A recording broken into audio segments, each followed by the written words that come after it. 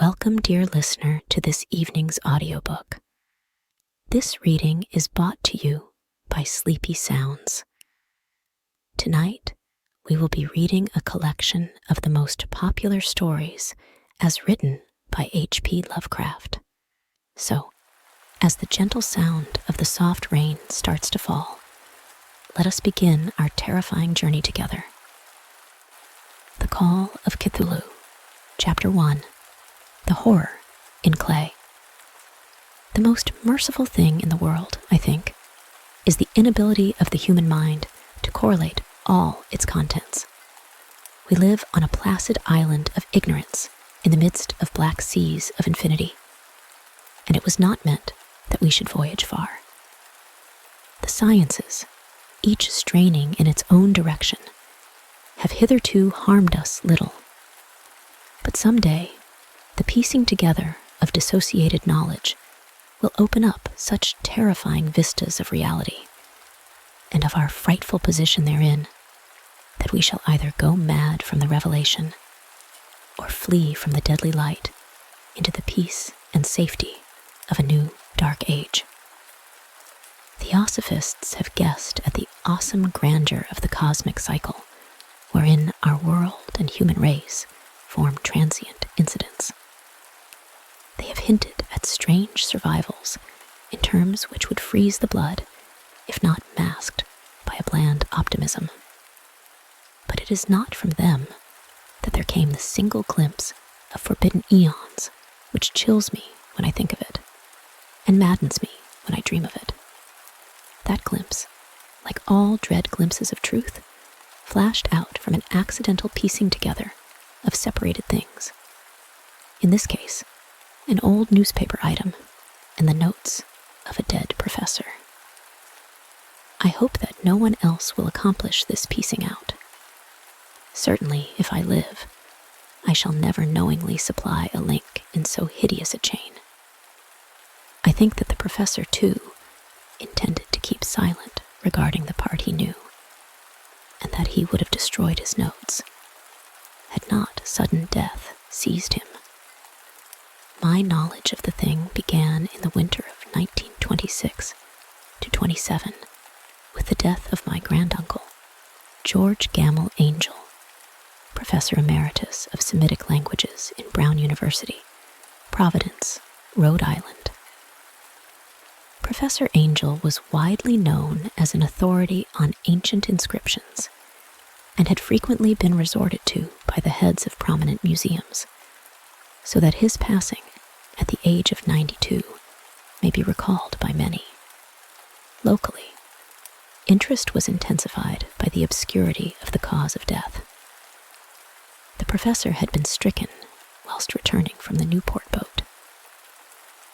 Falling suddenly, as witnesses said, after having been jostled by a nautical-looking Negro who had come from one of the queer, dark courts on the precipitous hillside, which formed a short cut from the waterfront to the deceased's home in William Street. Physicians were unable to find any visible disorder, but concluded, after perplexed debate, that some obscure lesion of the heart, induced by the brisk ascent of so steep a hill by so elderly a man, was responsible for the end. At the time, I saw no reason to dissent from this dictum, but latterly I am inclined to wonder, and more than wonder. As my granduncle's heir and executor, for he died a childless widower, I was expected to go over his papers with some thoroughness, and for that purpose moved his entire set of files and boxes to my quarters in Boston. Much of the material which I correlated will be later published by the American Archaeological Society, but there was one box which I found exceedingly puzzling, and which I felt much averse from showing to other eyes. It had been locked, and I did not find the key till it occurred to me to examine the personal ring which the professor carried, always in his pocket.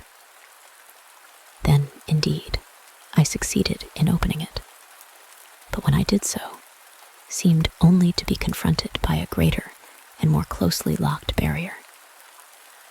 for what could be the meaning of the queer clay bas-relief and the disjointed jottings, ramblings, and cuttings which I found. Had my uncle, in his latter years, become credulous of the most superficial impostures? I resolved to search out the eccentric sculptor responsible for this apparent disturbance of an old man's peace of mind. The bas-relief was a rough rectangle, less than an inch thick, and about 5 by 6 inches in area, obviously of modern origin. Its designs, however, were far from modern in atmosphere and suggestion, for although the vagaries of cubism and futurism are many and wild, they do not often reproduce that cryptic regularity which lurks in prehistoric writing. And writing of some kind, the bulk of these designs seemed certainly to be. Though my memory, despite much familiarity with the papers and collections of my uncle, failed in any way to identify this particular species, or even hint at its remotest affiliations. Above these apparent hieroglyphics was a figure of evidently pictorial intent, though its impressionistic execution forbade a very clear idea of its nature. It seemed to be a sort of monster, or symbol representing a monster, of a form which only a diseased fancy could conceive. If I say that my somewhat extravagant imagination yielded simultaneous pictures of an octopus, a dragon, and a human caricature, I shall not be unfaithful to the spirit of the thing. A pulpy, tentacled head surmounted a grotesque and scaly body with rudimentary wings, but it was the general outline of the whole which made it most shockingly frightful. Behind the figure was a vague suggestion of a cyclopean architectural background. The writing accompanying this oddity was, aside from a stack of press cuttings in Professor Angel's most recent hand, and made no pretense to literary style. What seemed to be the main document was headed Cthulhu Cult in characters painstakingly printed to avoid the erroneous reading of a word so unheard of. This manuscript was divided into 2 sections, the first of which was headed 1925, Dream and Dream Work of H.A. Wilcox, 7 Thomas Street, Providence, R.I., and the second, Narrative of Inspector John R. Legrasse, 121 Bienville Street, New Orleans, La, at 1908 AAS MTG, Notes on Same, and Profos Webb's Acete. The other manuscript papers were all brief notes, some of them accounts of the queer dreams of different persons, some of them citations from theosophical books and magazines, notably W. Scott Eliot's Atlantis and the Lost Lemuria, and the rest comments on long-surviving secret societies and hidden cults, with references to passages in such mythological and anthropological sourcebooks as Fraser's Golden Bough and Miss Murray's Witch Cult in Western Europe. The cuttings largely alluded to outre mental illnesses and outbreaks of group folly or mania in the spring of 1925. The first half of the principal manuscript told a very peculiar tale. It appears that on March 1st, 1925, a thin, dark young man of neurotic and excited aspect had called upon Professor Angel, bearing the singular clay bas-relief, which was then exceedingly damp and fresh. His card bore the name of Henry Anthony Wilcox, and my uncle had recognized him as the youngest son of an excellent family slightly known to him, who had latterly been studying sculpture at the Rhode Island School of Design and living alone at the Fleur-de-Lis building near that institution. Wilcox was a precocious youth of known genius, but great eccentricity, and had from childhood excited attention through the strange stories and odd dreams he was in the habit of relating. He called himself psychically hypersensitive, but the staid folk of the ancient commercial city dismissed him as merely queer. Never mingling much with his kind, he had dropped gradually from social visibility and was now known only to a small group of aesthetes from other towns. Even the Providence Art Club, anxious to preserve its conservatism, had found him quite hopeless. On the occasion of the visit ran the professor's manuscript. The sculptor abruptly asked for the benefit of his host's archaeological knowledge in identifying the hieroglyphics on the bas-relief. He spoke in a dreamy, stilted manner, which suggested pose and alienated sympathy. And my uncle showed some sharpness in replying, for the conspicuous freshness of the tablet implied kinship with anything but archaeology. Young Wilcox's rejoinder, which impressed my uncle enough to make him recall and record it verbatim, was of a fantastically poetic cast, which must have typified his whole conversation, and which I have since found highly characteristic of him. He said, "It is new, indeed, for I made it last night in a dream of strange cities, and dreams are older than brooding Tyre, or the contemplative Sphinx, or garden-girdled Babylon." It was then that he began that rambling tale which suddenly played upon a sleeping memory and won the fevered interest of my uncle.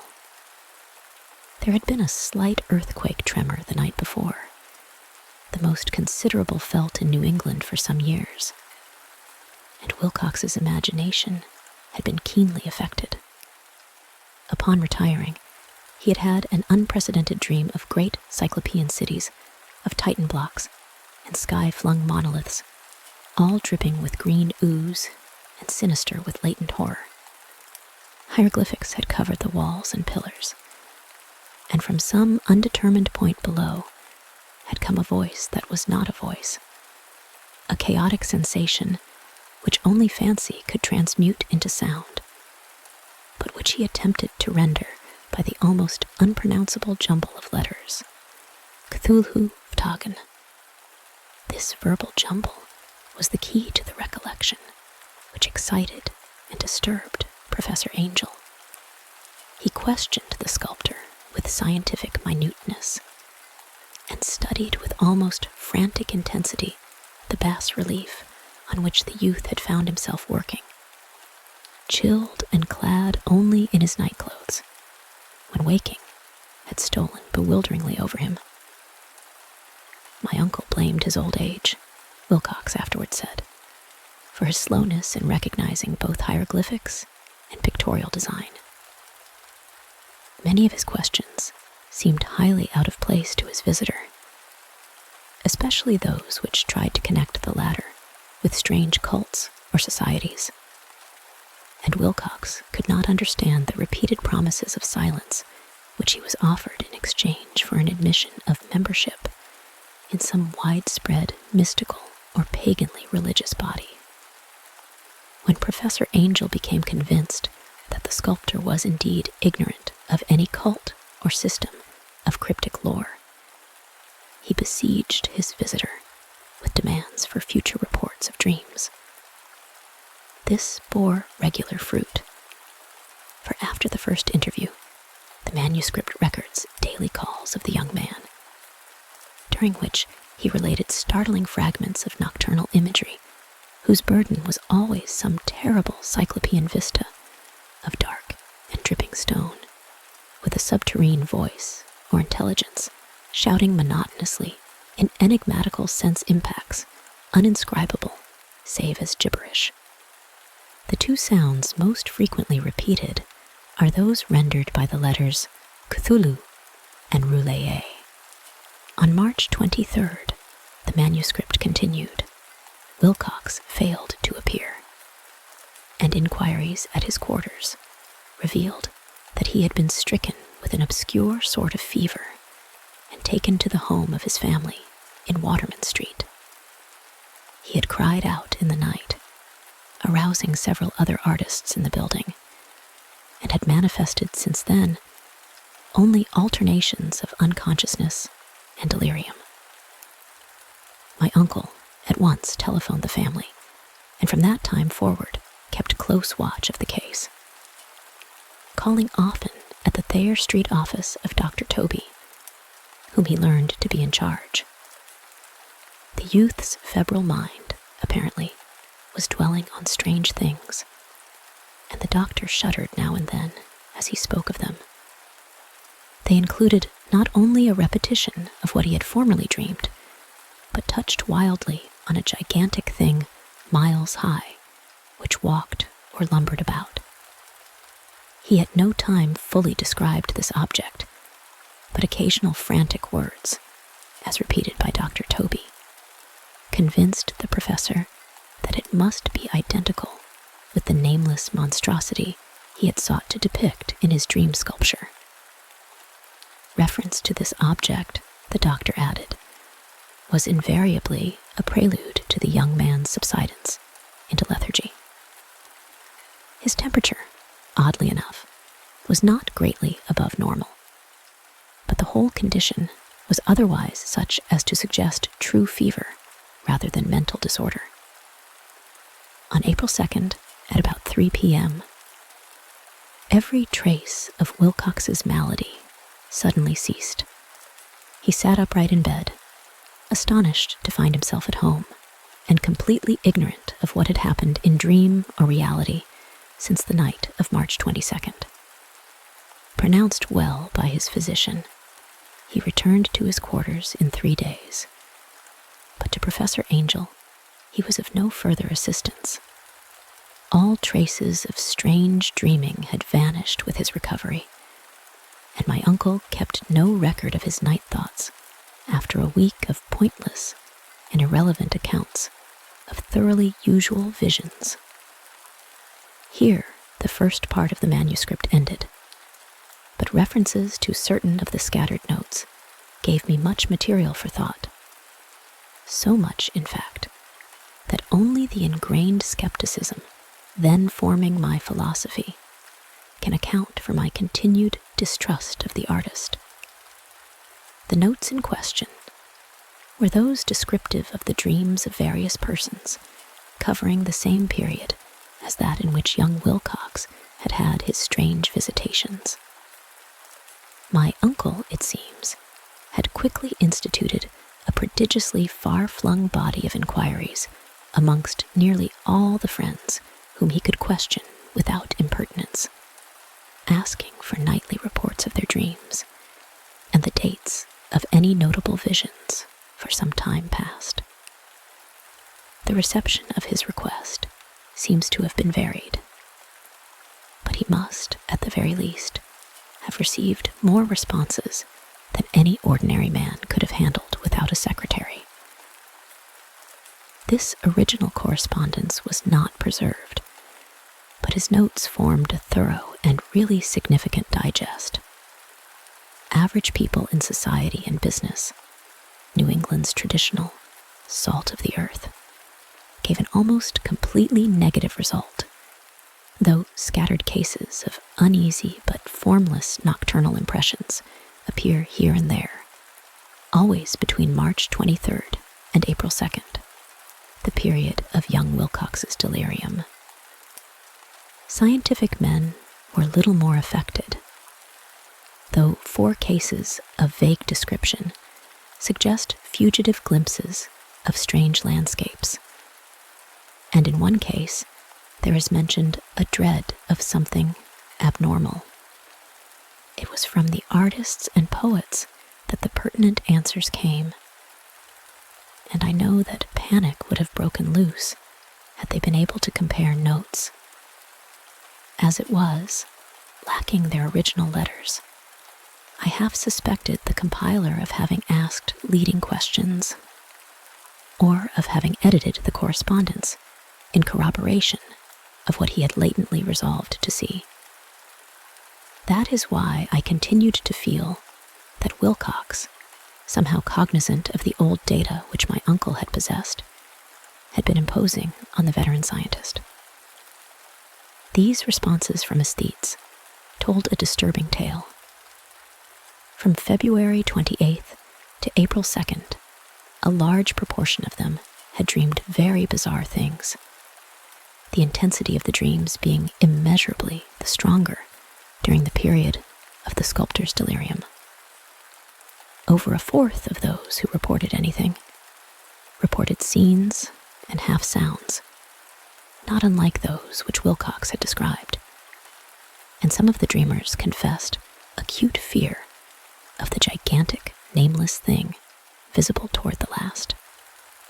One case, which the note describes with emphasis, was very sad. The subject, a widely known architect with leanings toward theosophy and occultism, went violently insane on the date of young Wilcox's seizure and expired several months later after incessant screamings to be saved from some escaped denizen of hell. Had my uncle referred to these cases by name instead of merely by number, I should have attempted some corroboration and personal investigation. But as it was, I succeeded in tracing down only a few. All of these, however, bore out the notes in full. I have often wondered if all the objects of the professor's questioning felt as puzzled as did this fraction. It is well that no explanation shall ever reach them. The press cuttings, as I have intimated, touched on cases of panic, mania, and eccentricity during the given period. Professor Angel must have employed a cutting bureau, for the number of extracts was tremendous, and the sources scattered throughout the globe. Here was a nocturnal suicide in London, where a lone sleeper had leaped from a window after a shocking cry. Here likewise, a rambling letter to the editor of a paper in South America, where a fanatic deduces a dire future from visions he has seen. A dispatch from California describes a theosophist colony as donning white robes en masse for some glorious fulfillment which never arrives, whilst items from India speak guardedly of serious native unrest toward the end of March. Voodoo orgies multiply in Haiti, and African outposts report ominous mutterings. American officers in the Philippines find certain tribes bothersome about this time, and New York policemen are mobbed by hysterical Levantines on the night of March 22nd, 23. The west of Ireland, too, is full of wild rumor and legendry, and a fantastic painter named Ardois Bonneau hangs a blasphemous dream landscape in the Paris Spring Salon of 1926. And so numerous are the recorded troubles in insane asylums that only a miracle can have stopped the medical fraternity from noting strange parallelisms and drawing mystified conclusions. A weird bunch of cuttings, all told, and I can, at this date, scarcely envisage the callous rationalism with which I set them aside. But I was then convinced that young Wilcox had known of the older matters mentioned by the professor.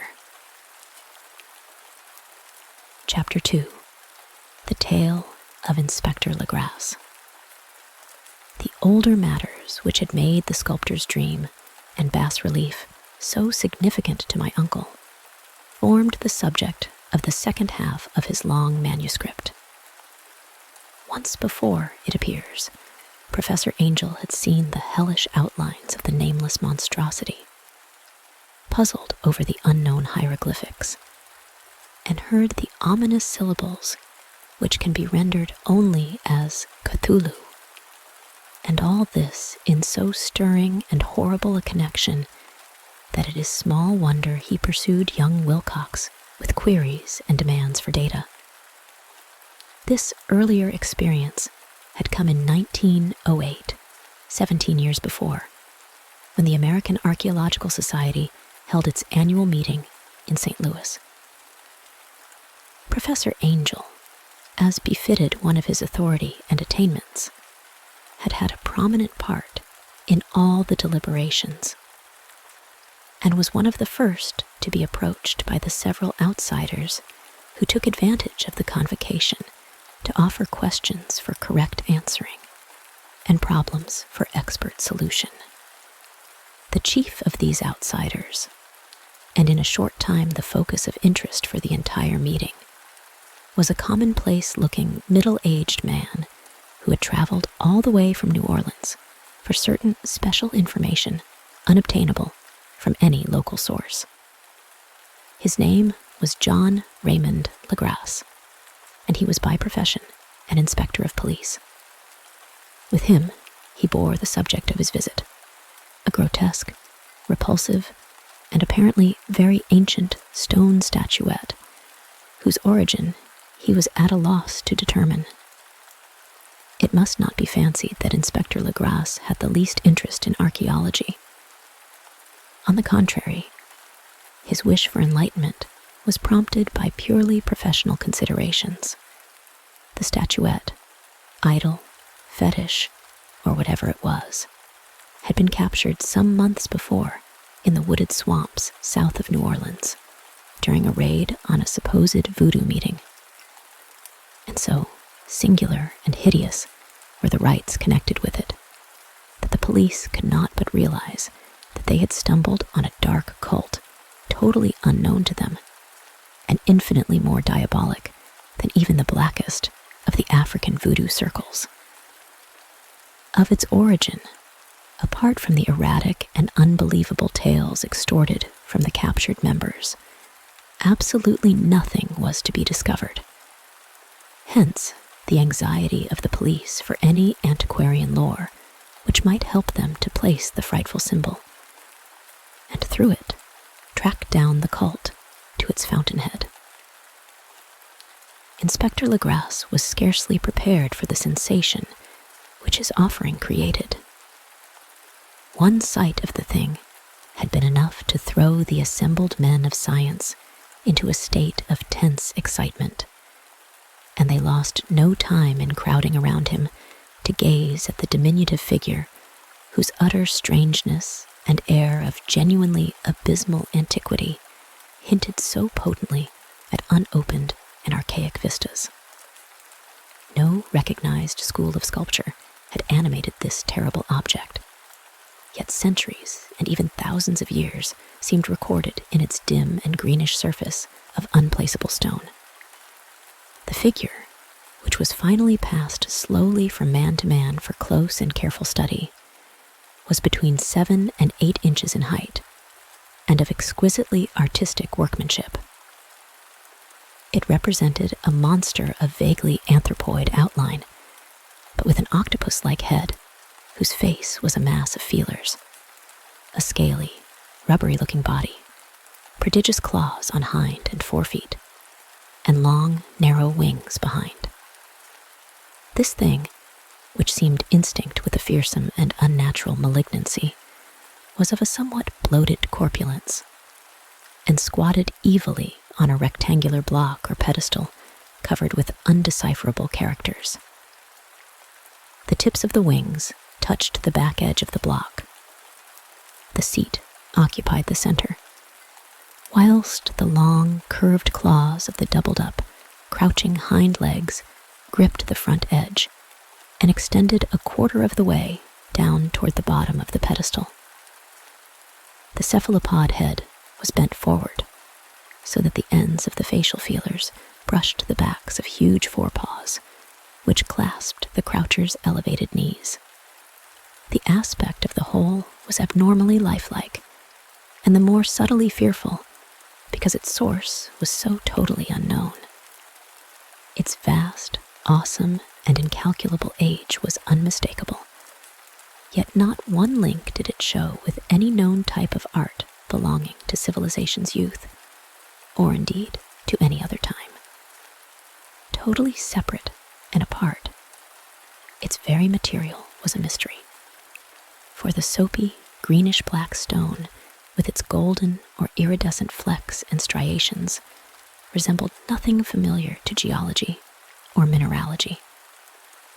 The characters along the base were equally baffling, and no member present, despite a representation of half the world's expert learning in this field, could form the least notion of even their remotest linguistic kinship. They, like the subject and material, belong to something horribly remote and distinct from mankind as we know it.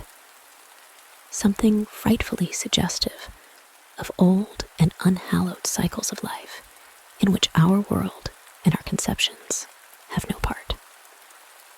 And yet, as the members severally shook their heads and confessed defeat at the inspector's problem, there was one man in that gathering who suspected a touch of bizarre familiarity in the monstrous shape and writing, and who presently told with some diffidence of the odd trifle he knew. This person was the late William Channing Webb, professor of anthropology in Princeton University, and an explorer of no slight note. Professor Webb had been engaged 48 years before in a tour of Greenland and Iceland in search of some runic inscriptions which he failed to unearth. And whilst high up on the West Greenland coast, had encountered a singular tribe or cult of degenerate Eskimos, whose religion, a curious form of devil worship, chilled him with its deliberate bloodthirstiness and repulsiveness. It was a faith of which other Eskimos knew little, and which they mentioned only with shudders, saying that it had come down from horribly ancient eons before ever the world was made. Besides nameless rites and human sacrifices, there were certain queer hereditary rituals addressed to a supreme elder devil or Tornasuk, and of this Professor Webb had taken a careful phonetic copy from an aged Angakok or wizard priest, expressing the sounds in Roman letters as best he knew how. But just now, of prime significance was the fetish which this cult had cherished, and around which they danced when the aurora leaped high over the ice cliffs. It was, the professor stated, a very crude bas-relief of stone, comprising a hideous picture and some cryptic writing. And as far as he could tell, it was a rough parallel in all essential features of the bestial thing now lying before the meeting. These data, received with suspense and astonishment by the assembled members, proved doubly exciting to Inspector Legrasse, and he began at once to ply his informant with questions. Having noted and copied an oral ritual among the swamp cult worshippers his men had arrested, he besought the professor to remember as best he might the syllables taken down amongst the diabolist Eskimos. There then followed an exhaustive comparison of details, and a moment of really odd silence, when both detective and scientist agreed on the virtual identity of the phrase, common to two hellish rituals, so many worlds of distance apart. What, in substance, both the Eskimo wizards and the Louisiana swamp priests had chanted to their kindred idols was something very like this, the word divisions being guessed at from traditional breaks in the phrase as chanted aloud. Panglui magluinaf Cthulhu relia uganagel fatagin. Legrasse had 1 point in advance of Professor Webb, for several among his mongrel prisoners had repeated to him what older celebrants had told them the words meant. This text, as given, ran something like this. In his house at Ruli-a-Dead, Cthulhu waits dreaming. And now, in response to a general urgent demand, Inspector Legrasse related as fully as possible his experience with the swamp worshippers, telling a story to which I could see my uncle attached profound significance. It savored of the wildest dreams of mythmaker and theosophist, and disclosed an astonishing degree of cosmic imagination among such half-castes and pariahs as might be least expected to possess it. On November 1st, 1907, There had come to New Orleans police a frantic summons from the swamp and lagoon country to the south. The squatters there, mostly primitive but good-natured descendants of Lafitte's men, were in the grip of stark terror from an unknown thing which had stolen upon them in the night. It was voodoo, apparently, but voodoo of a more terrible sort than they had ever known. And some of their women and children had disappeared since the malevolent tom-tom had begun its incessant beating far within the black haunted woods where no dweller ventured. There were insane shouts and harrowing screams, soul-chilling chants, and dancing devil flames. And, the frightened messenger added, the people could stand it no more. So, a body of 20 police, filling 2 carriages and an automobile, had set out in the late afternoon with the shivering squatter as a guide. At the end of the passable road, they alighted, and for miles splashed on in silence through the terrible cypress woods where day never came. Ugly roots and malignant hanging nooses of Spanish moss beset them, and now and then a pile of dank stones or fragments of a rotting wall, intensified by its hint of morbid habitation, a depression which every malformed tree and every fungus islet combined to create. At length, the squatter settlement, a miserable huddle of huts, hove in sight, and hysterical dwellers ran out to cluster around the group of bobbing lanterns. The muffled beat of tom-toms was now faintly audible far, far ahead, and a curdling shriek came at infrequent intervals when the wind shifted. A reddish glare, too, seemed to filter through the pale undergrowth beyond endless avenues of forest night. Reluctant even to be left alone again, each one of the cowed squatters refused point blank to advance another inch toward the scene of unholy worship. So Inspector Legrasse and his 19 colleagues plunged on unguided into black arcades of horror that none of them had ever trod before. The region now entered by the police was one of traditionally evil repute, substantially unknown and untraversed by white men. There were legends of a hidden lake, unglimpsed by mortal sight, in which dwelt a huge, formless white polypus thing with luminous eyes, and squatters whispered that bat-winged devils flew up out of caverns in inner earth to worship it at midnight. They said it had been there before d'Iberville, before La Salle, before the Indians, and before even the wholesome beasts and birds of the woods. It was nightmare itself, and to see it was to die. But it made men dream, and so they knew enough to keep away. The present voodoo orgy was, indeed, on the merest fringe of this abhorred area, but that location was bad enough. Hence, perhaps, the very place of the worship had terrified the squatters more than the shocking sounds and incidents. Only poetry or madness could do justice to the noises heard by Legrasse's men as they plowed on through the black morass toward the red glare and the muffled tom-toms. There are vocal qualities peculiar to men and vocal qualities peculiar to beasts, and it is terrible to hear the one when the source should yield the other. Animal fury and orgiastic license here whipped themselves to demoniac heights by howls and squawking ecstasies that tore and reverberated through those nighted woods like pestilential tempests from the gulfs of hell. Now and then the less organized ululations would cease, and from what seemed a well-drilled chorus of hoarse voices would rise in sing-song chant that hideous phrase or ritual: Funglui, Magluinaf, Cthulhu, Relia, Uganagel, Fatagan. Then the men, having reached a spot where the trees were thinner, came suddenly in sight of the spectacle itself, 4 of them reeled, 1 fainted, and 2 were shaken into a frantic cry, which the mad cacophony of the orgy fortunately deadened.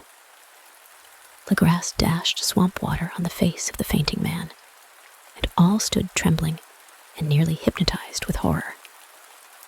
In a natural glade of the swamp stood a grassy island of perhaps an acre's extent, clear of trees and tolerably dry.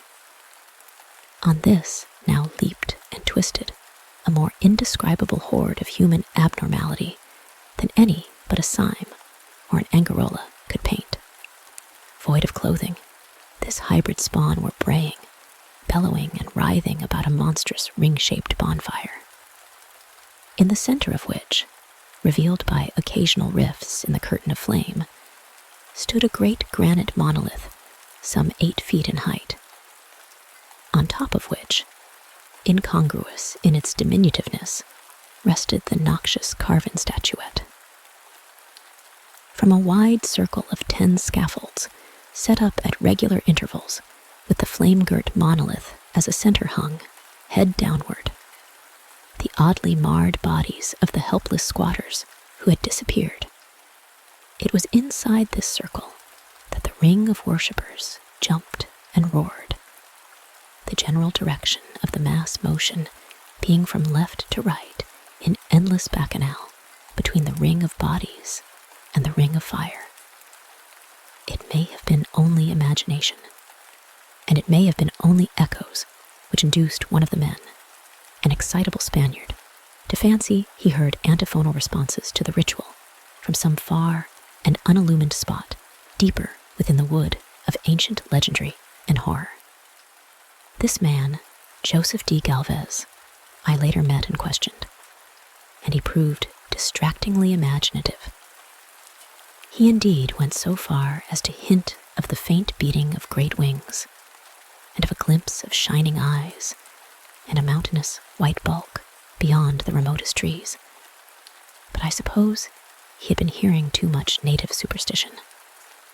Actually, the horrified pause of the men was of comparatively brief duration. Duty came first, and although there must have been nearly 100 mongrel celebrants in the throng, the police relied on their firearms and plunged determinedly into the nauseous rout. For 5 minutes, the resultant din and chaos were beyond description. Wild blows were struck, shots were fired, and escapes were made. But in the end, Legrasse was able to count some 47 sullen prisoners, whom he forced to dress in haste and fall into line between 2 rows of policemen. 5 of the worshippers lay dead, and 2 severely wounded ones were carried away on improvised stretchers by their fellow prisoners. The image on the monolith, of course, was carefully removed and carried back by Legrasse. Examined at headquarters after a trip of intense strain and weariness, the prisoners all proved to be men of a very low, mixed-blooded, and mentally aberrant type. Most were seamen, and a sprinkling of Negroes and mulattoes, largely West Indians or Brava Portuguese from the Cape Verde Islands, gave a coloring of voodooism to the heterogeneous cult. But before many questions were asked, it became manifest that something far deeper and older than Negro fetishism was involved. Degraded and ignorant as they were, the creatures held with surprising consistency to the central idea of their loathsome faith.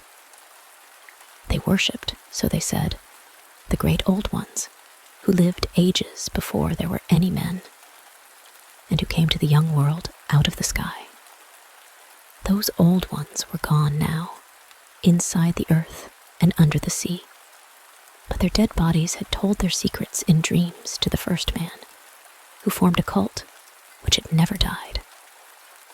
This was that cult, and the prisoners said it had always existed and always would exist, hidden in distant wastes and dark places all over the world, until the time when the great priest Cthulhu from his dark house in the mighty city of Relaxation under the waters, should rise and bring the earth again beneath his sway. Someday he would call when the stars were ready, and the secret cult would always be waiting to liberate him. Meanwhile, no more must be told. There was a secret which even torture could not extract. Mankind was not absolutely alone among the conscious things of earth, for shapes came out of the dark to visit the faithful few. But these were not the great old ones. No man had ever seen the old ones. The carven idol was great Cthulhu, but none might say whether or not the others were precisely like him. No one could read the old writing now, but things were told by word of mouth. The chanted ritual was not the secret. That was never spoken aloud, only whispered. The chant meant only this: in his house at Relaxation dead, Cthulhu waits dreaming. Only 2 of the prisoners were found sane enough to be hanged, and the rest were committed to various institutions. All denied a part in the ritual murders, and averred that the killing had been done by black-winged ones, which had come to them from their immemorial meeting place in the haunted wood. But of those mysterious allies, no coherent account could ever be gained. What the police did extract came mainly from an immensely aged mestizo named Castro, who claimed to have sailed to strange ports and talked with undying leaders of the cult in the mountains of China. Old Castro remembered bits of hideous legend that paled the speculations of theosophists and made man and the world seem recent and transient indeed. There had been eons when other things ruled on the earth, and they had had great cities. Remains of them, he said the deathless Chinaman had told him, were still to be found as cyclopean stones on islands in the Pacific. They all died vast epochs of time before man came, but there were arts which could revive them when the stars had come round again to the right positions in the cycle of eternity.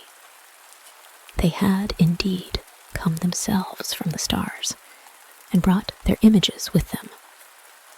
These great old ones, Castro continued, were not composed altogether of flesh and blood.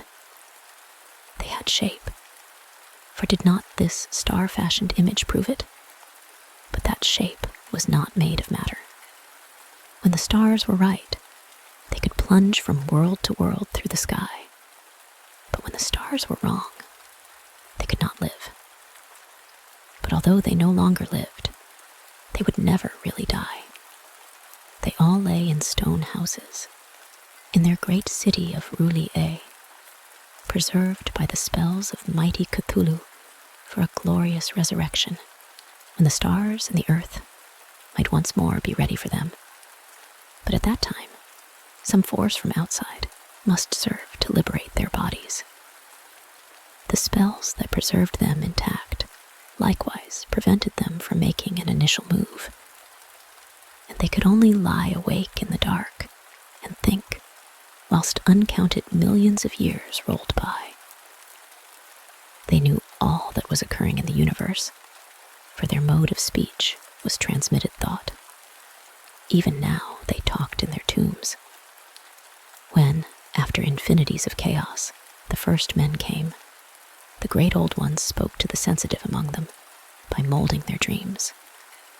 For only thus could their language reach the fleshly minds of mammals. Then, whispered Castro, those first men formed the cult around small idols, which the great ones showed them. Idols brought in dim eras from dark stars. That cult would never die till the stars came right again, and the secret priests would take great Cthulhu from his tomb to revive his subjects and resume his rule of earth. The time would be easy to know, for then mankind would have become as the great old ones, free and wild and beyond good and evil, with laws and morals thrown aside and all men shouting and killing and reveling in joy. Then the liberated old ones would teach them new ways to shout and kill and revel and enjoy themselves, and all the earth would flame with a holocaust of ecstasy and freedom. Meanwhile, the cult, by appropriate rites, must keep alive the memory of those ancient ways and shadow forth the prophecy of their return. In the elder time chosen, men had talked with the entombed old ones in dreams. But then, something had happened. The great stone city, Roulier, with its monoliths and sepulchres, had sunk beneath the waves, and the deep waters, full of the one primal mystery through which not even thought can pass, had cut off the spectral intercourse.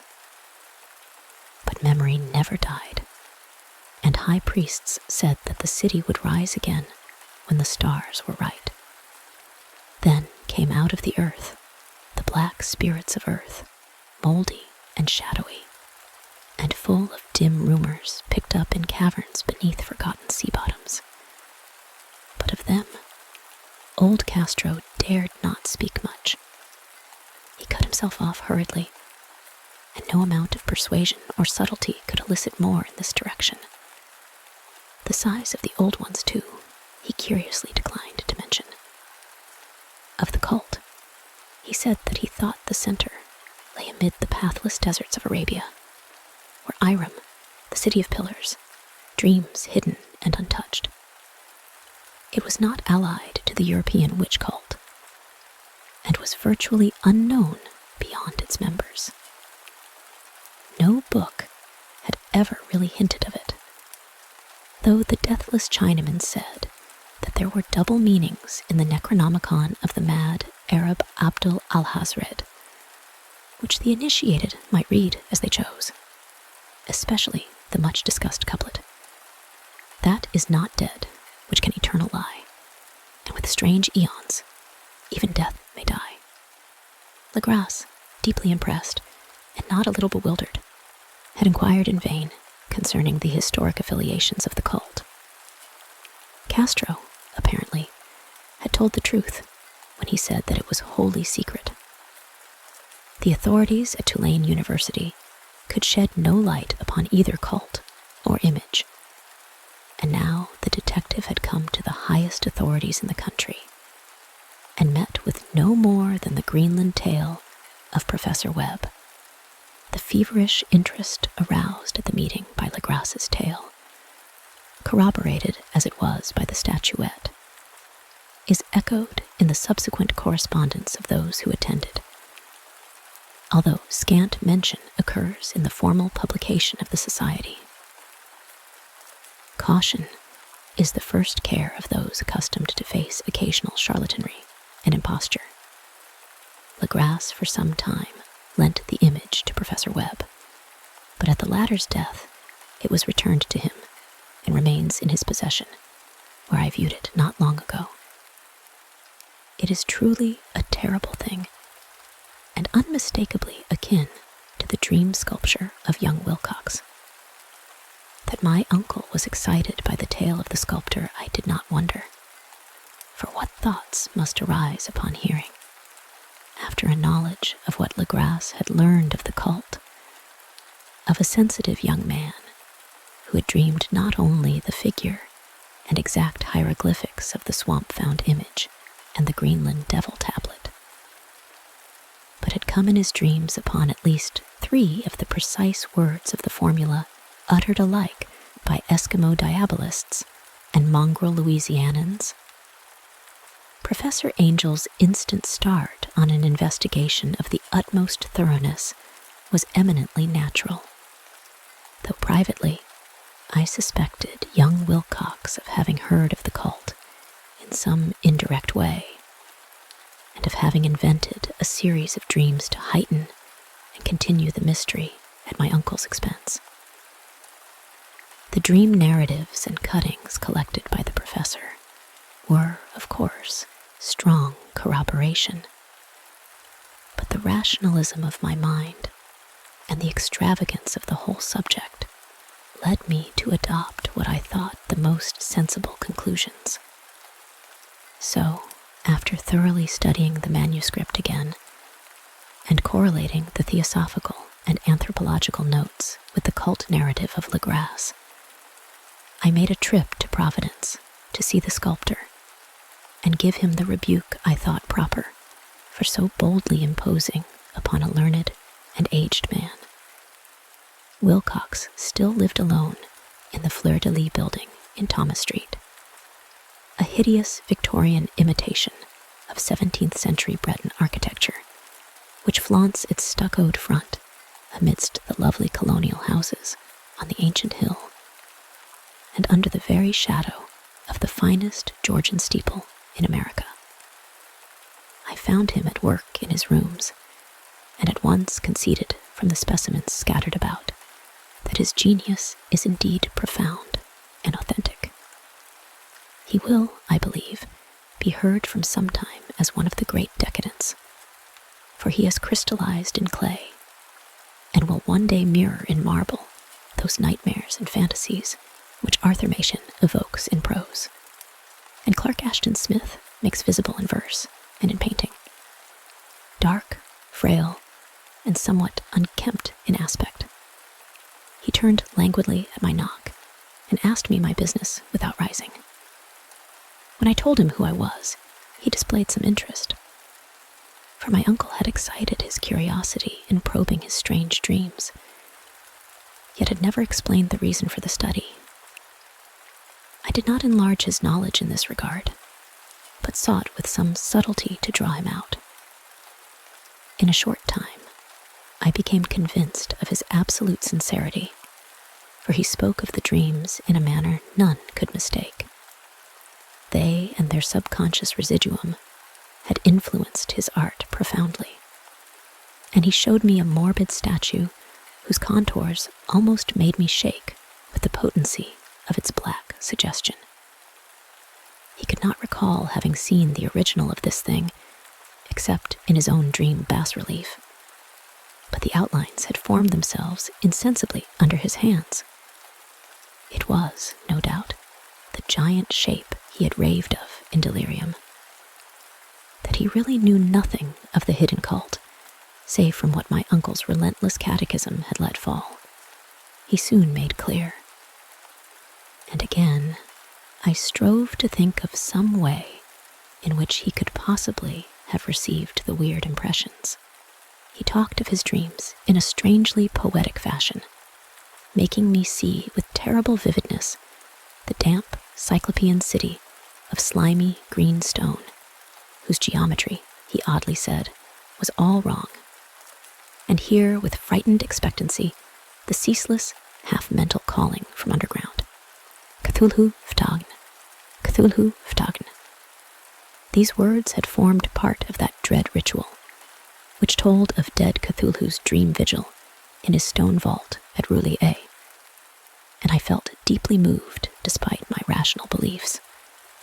Wilcox, I was sure, had heard of the cult in some casual way, and had soon forgotten it amidst the mass of his equally weird reading and imagining. Later, by virtue of its sheer impressiveness, it had found subconscious expression in dreams, in the bas-relief, and in the terrible statue I now beheld, so that his imposture upon my uncle had been a very innocent one. The youth was of a type, at once slightly affected and slightly ill-mannered, which I could never like, but I was willing enough now to admit both his genius and his honesty. I took leave of him amicably, and wish him all the success his talent promises. The matter of the cult still remained to fascinate me, and at times I had visions of personal fame from researches into its origin and connections. I visited New Orleans, talked with Legras and others of that old-time raiding party, saw the frightful image, and even questioned such of the mongrel prisoners as still survived. Old Castro, unfortunately, had been dead for some years. What I now heard so graphically at first hand though it was really no more than a detailed confirmation of what my uncle had written, excited me afresh. For I felt sure that I was on the track of a very real, very secret, and very ancient religion, whose discovery would make me an anthropologist of note. My attitude was still one of absolute materialism, as I wish it still were. And I discounted with almost inexplicable perversity the coincidence of the dream notes and odd cuttings collected by Professor Angel. One thing which I began to suspect, and which I now fear I know, is that my uncle's death was far from natural. He fell on a narrow hill street leading up from an ancient waterfront swarming with foreign mongrels after a careless push from a Negro sailor. I did not forget the mixed blood and marine pursuits of the cult members in Louisiana, and would not be surprised to learn of secret methods and poison needles as ruthless and as anciently known as the cryptic rites and beliefs. Legrasse and his men, it is true, have been let alone. But in Norway, a certain seaman who saw things is dead. Might not the deeper inquiries of my uncle after encountering the sculptor's data have come to sinister ears? I think Professor Angel died because he knew too much, or because he was likely to learn too much. Whether I shall go as he did remains to be seen, for I have learned much now. Chapter 3. The Madness from the Sea. If heaven ever wishes to grant me a boon, it will be a total effacing of the results of a mere chance, which fixed my eye on a certain stray piece of shelf paper. It was nothing on which I would naturally have stumbled in the course of my daily round, for it was an old number of an Australian journal, Sydney Bulletin for April 18th, 1925. It had escaped even the cutting bureau, which had at the time of its issuance been avidly collecting material for my uncle's research. I had largely given over my inquiries into what Professor Angel called the Cthulhu cult, and was visiting a learned friend of Paterson, New Jersey, the curator of a local museum, and a mineralogist of note. Examining one day the reserve specimens roughly set on the storage shelves in a rear room of the museum, my eye was caught by an odd picture in one of the old papers spread beneath the stones. It was the Sydney Bulletin I have mentioned, for my friend has wide affiliations in all conceivable foreign parts, and the picture was a half-tone cut of a hideous stone image almost identical with that which Legrasse had found in the swamp. Eagerly clearing the sheet of its precious contents, I scanned the item in detail, and was disappointed to find it of only moderate length. What it suggested, however, was of portentous significance to my flagging quest, and I carefully tore it out for immediate action. It read as follows: Mystery derelict found at sea. Vigilant arrives with helpless armed New Zealand yacht in tow. One survivor and dead man found aboard. Tale of desperate battle and deaths at sea. Rescued seaman refuses particulars of strange experience. Odd idol found in his possession. Inquiry to follow. The Morrison Co's freighter Vigilant, bound from Valparaiso, arrived this morning at its wharf in Darling Harbor, having in tow the battled and disabled but heavily armed steam yacht Alert of Dunedin, New Zealand, which was sighted April 12th in south latitude 34°21', west longitude 152°17', with one living and one dead man aboard. The Vigilant left Valparaiso March 25th, and on April 2nd was driven considerably south of her course by exceptionally heavy storms and monster waves. On April 12th, the derelict was sighted, and though apparently deserted, was found upon boarding to contain one survivor in a half-delirious condition, and one man who had evidently been dead for more than a week. The living man was clutching a horrible stone idol of unknown origin, about a foot in height, regarding whose nature authorities at Sydney University, the Royal Society, and the museum in College Street all profess complete bafflement, and which the survivor says he found in the cabin of the yacht, in a small carved shrine of common pattern. This man, after recovering his senses, told an exceedingly strange story of piracy and slaughter. He is Gustav Johansen, a Norwegian of some intelligence, and had been second mate of the two-masted schooner Emma of Auckland, which sailed for Callao February 20th, with a complement of 11 men.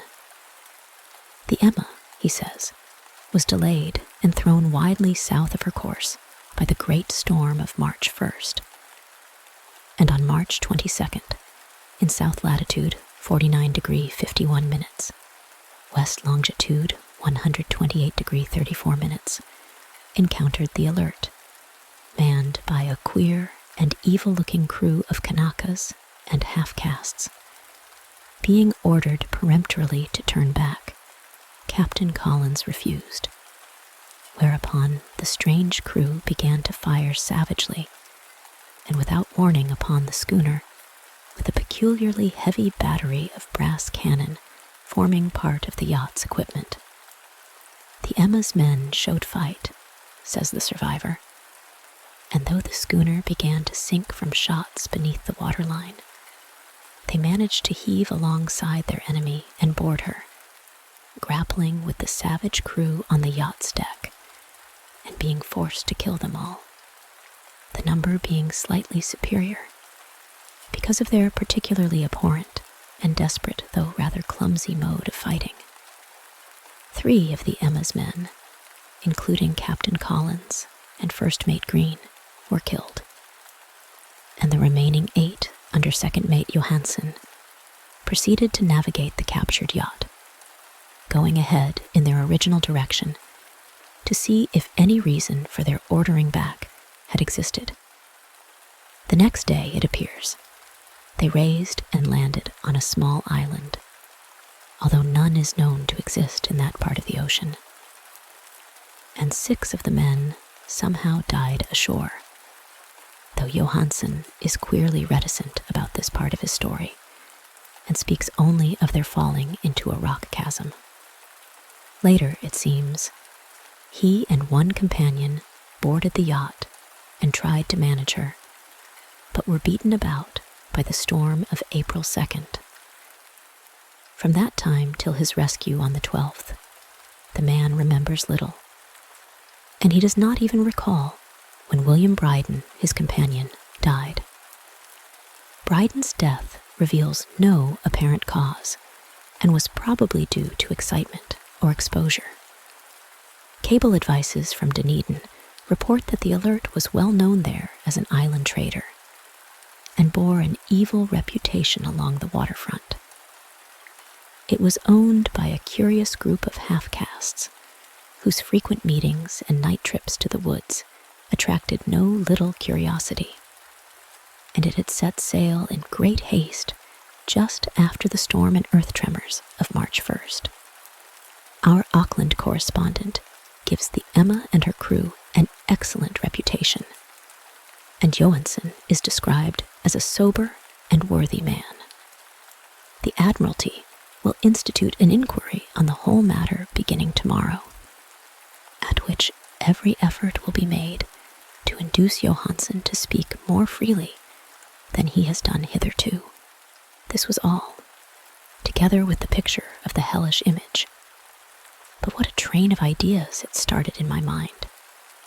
Here were new treasuries of data on the Cthulhu cult, and evidence that it had strange interests at sea as well as on land. What motive prompted the hybrid crew to order back the Emma as they sailed about with their hideous idol? What was the unknown island on which 6 of the Emma's crew had died, and about which the mate Johansen was so secretive? What had the Vice Admiralty's investigation brought out? And what was known of the noxious cult in Dunedin? And most marvelous of all, what deep and more than natural linkage of dates was this which gave a malign and now undeniable significance to the various turns of events so carefully noted by my uncle? March 1st, our February 28th according to the international dateline, the earthquake and storm had come. From Dunedin, the Alert and her noisome crew had darted eagerly forth, as if imperiously summoned. And on the other side of the earth, poets and artists had begun to dream of a strange, dank, cyclopean city, whilst a young sculptor had molded in his sleep the form of the dreaded Cthulhu. March 23rd, the crew of the Emma landed on an unknown island and left 6 men dead.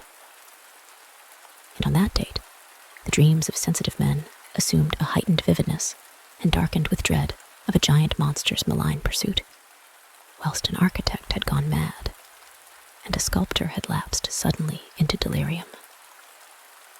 And what of this storm of April 2nd, the date on which all dreams of the dank city ceased, and Wilcox emerged unharmed from the bondage of strange fever?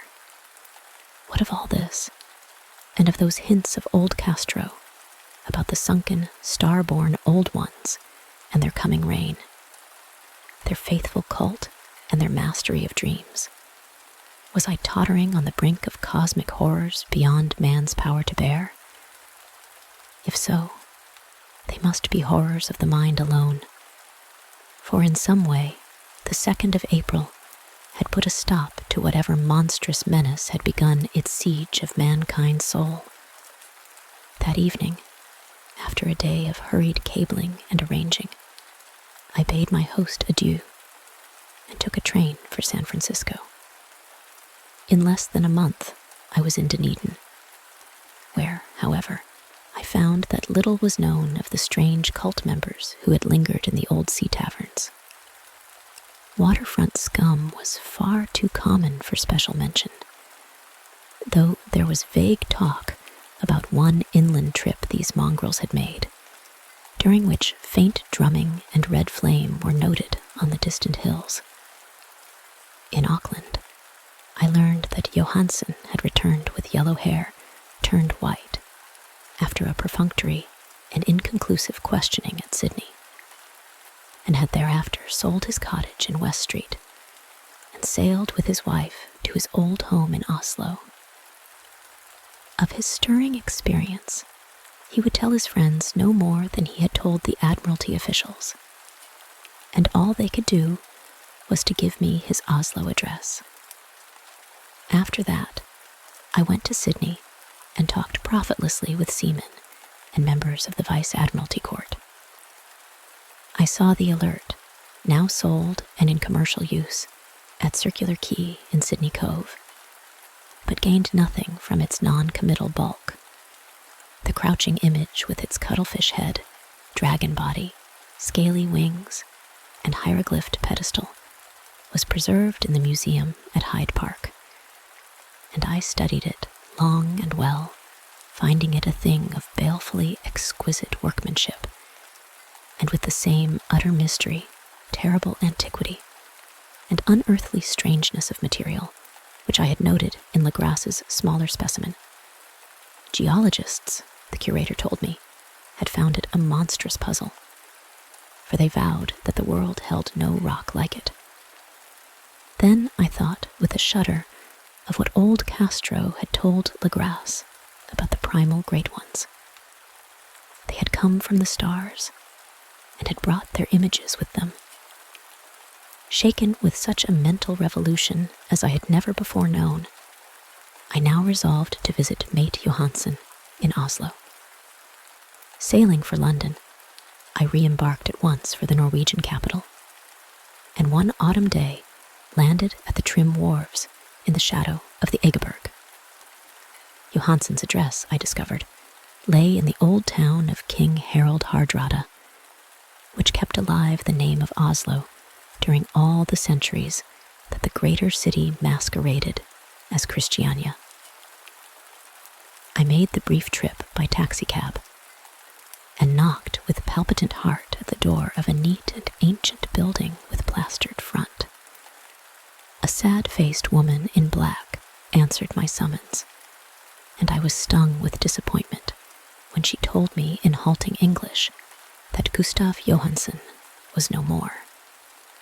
He had not long survived his return, said his wife, for the doings at sea in 1925 had broken him. He had told her no more than he had told the public, but had left a long manuscript of technical matters, as he said, written in English, evidently in order to safeguard her from the peril of casual perusal. During a walk through a narrow lane near the Gothenburg dock, a bundle of papers falling from an attic window had knocked him down. 2 Lascar sailors at once helped him to his feet, but before the ambulance could reach him, he was dead. Physicians found no adequate cause for the end and laid it to heart trouble and a weakened constitution.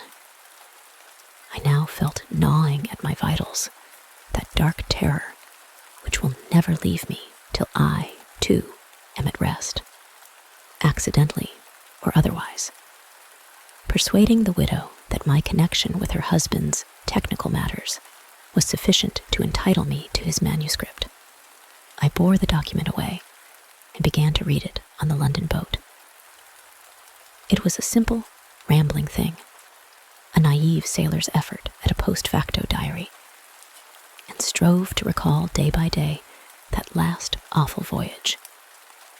I cannot attempt to transcribe it verbatim in all its cloudiness and redundance, but I will tell its gist enough to show why the sound of the water against the vessel's sides became so unendurable to me that I stopped my ears with cotton.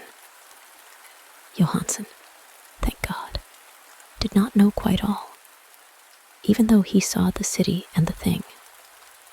But I shall never sleep calmly again when I think of the horrors that lurk ceaselessly behind life, in time and in space, and of those unhallowed blasphemies from elder stars which dream beneath the sea, known and favored by a nightmare cult, ready and eager to loose them on the world whenever another earthquake shall heave their monstrous stone city again to the sun and air. Johansson's voyage had begun just as he told it to the Vice Admiralty. The Emma, in ballast, had cleared Auckland on February 20th and had felt the full force of that earthquake-born tempest, which must have heaved up from the sea bottom the horrors that filled men's dreams.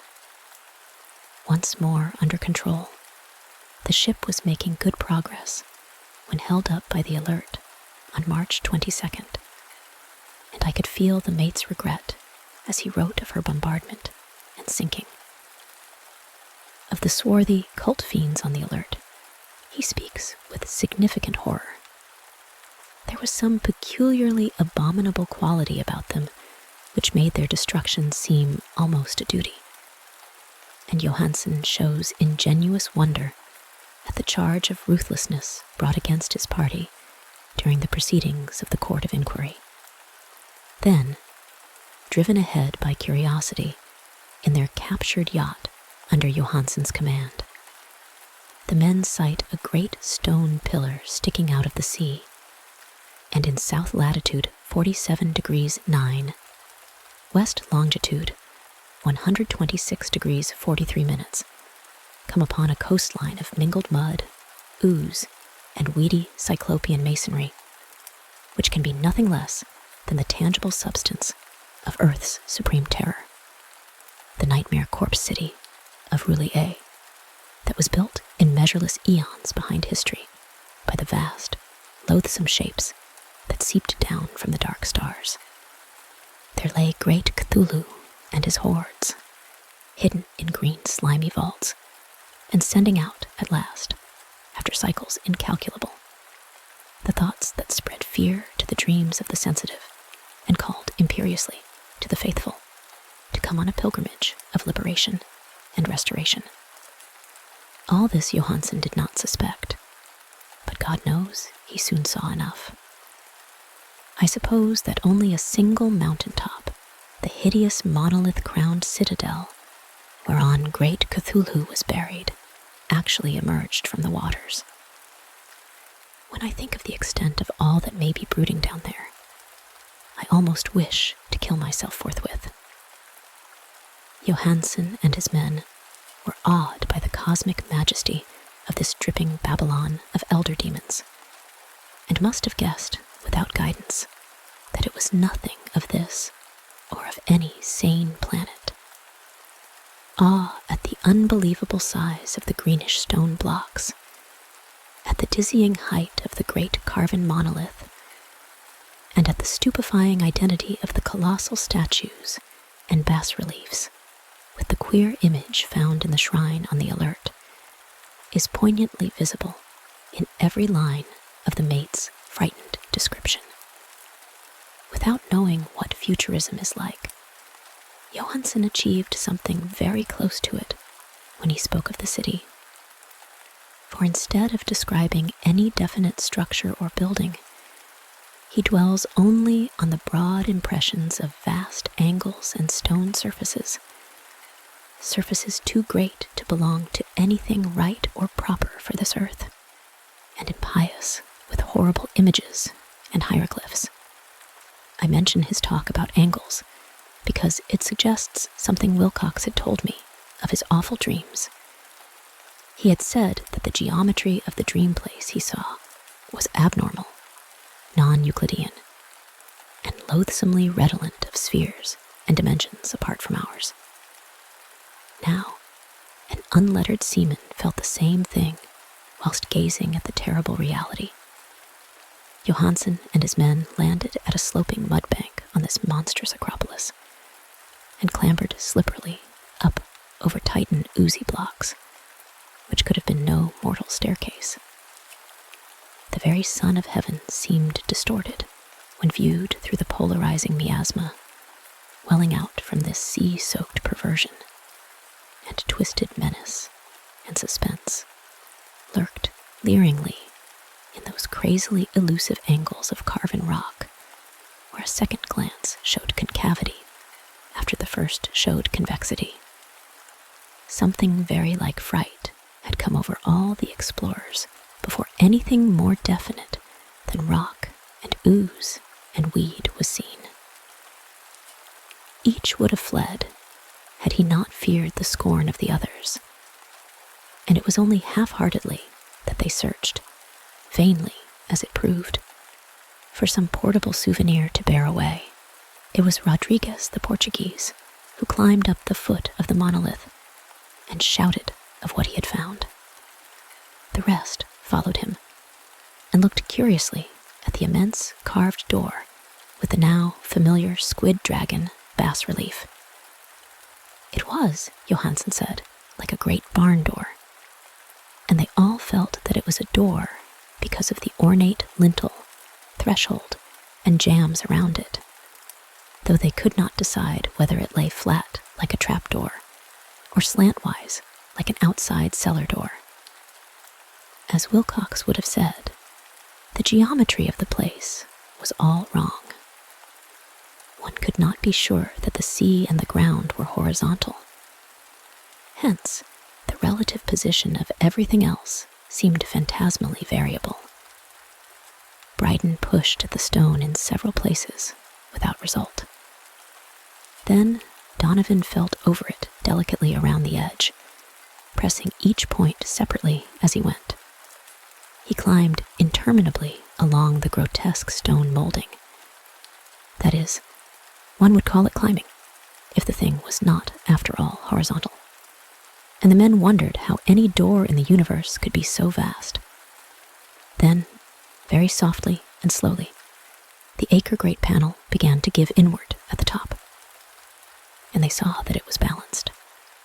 Donovan slid, or somehow propelled himself down or along the jam and rejoined his fellows. And everyone watched the queer recession of the monstrously carven portal. In this fantasy of prismatic distortion, it moved anomalously in a diagonal way, so that all the rules of matter and perspective seemed upset. The aperture was black, with a darkness almost material. That tenebrousness was indeed a positive quality, for it obscured such parts of the inner walls as ought to have been revealed, and actually burst forth like smoke from its eon-long imprisonment, visibly darkening the sun as it slunk away into the shrunken and gibbous sky on flapping membranous wings. The odor arising from the newly opened depths was intolerable, and at length the quick-eared Hawkins thought he heard a nasty, slopping sound down there. Everyone listened, and everyone was listening still when it lumbered slobberingly into sight and gropingly squeezed its gelatinous green immensity through the black doorway into the tainted outside air of that poison city of madness. Poor Johansson's handwriting almost gave out when he wrote of this. Of the 6 men who never reached the ship, he thinks 2 perished of pure fright in that accursed instant. The thing cannot be described. There is no language for such abysms of shrieking and immemorial lunacy, such eldritch contradictions of all matter, force, and cosmic order. A mountain walked or stumbled. God, what wonder that across the earth a great architect went mad, and poor Wilcox raved with fever in that telepathic instant. The thing of the idols, the green, sticky spawn of the stars, had awaked to claim his own. The stars were right again, and what an age-old cult had failed to do by design, a band of innocent sailors had done by accident. After vigintillions of years, great Cthulhu was loose again, and ravening for delight. 3 men were swept up by the flabby claws before anybody turned. God rest them, if there be any rest in the universe. They were Donovan, Guerrera, and Angstrom. Parker slipped as the other 3 were plunging frenziedly over endless vistas of green-crusted rock to the boat. And Johansson swears he was swallowed up by an angle of masonry which shouldn't have been there. An angle which was acute, but behaved as if it were obtuse.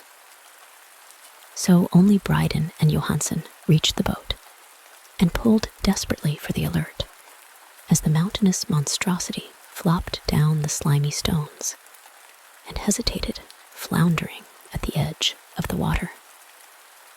Steam had not been suffered to go down entirely, despite the departure of all hands for the shore, and it was the work of only a few moments of feverish rushing up and down between wheels and engines to get the alert underway. Slowly, amidst the distorted horrors of that indescribable scene, she began to churn the lethal waters, whilst on the masonry of that charnel shore that was not of earth, the titan thing from the stars slavered and gibbered like Polypheme, cursing the fleeing ship of Odysseus. Then, bolder than the storied Cyclops, great Cthulhu slid greasily into the water and began to pursue with vast, wave-raising strokes of cosmic potency. Bryden looked back and went mad, laughing shrilly as he kept on laughing at intervals, till death found him one night in the cabin, whilst Johansson was wandering deliriously. But Johansson had not given out yet. Knowing that the thing could surely overtake the alert until steam was fully up, he resolved on a desperate chance, and, setting the engine for full speed, ran lightning-like on deck and reversed the wheel. There was a mighty eddying and foaming in the noisome brine, and as the steam mounted higher and higher, the brave Norwegian drove his vessel head-on against the pursuing jelly which rose above the unclean froth like the stern of a demon galleon. The awful squid head with writhing feelers came nearly up to the bowsprit of the sturdy yacht, but Johansen drove on relentlessly.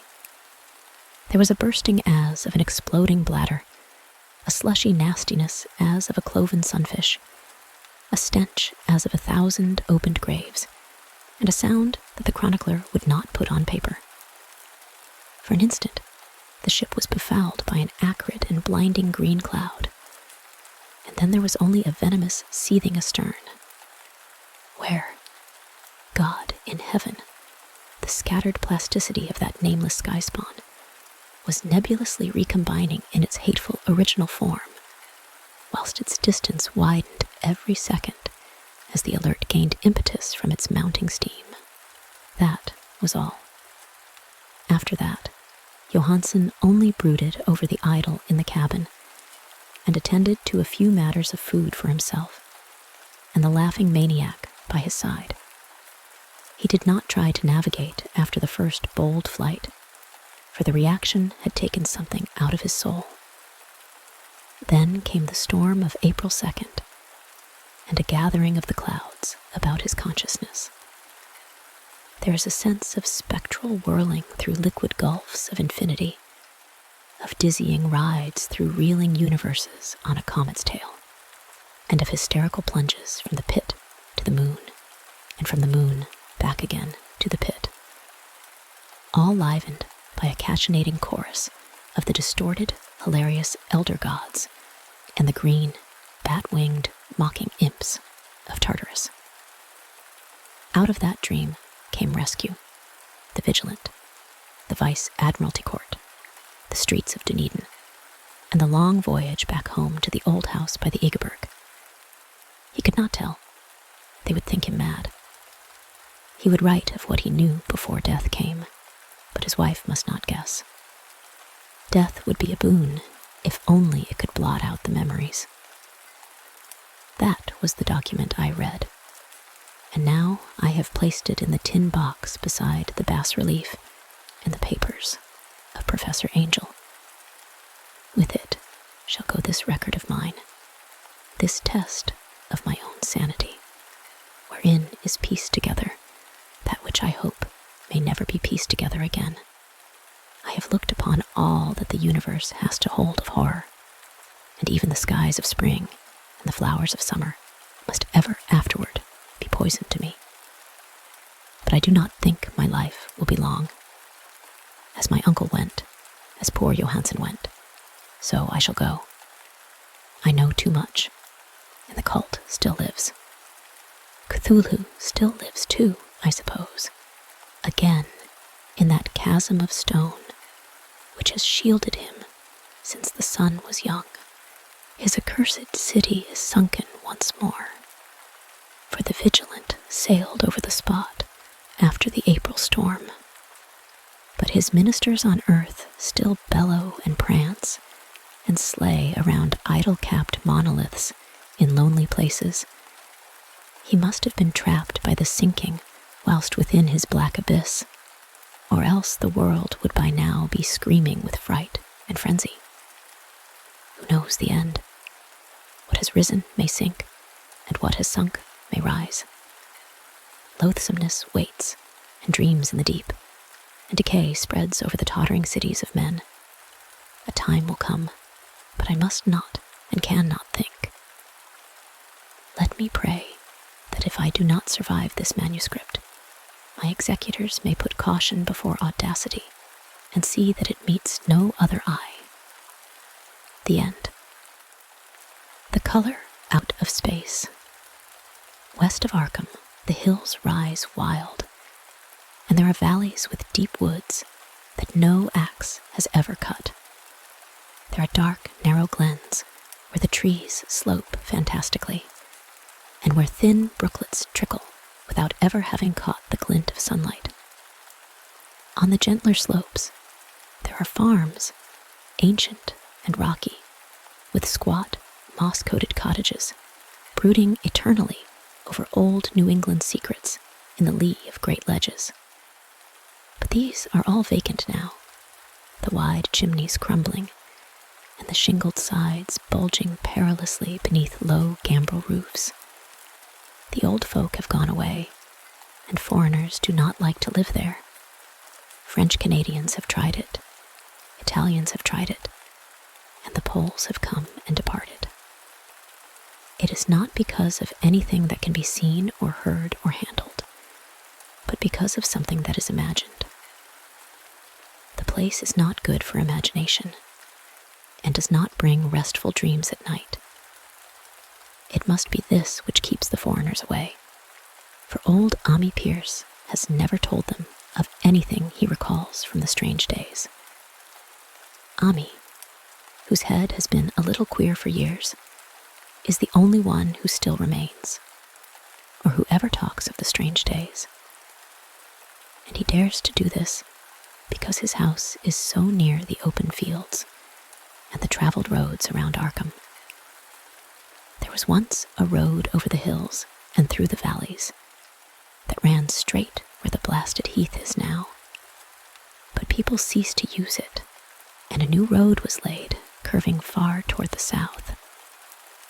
Traces of the old one can still be found amidst the weeds of a returning wilderness, and some of them will doubtless linger even when half the hollows are flooded for the new reservoir.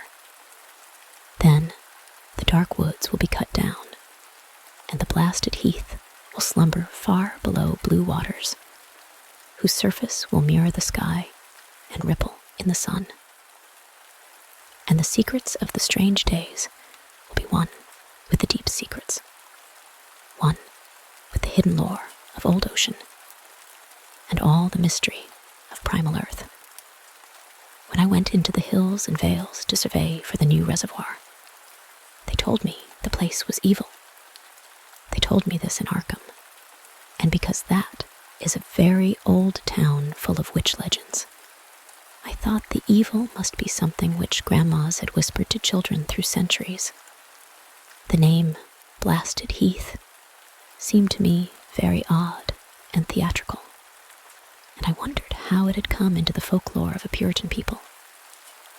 Then I saw that dark westward tangle of glens and slopes for myself, and ceased to wonder at anything besides its own elder mystery. It was morning when I saw it, but shadow lurked always there. The trees grew too thickly, and their trunks were too big for any healthy New England wood. There was too much silence in the dim alleys between them, and the floor was too soft with the dank moss and mattings of infinite years of decay. In the open spaces, mostly along the line of the old road, there were little hillside farms, sometimes with all the buildings standing, sometimes with only one or two, and sometimes with only a lone chimney or fast-filling cellar. Weeds and briars reigned, and furtive wild things rustled in the undergrowth. Upon everything was a haze of restlessness and oppression, a touch of the unreal and the grotesque, as if some vital element of perspective or chiaroscuro were awry. I did not wonder that the foreigners would not stay, for this was no region to sleep in. It was too much like a landscape of Salvator Rosa, too much like some forbidden woodcut in a tale of terror. But even all this was not so bad as the blasted heath. I knew it the moment I came upon it at the bottom of a spacious valley, for no other name could fit such thing, or any other thing fit such a name. It was as if the poet had coined the phrase from having seen this one particular region. It must, I thought, as I viewed it, be the outcome of a fire. But why had nothing new ever grown over those 5 acres of gray desolation that sprawled open to the sky like a great spot eaten by acid in the woods and fields? It lay largely to the north of the ancient road line, but encroached a little on the other side. I felt an odd reluctance about approaching, and did so at last, only because my business took me through and past it. There was no vegetation of any kind on that broad expanse, but only a fine gray dust or ash, which no wind seemed ever to blow about. The trees near it were sickly and stunted, and many dead trunks stood or lay rotting at the rim. As I walked hurriedly by, I saw the tumbled bricks and stones of an old chimney and cellar on my right, and the yawning black maw of an abandoned well, whose stagnant vapors played strange tricks with the hues of the sunlight. Even the long, dark woodland climb beyond seemed welcome in contrast, and I marveled no more at the frightened whispers of Arkham people. There had been no house or ruin near. Even in the old days, the place must have been lonely and remote. And at twilight, dreading to repass that ominous spot, I walked circuitously back to the town by the curving road on the south. I vaguely wished some clouds would gather, for an odd timidity about the deep skyey voids above had crept into my soul. In the evening, I asked old people in Arkham about the blasted heath and what was meant by that phrase, strange days, which so many evasively muttered. I could not, however, get any good answers, except that all the mystery was much more recent than I had dreamed. It was not a matter of old legendary at all, but something within the lifetime of those who spoke. It had happened in the 80s, and a family had disappeared or was killed. Speakers would not be exact, and because they all told me to pay no attention to old Ami Pierce's crazy tales, I sought him out the next morning, having heard that he lived alone in the ancient, tottering cottage where the trees first begin to get very thick. It was a fearsomely ancient place, and had begun to exude the faint, miasmal odor which clings about houses that have stood too long. Only with persistent knocking could I rouse the aged man, and when he shuffled timidly to the door, I could tell he was not glad to see me. He was not so feeble as I had expected, but his eyes drooped in a curious way, and his unkempt clothing and white beard made him seem very worn and dismal. Not knowing just how he could best be launched on his tales, I feigned a matter of business, told him of my surveying, and asked vague questions about the district. He was far brighter and more educated than I had been led to think, and before I knew, it had grasped quite as much of the subject as any man I had talked with in Arkham. He was not like other rustics I had known in the sections where reservoirs were to be. From him, there were no protests at the miles of old wood and farmland to be blotted out, though perhaps there would have been had not his home lain outside the bounds of the future lake. Relief was all that he showed. Relief at the doom of the dark, ancient valleys through which he had roamed all his life. They were better underwater now, better underwater since the strange days. And with this opening, his husky voice sank low, while his body leaned forward, and his right forefinger began to point shakily and impressively. It was then that I heard the story, and as the rambling voice scraped and whispered on, I shivered again and again, despite the summer day. Often, I had to recall the speaker from ramblings, piece out scientific points, which he knew only by a fading parrot memory of professors' talk, or bridge over gaps, where his sense of logic and continuity broke down. When he was done, I did not wonder that his mind had snapped a trifle, or that the folk of Arkham would not speak much of the blasted heath. I hurried back before sunset to my hotel, unwilling to have the stars come out above me in the open, and the next day returned to Boston to give up my position. I could not go into that dim chaos of old forest and slope again, or face another time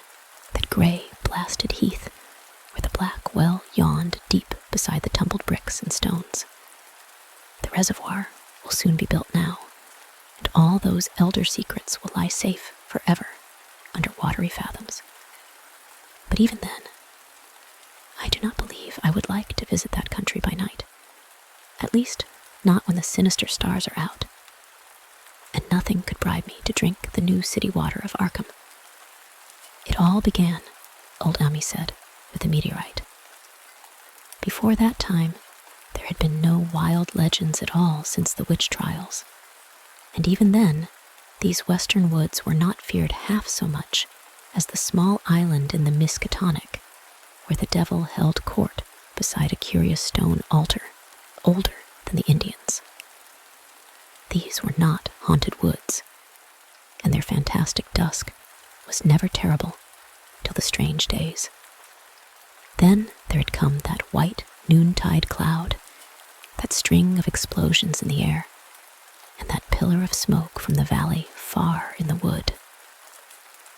And by night, all Arkham had heard of the great rock that fell out of the sky and bedded itself in the ground beside the well at the Nahum Gardner place.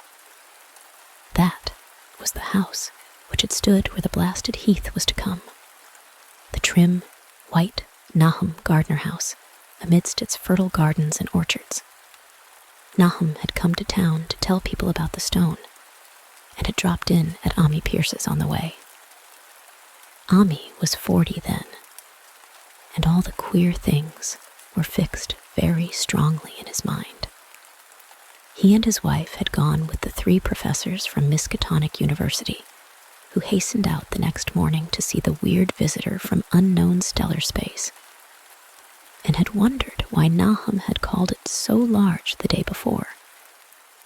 It had shrunk, Nahum said, as he pointed out the big brownish mound above the ripped earth and charred grass near the archaic well sweep in his front yard.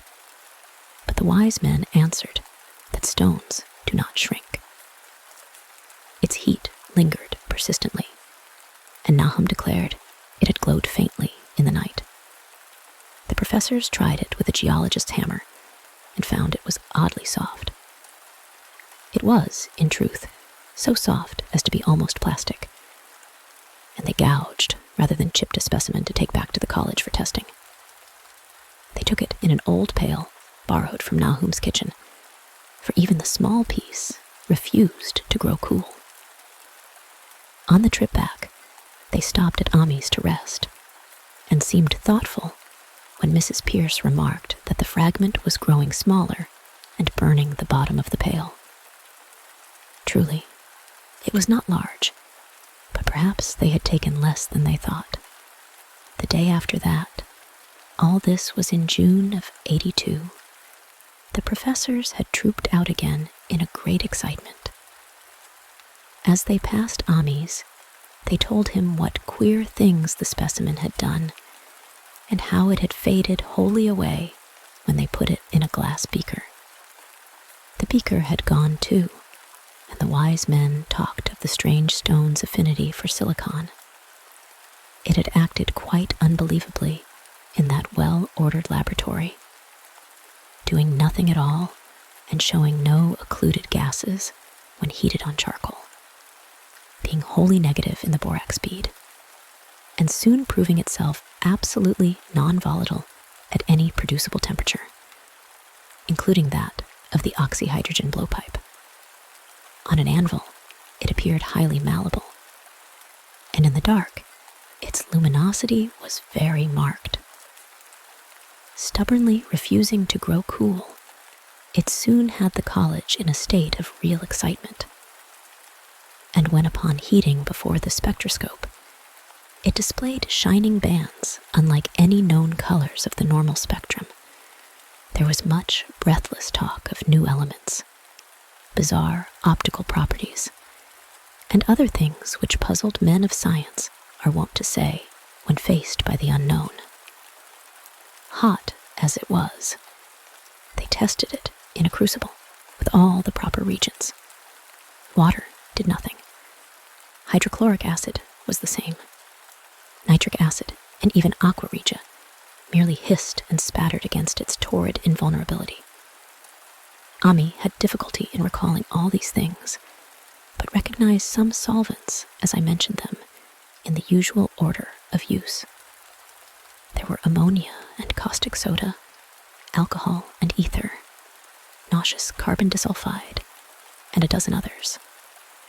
But although the weight grew steadily less as time passed, and the fragment seemed to be slightly cooling, there was no change in the solvents to show that they had attacked the substance at all. It was a metal, though, beyond a doubt. It was magnetic, for one thing. And after its immersion in the acid solvents, there seemed to be faint traces of the Wittgenstein figures found on meteoric iron. When the cooling had grown very considerable, the testing was carried on in glass. And it was in a glass beaker that they left all the chips made of the original fragment during the work. The next morning, both chips and beaker were gone without trace, and only a charred spot marked the place on the wooden shelf where they had been. All this the professors told Ami as they paused at his door, and once more he went with them to see the stony messenger from the stars, though this time his wife did not accompany him. It had now most certainly shrunk, and even the sober professors could not doubt the truth of what they saw. All around the dwindling brown lump near the well was a vacant space, except where the earth had caved in, and whereas it had been a good 7 feet across the day before, it was now scarcely 5. It was still hot, and the sages studied its surface curiously as they detached another and larger piece with hammer and chisel. They gouged deeply this time, and as they pried away the smaller mass, they saw that the core of the thing was not quite homogeneous. They had uncovered what seemed to be the side of a large colored globule embedded in the substance.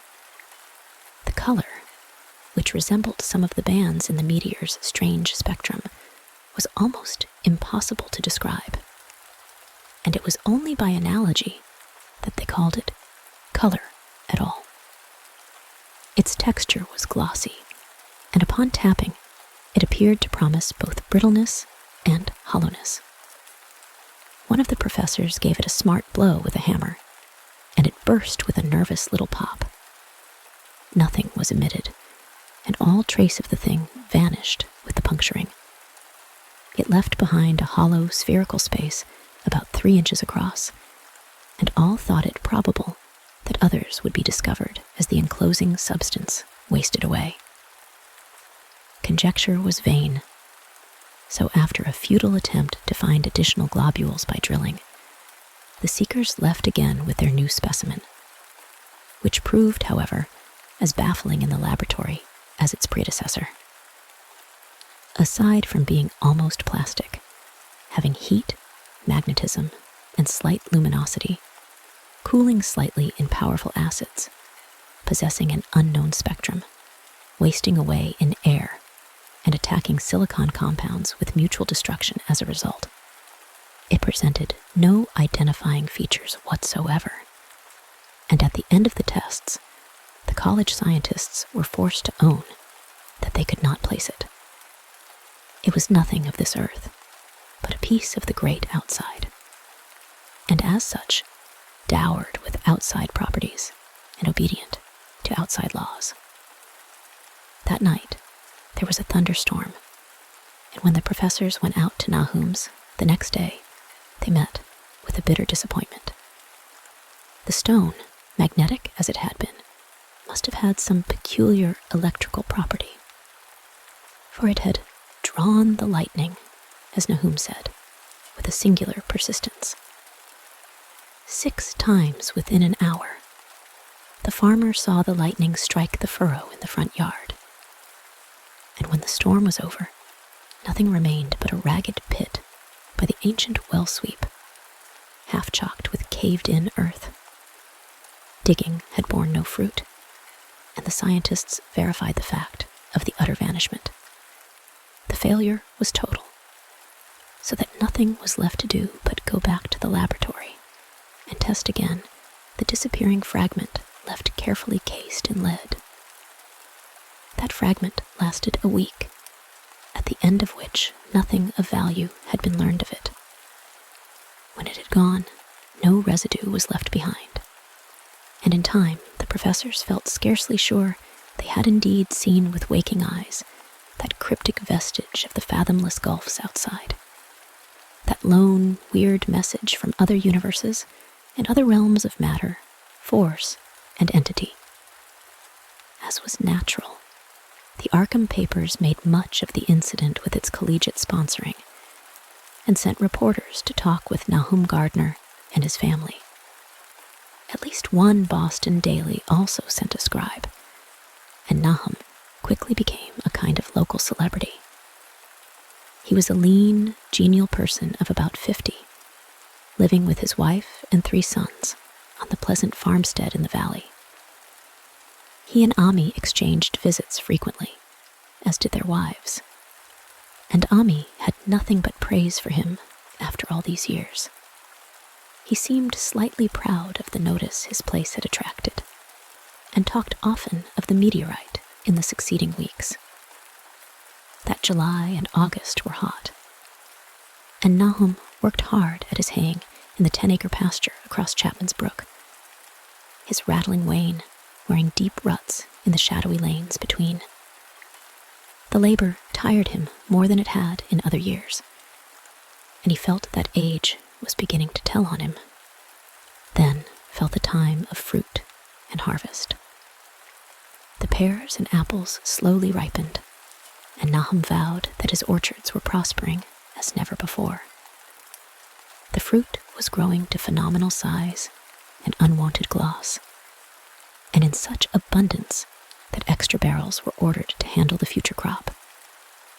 But with the ripening came sore disappointment, for of all that gorgeous array of specious lusciousness, not one single jot was fit to eat. Into the fine flavor of the pears and apples had crept a stealthy bitterness and sickishness, so that even the smallest of bites induced a lasting disgust. It was the same with the melons and tomatoes, and Nahum sadly saw that his entire crop was lost. Quick to connect events, he declared that the meteorite had poisoned the soil, and thanked heaven that most of the other crops were in the upland lot along the road. Winter came early and was very cold. Ami saw Nahum less often than usual, and observed that he had begun to look worried. The rest of his family, too, seemed to have grown taciturn, and were far from steady in their church-going or their attendance at the various social events of the countryside. For this reserve or melancholy, no cause could be found, though all the household confessed now and then to poorer health and a feeling of vague disquiet. Nahum himself gave the most definite statement of anyone when he said he was disturbed about certain footprints in the snow. They were the usual winter prints of red squirrels, white rabbits, and foxes. But the brooding farmer professed to see something not quite right about their nature and arrangement. He was never specific, but appeared to think that they were not as characteristic of the anatomy and habits of squirrels and rabbits and foxes as they ought to be. Ami listened without interest to this talk until one night when he drove past Nahum's house in his sleigh on the way back from Clark's Corners. There had been a moon, and a rabbit had run across the road, and the leaps of that rabbit were longer than either Ami or his horse liked. The latter, indeed, had almost run away when brought up by a firm rein. Thereafter, Ami gave Nahum's tales more respect, and wondered why the gardener dogs seemed so cowed and quivering every morning. They had, it developed, nearly lost the spirit to bark. In February, The McGregor boys from Meadow Hill were out shooting woodchucks, and not far from the Gardner place bagged a very peculiar specimen. The proportions of its body seemed slightly altered in a queer way impossible to describe, while its face had taken on an expression which no one ever saw in a woodchuck before. The boys were genuinely frightened and threw the thing away at once, so that only their grotesque tales of it ever reached the people of the countryside. But the shying of horses near Nahum's house had now become an acknowledged thing, and all the basis for a cycle of whispered legend was fast taking form. People vowed that the snow melted faster around Nahum's than it did anywhere else, and early in March, there was an odd discussion in Potter's General Store at Clark's Corners. Stephen Rice had driven past Gardner's in the morning and had noticed the skunk cabbages coming up through the mud by the woods across the road. Never were things of such size seen before, and they held strange colors that could not be put into any words. Their shapes were monstrous, and the horse had snorted at an odor which struck Stephen as wholly unprecedented. That afternoon, several persons drove past to see the abnormal growth, and all agreed that plants of that kind ought never to sprout in a healthy world. The bad fruit of the fall before was freely mentioned, and it went from mouth to mouth that there was poison in Nahum's ground. Of course, it was the meteorite, and remembering how strange the men from the college had found that stone to be, several farmers spoke about the matter to them. One day, they paid Nahum a visit, but having no love of wild tales and folklore, were very conservative in what they inferred. The plants were certainly odd, but all skunk cabbages are more or less odd in shape and hue. Perhaps some mineral element from the stone had entered the soil, but it would soon be washed away. And as for the footprints and frightened horses, of course, this was mere country talk, which such a phenomenon as the aerolite would be certain to start. There was really nothing for serious men to do in cases of wild gossip, for superstitious rustics will say and believe anything. And so, all through the strange days, the professors stayed away in contempt. Only one of them, when given 2 files of dust for analysis in a police job over a year and a half later, recalled that the queer color of that skunk cabbage had been very like one of the anomalous bands of light shown by the meteor fragment in the college spectroscope, and like the brittle globule found embedded in the stone from the abyss. The samples in this analysis case gave the same odd bands at first, though later they lost the property. The trees budded prematurely around Nahum's, and at night they swayed ominously in the wind. Nahum's second son, Thaddeus, a lad of 15, swore that they swayed also when there was no wind, but even the gossips would not credit this. Certainly, however, restlessness was in the air. The entire Gardner family developed the habit of stealthy listening, though not for any sound which they could consciously name. The listening was, indeed, rather a product of moments when consciousness seemed half to slip away. Unfortunately, such moments increased week by week, till it became common speech that something was wrong with all Nahum's folks. When the early saxifrage came out, it had another strange color, not quite like that of the skunk cabbage, but plainly related and equally unknown to anyone who saw it. Nahum took some blossoms to Arkham and showed them to the editor of the Gazette. But that dignitary did no more than write a humorous article about them, in which the dark fears of rustics were held up to polite ridicule. It was a mistake of Nahum's to tell a stolid city man about the way the great, overgrown morning cloak butterflies behaved in connection with these sex suffrages. April brought a kind of madness to the country folk, and began that disuse of the road past Nahum's, which led to its ultimate abandonment. It was next, the vegetation. All the orchard trees blossomed forth in strange colors, and through the stony soil of the yard and adjacent pasturage, there sprang up a bizarre growth, which only a botanist could connect with the proper flora of the region. No sane, wholesome colors were anywhere to be seen, except in the green grass and leafage. But everywhere were those hectic and prismatic variants of some diseased, underlying primary tone, without a place among the known tints of earth. The Dutchman's breeches became a thing of sinister menace, and the bloodroots grew insolent in their chromatic perversion.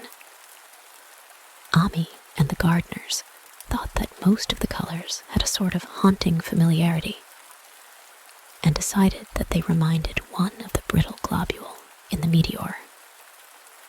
Nahum plowed and sowed the 10-acre pasture and the upland lot, but did nothing with the land around the house. He knew it would be of no use, and hoped that the summer's strange growths would draw all the poison from the soil. He was prepared for almost anything now, and had grown used to the sense of something near him, waiting to be heard. The shunning of his house by neighbors told on him, of course, but it told on his wife more. The boys were better off, being at school each day, but they could not help being frightened by the gossip. Thaddeus, an especially sensitive youth, suffered the most. In May, the insects came, and Nahum's place became a nightmare of buzzing and crawling. Most of the creatures seemed not quite usual in their aspects and motions, and their nocturnal habits contradicted all former experience. The gardeners took to watching at night, watching in all directions at random for something they could not tell what. It was then that they all owned that Thaddeus had been right about the trees. Mrs. Gardner was the next to see it from the window, as she watched the swollen boughs of a maple against a moonlit sky. The boughs surely moved, and there was no wind. It must be the sap. Strangeness had come into everything growing now. Yet, it was none of Nahum's family at all who made the next discovery. Familiarity had dulled them, and what they could not see was glimpsed by a timid windmill salesman from Bolton, who drove by one night in ignorance of the country legends. What he told in Arkham was given a short paragraph in the Gazette, and it was there that all the farmers, Nahum included, saw it first. The night had been dark and the buggy lamps faint, but around a farm in the valley, which everyone knew from the account must be Nahum's, the darkness had been less thick. A dim, though distinct luminosity seemed to inhere in all the vegetation, grass, leaves, and blossoms alike, while at one moment a detached piece of the phosphorescence appeared to stir furtively in the yard near the barn. The grass had so far seemed untouched, and the cows were freely pastured in the lot near the house. But toward the end of May, the milk began to be bad. Then Nahum had the cows driven to the uplands, after which this trouble ceased. Not long after this, the change in grass and leaves became apparent to the eye. All the verdure was going gray, and was developing a highly singular quality of brittleness. Ami was now the only person who ever visited the place, and his visits were becoming fewer and fewer. When school closed, the gardeners were virtually cut off from the world, and sometimes let Ami do their errands in town. They were failing curiously, both physically and mentally, and no one was surprised when the news of Mrs. Gardner's madness stole around. It happened in June, about the anniversary of the meteor's fall, and the poor woman screamed about things in the air which she could not describe. In her raving, there was not a single specific noun, but only verbs and pronouns. Things moved and changed and fluttered, and ears tingled to impulses which were not holy sounds. Something was taken away. She was being drained of something. Something was fastening itself on her that ought not to be. Someone must make it keep off. Nothing was ever still in the night. The walls and windows shifted. Nahum did not send her to the county asylum, but let her wander about the house as long as she was harmless to herself and others. Even when her expression changed, he did nothing. But when the boys grew afraid of her, and Thaddeus nearly fainted at the way she made faces at him, he decided to keep her locked in the attic. By July, she had ceased to speak and crawled on all fours. And before that month was over, Nahum got the mad notion that she was slightly luminous in the dark, as he now clearly saw was the case with the nearby vegetation. It was a little before this that the horses had stampeded. Something had aroused them in the night, and their neighing and kicking in their stalls had been terrible. There seemed virtually nothing to do to calm them, and when Nahum opened the stable door, they all bolted out like frightened woodland deer. It took a week to track all four, and when found, they were seen to be quite useless and unmanageable. Something had snapped in their brains, and each one had to be shot for its own good. Nahum borrowed a horse from Ami for his haying, but found it would not approach the barn. It shied, balked, and whinnied, and in the end, he could do nothing but drive it into the yard, while the men used their own strength to get the heavy wagon near enough the hayloft for convenient pitching. And all the while, the vegetation was turning gray and brittle. Even the flowers, whose hues had been so strange, were graying now, and the fruit was coming out gray and dwarfed and tasteless. The asters and goldenrod bloomed gray and distorted, and the roses and zinnias and hollyhocks in the front yard were such blasphemous-looking things that Nahum's oldest boy, Zenas, cut them down. The strangely puffed insects died about that time. Even the bees that had left their hives and taken to the woods. By September, all the vegetation was fast crumbling to a grayish powder, and Nahum feared that the trees would die before the poison was out of the soil. His wife now had spells of terrific screaming, and he and the boys were in a constant state of nervous tension. They shunned people now, and when school opened, the boys did not go. But it was Ami, on one of his rare visits, who first realized that the well water was no longer good. It had an evil taste that was not exactly fetid, nor exactly salty. And Ami advised his friend to dig another well on higher ground to use, till the soil was good again. Nahum, however, ignored the warning, for he had by that time become calloused to strange and unpleasant things. He and the boys continued to use the tainted supply, drinking it as listlessly and mechanically as they ate their meager and ill-cooked meals and did their thankless and monotonous chores through the aimless days. There was something of stolid resignation about them all, as if they walked half in another world between lines of nameless guards to a certain and familiar doom. Thaddeus went mad in September after a visit to the well. He had gone with a pail and had come back empty-handed shrieking and waving his arms, and sometimes lapsing into an inane titter or a whisper about the moving colors down there.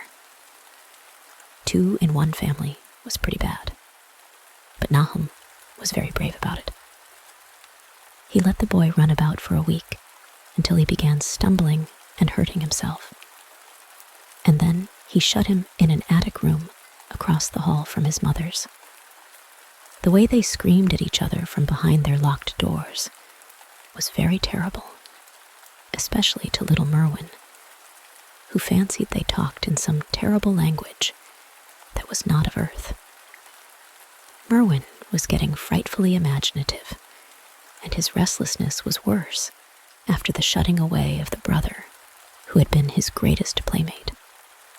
Almost at the same time, the mortality among the livestock commenced. Poultry turned grayish and died very quickly, their meat being found dry and noisome upon cutting.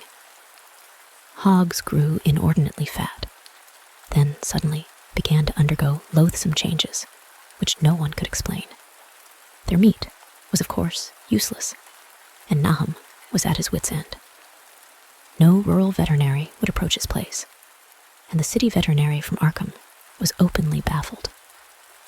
The swine began growing gray and brittle, and falling to pieces before they died, and their eyes and muzzles developed singular alterations.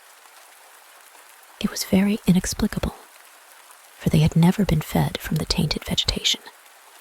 Then, something struck the cows.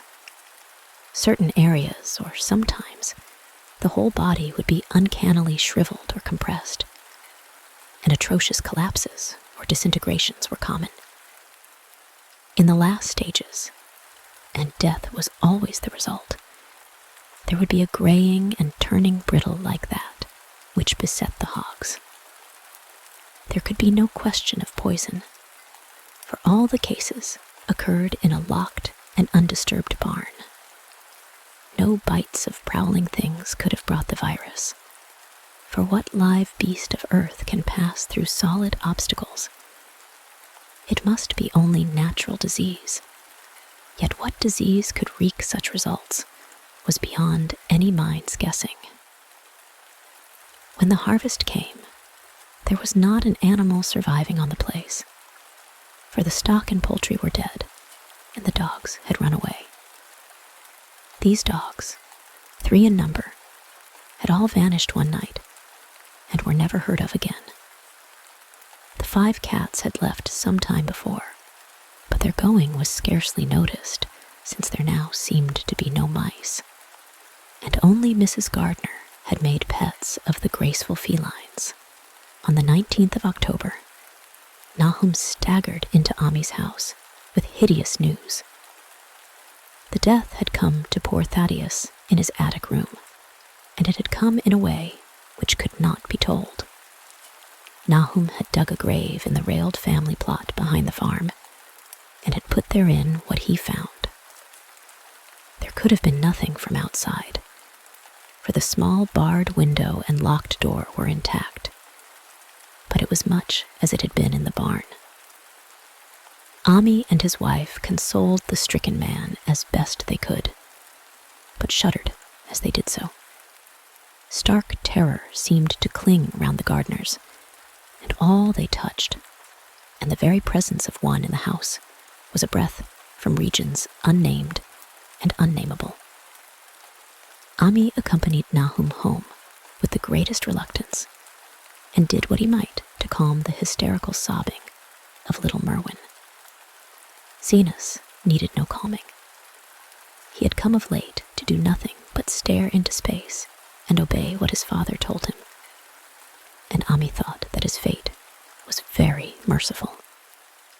Now and then, Merwin's screams were answered faintly from the attic, and in response to an inquiring look, Nahum said that his wife was getting very feeble.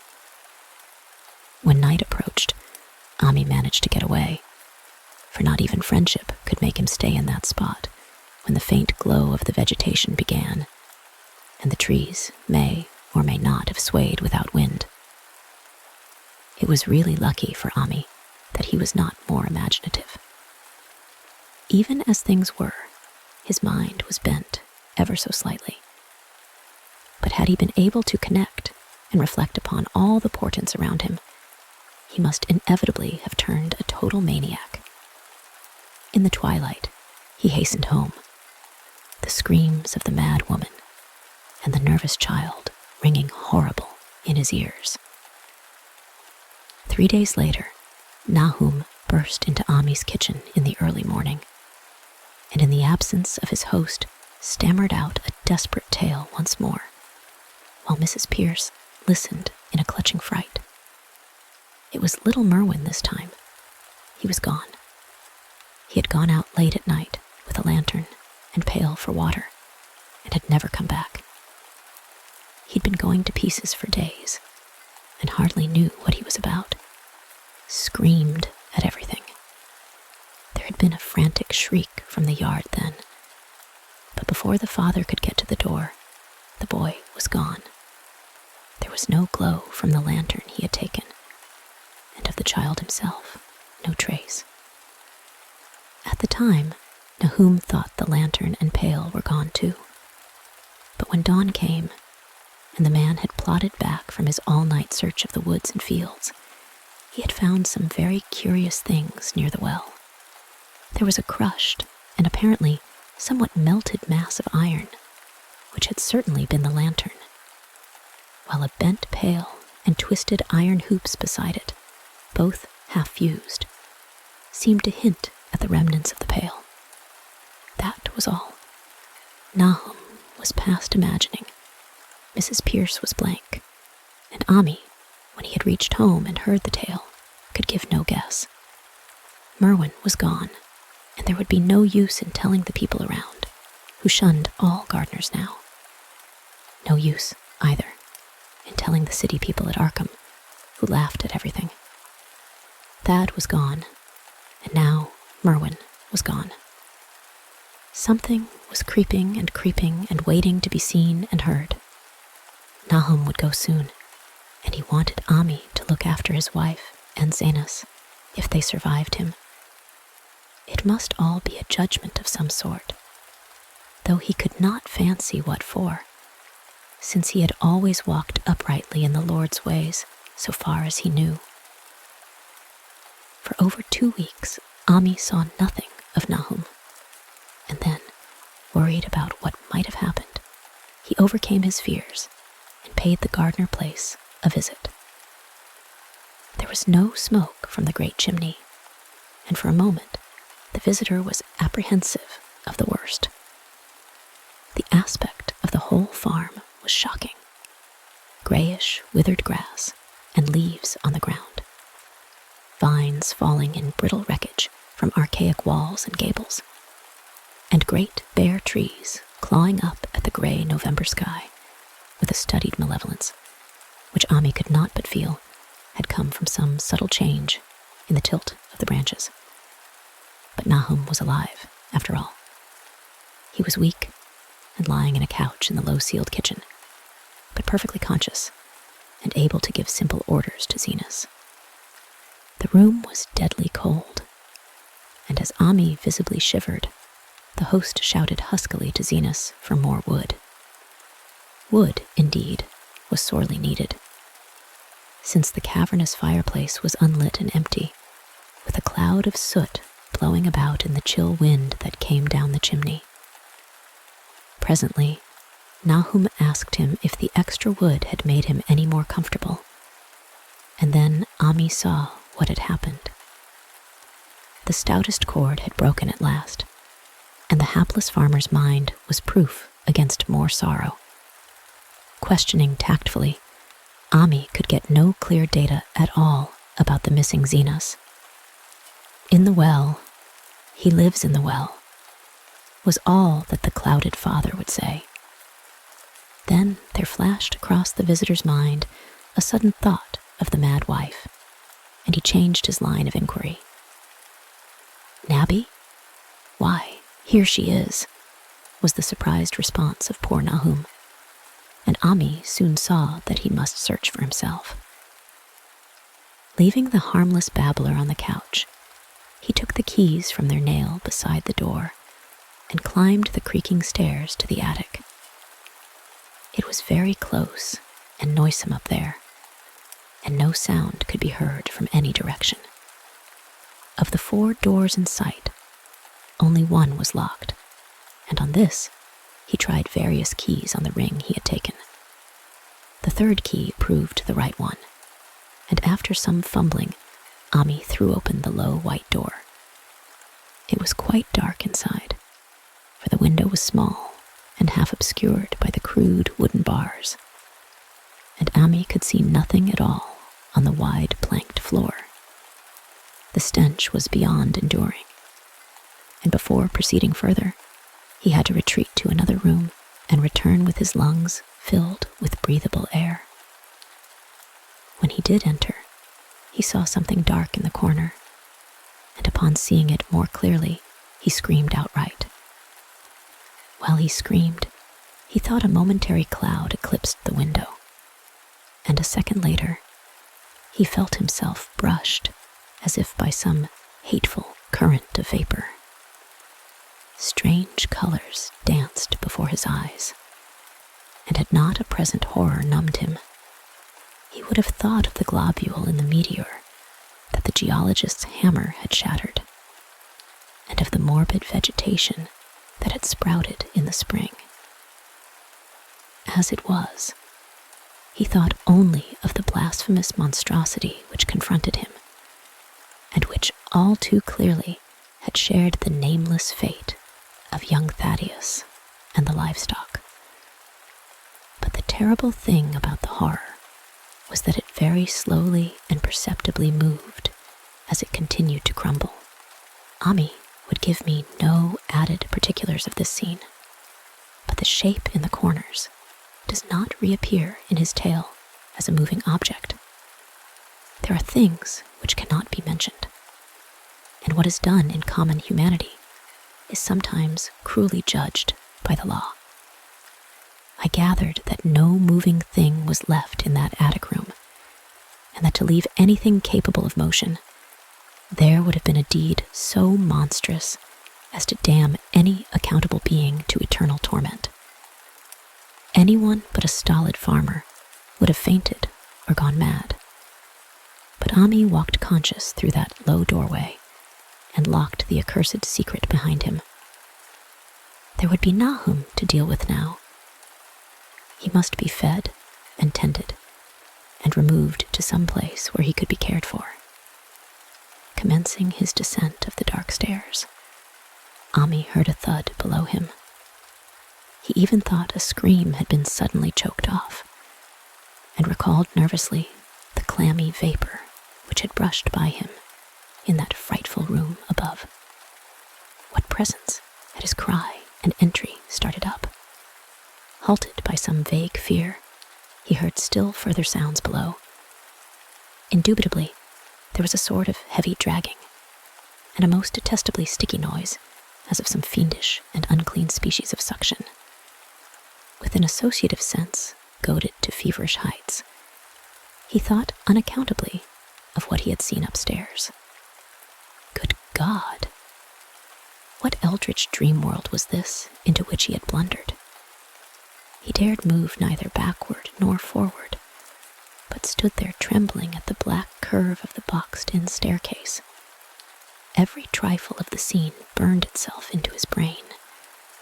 The sounds, the sense of dread expectancy, the darkness, the steepness of the narrow steps, and, merciful heaven, the faint but unmistakable luminosity of all the woodwork in sight. Steps, sides, exposed laths, and beams alike. Then there burst forth a frantic whinny from Ami's horse outside, followed at once by a clatter which told of a frenzied runaway. In another moment, horse and buggy had gone beyond earshot, leaving the frightened man on the dark stairs to guess what had sent them. But that was not all.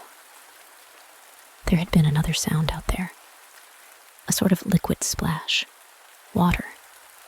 It must have been the well. He had left Hero untied near it, and a buggy wheel must have brushed the coping and knocked in a stone. And still the pale phosphorescence glowed in that detestably ancient woodwork. God, how old the house was. Most of it built before 1700. A feeble scratching on the floor downstairs now sounded distinctly, and Amy's grip tightened on a heavy stick he had picked up in the attic for some purpose. Slowly nerving himself, he finished his descent and walked boldly toward the kitchen. But he did not complete the walk, because what he sought was no longer there. It had come to meet him, and it was still alive after a fashion. Whether it had crawled, or whether it had been dragged by any external forces, Ami could not say. But the death had been at it. Everything had happened in the last half hour, but collapse, graying, and disintegration were already far advanced. There was a horrible brittleness, and dry fragments were scaling off. Ami could not touch it, but looked horrifiedly into the distorted parody that had been a face. "What was it, Nahum? What was it?" he whispered, and the cleft, bulging lips were just able to crackle out a final answer. "Nothing. Nothing. The color. It burns. Cold and wet, but it burns. It lived in the well. I seen it. A kind of smoke, just like the flowers last spring. The well shone at night. Thad and Merwin and Zenas. Everything alive. Sucking the life out of everything. In that stone. It must have come in that stone. Pitsn't the whole place. Don't know what it wants. That round thing them men from the college dug out in the stone. They smashed it. It was that same color. Just the same. Like the flowers and plants. Must have been more of them. Seeds. Seeds. They growed. I seen it the first time this week. Must have got strong on Zenas. He was a big boy, full of life. It beats down your mind, and then gets you, burns you up in the well water. He was right about that. Evil water. Zenas never come back from the well. Can't get away. Draws you. You know, summit's coming, but 'tain't no use. I seen it time and again. Zenas was took. Where's Nabby, Ami? My head's no good. Don't know how long since I fed her. It'll get her EF we ain't careful. Just a color. Her face is getting to have that color sometimes towards night. And it burns and sucks. It come from some place where things ain't as they is here. One of them professors said so. He was right. Look out, Ami. It'll do suthin' more. Sucks the life out. But that was all. That which spoke could speak no more, because it had completely caved in. Ami laid a red checked tablecloth over what was left and reeled out the back door into the fields. He climbed the slope to the 10-acre pasture and stumbled home by the north road and the woods. He could not pass that well from which his horses had run away. He had looked at it through the window and had seen that no stone was missing from the rim. Then the lurching buggy had not dislodged anything after all. The splash had been something else, something which went into the well after it had done with poor Nahum. When Ami reached his house, the horses and buggy had arrived before him and thrown his wife into fits of anxiety. Reassuring her without explanations, he set out at once for Arkham and notified the authorities that the Gardner family was no more. He indulged in no details, but merely told of the deaths of Nahum and Nabby, that of Thaddeus being already known, and mentioned that the cause seemed to be the same strange ailment which had killed the livestock. He also stated that Merwin and Zenas had disappeared. There was considerable questioning at the police station, and in the end, Ami was compelled to take 3 officers to the Gardner farm, together with the coroner, the medical examiner, and the veterinary who had treated the diseased animals. He went much against his will, for the afternoon was advancing, and he feared the fall of night over that accursed place. But it was some comfort to have so many people with him. The 6 men drove out in a Democrat wagon, following Ami's buggy, and arrived at the pest-ridden farmhouse about 4 o'clock. Used as the officers were to gruesome experiences, not one remained unmoved at what was found in the attic and under the red checked tablecloth on the floor below.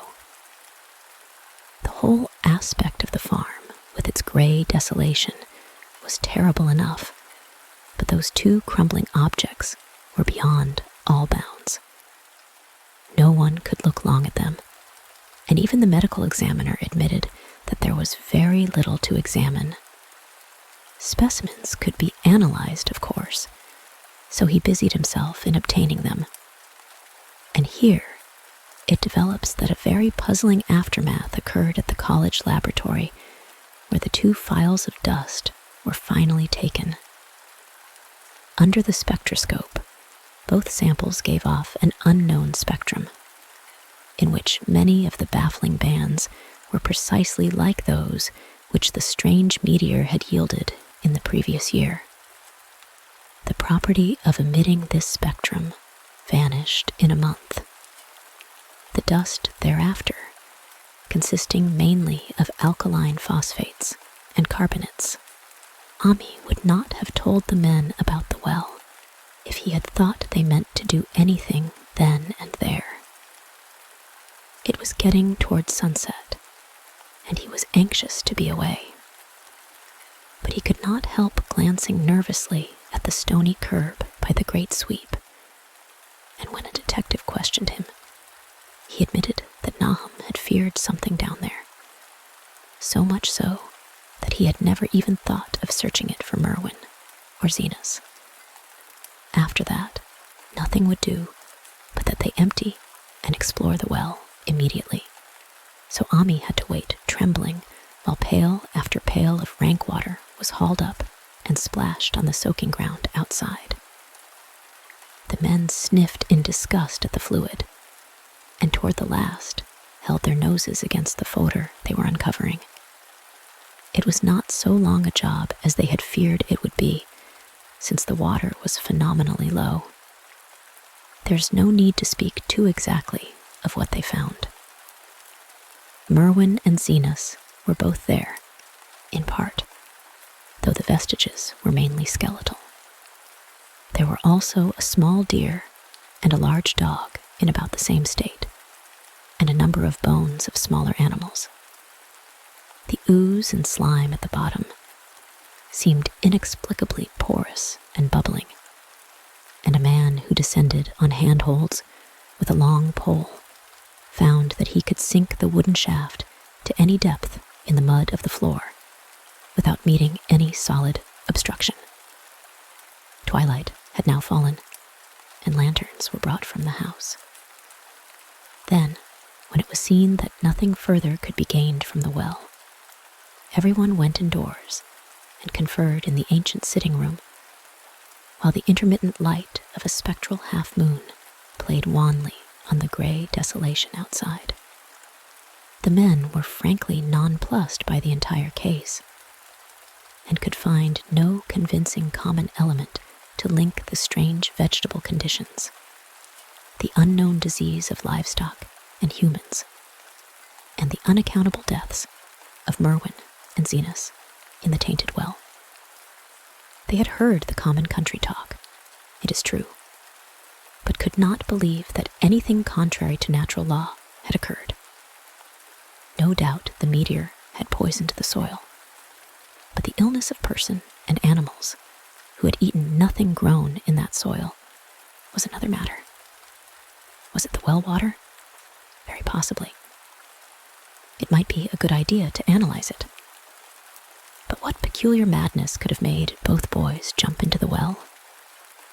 Their deeds were so similar, and the fragments showed that they had both suffered from the gray, brittle death. Why was everything so gray and brittle?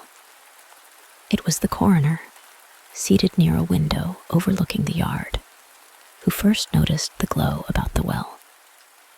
Night had fully set in, and all the abhorrent grounds seemed faintly luminous with more than the fitful moonbeams.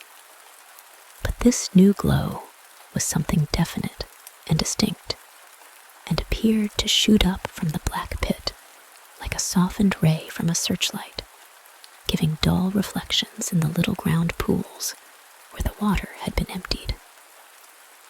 It had a very queer color, and as all the men clustered round the window, Ami gave a violent start. For this strange beam of ghastly miasma was to him of no unfamiliar hue. He had seen that color before, and feared to think what it might mean. He had seen it in the nasty, brittle globule in that aerolite 2 summers ago, had seen it in the crazy vegetation of the springtime, and had thought he had seen it for an instant that very morning against the small, barred window of that terrible attic room where nameless things had happened. It had flashed there a second, and a clammy and hateful current of vapor had brushed past him. And then poor Nahum had been taken by something of that color. He had said so at the last, said it was like the globule and the plants. After that had come the runaway in the yard and the splash in the well. And now that well was belching forth to the night a pale, insidious beam of the same demoniac tint. It does credit to the alertness of Ami's mind that he puzzled, even at that tense moment, over a point which was essentially scientific. He could not but wonder at his gleaning of the same impression from a vapor glimpsed in the daytime, against a window opening in the morning sky, and from a nocturnal exhalation seen as a phosphorescent mist against the black and blasted landscape. It wasn't right. It was against nature. And he thought of those terrible last words of his stricken friend. It come from some place where things ain't as they is here. One of them professors said so. All 3 horses outside, tied to a pair of shriveled saplings by the road, were now neighing and pawing frantically. The wagon driver started for the door to do something, but Ami laid a shaky hand on his shoulder. "Don't go out thar," he whispered. "They's more to this nor what we know. Nahum said something lived in the well that sucks your life out. He said it must be some it growed from a round ball, like one we all seen in the meteor stone that fell a year ago June. Sucks and burns, he said, and is just a cloud of color like that light out there now, that ye can hardly see and can't tell what it is. Nahum thought it feeds on everything livin' and gets stronger all the time. He said he seen it this last week. It must be something from away off in the sky, like the men from the college last year, says the meteor stone was. The way it's made, and the way it works, ain't like no way of God's world. It's some at from beyond." So the men paused indecisively as the light from the well grew stronger, and the hitched horses pawed and whinnied in increasing frenzy. It was truly an awful moment, with terror in that ancient and accursed house itself. 4 monstrous sets of fragments, 2 from the house and 2 from the well, in the woodshed behind, and that shaft of unknown and unholy iridescence from the slimy depths in front. Ami had restrained the driver on impulse, forgetting how uninjured he himself was after the clammy brushing of that colored vapor in the attic room. But perhaps it is just as well that he acted as he did. no one will ever know what was abroad that night. And though the blasphemy from beyond had not so far hurt any human of unweakened mind, there is no telling what it might not have done at that last moment. And with its seemingly increased strength and the special signs of purpose, it was soon to display beneath the half-clouded moonlit sky. All at once, one of the detectives at the window gave a short, sharp gasp. The others looked at him, and then quickly followed his own gaze upward to the point at which its idle straying had been suddenly arrested. There was no need for words. What had been disputed in country gossip was disputable no longer. And it is because of the thing which every man of that party agreed in whispering later on, that strange days are never talked about in Arkham. It is necessary to premise that there was no wind at that hour of the evening. One did arise not long afterward, but there was absolutely none then. Even the dry tips of the lingering hedge mustard, gray and blighted, and the fringe on the roof of the standing Democrat wagon were unstirred. And yet, amid that tense, godless calm, the high bare boughs of all the trees in the yard were moving. They were twitching morbidly and spasmodically, clawing in convulsive and epileptic madness at the moonlit clouds, scratching impotently in the noxious air, as if jerked by some allied and bodiless line of linkage with subterrene horrors, writhing and struggling below the black roots. Not a man breathed for several seconds. Then, a cloud of darker depth passed over the moon, and the silhouette of clutching branches faded out momentarily. At this, there was a general cry, muffled with awe, but husky and almost identical from every throat. For the terror had not faded with the silhouette, and in a fearsome instant of deeper darkness, the watchers saw wriggling at the treetop height 1,000 tiny points of faint and unhallowed radiance, tipping each bough like the fire of St. Elmo, or the flames that come down on the apostles' heads at Pentecost. It was a monstrous constellation of unnatural light, like a glutted swarm of corpse-fed fireflies dancing hellish sarabands over an accursed marsh. And its color was that same nameless intrusion which Ami had come to recognize and dread. All the while, the shaft of phosphorescence from the well was getting brighter and brighter, bringing to the minds of the huddled men a sense of doom and abnormality which far outraced any image their conscious minds could form. It was no longer shining out. It was pouring out, and as the shapeless stream of unplaceable color left the well, it seemed to flow directly into the sky. And in the fearsome instant of deeper darkness, the watchers saw wriggling at that treetop height 1,000 tiny points of faint and unhallowed radiance, tipping each bough like the fire of St. Elmo. And all the while, the shaft of phosphorescence from the well was getting brighter and brighter, and bringing to the minds of the huddled men a sense of doom and abnormality. It was no longer shining out. It was pouring out, and as the shapeless stream of unplaceable color left the well, it seemed to flow directly into the sky. The veterinary shivered and walked to the front door to drop the heavy extra bar across it.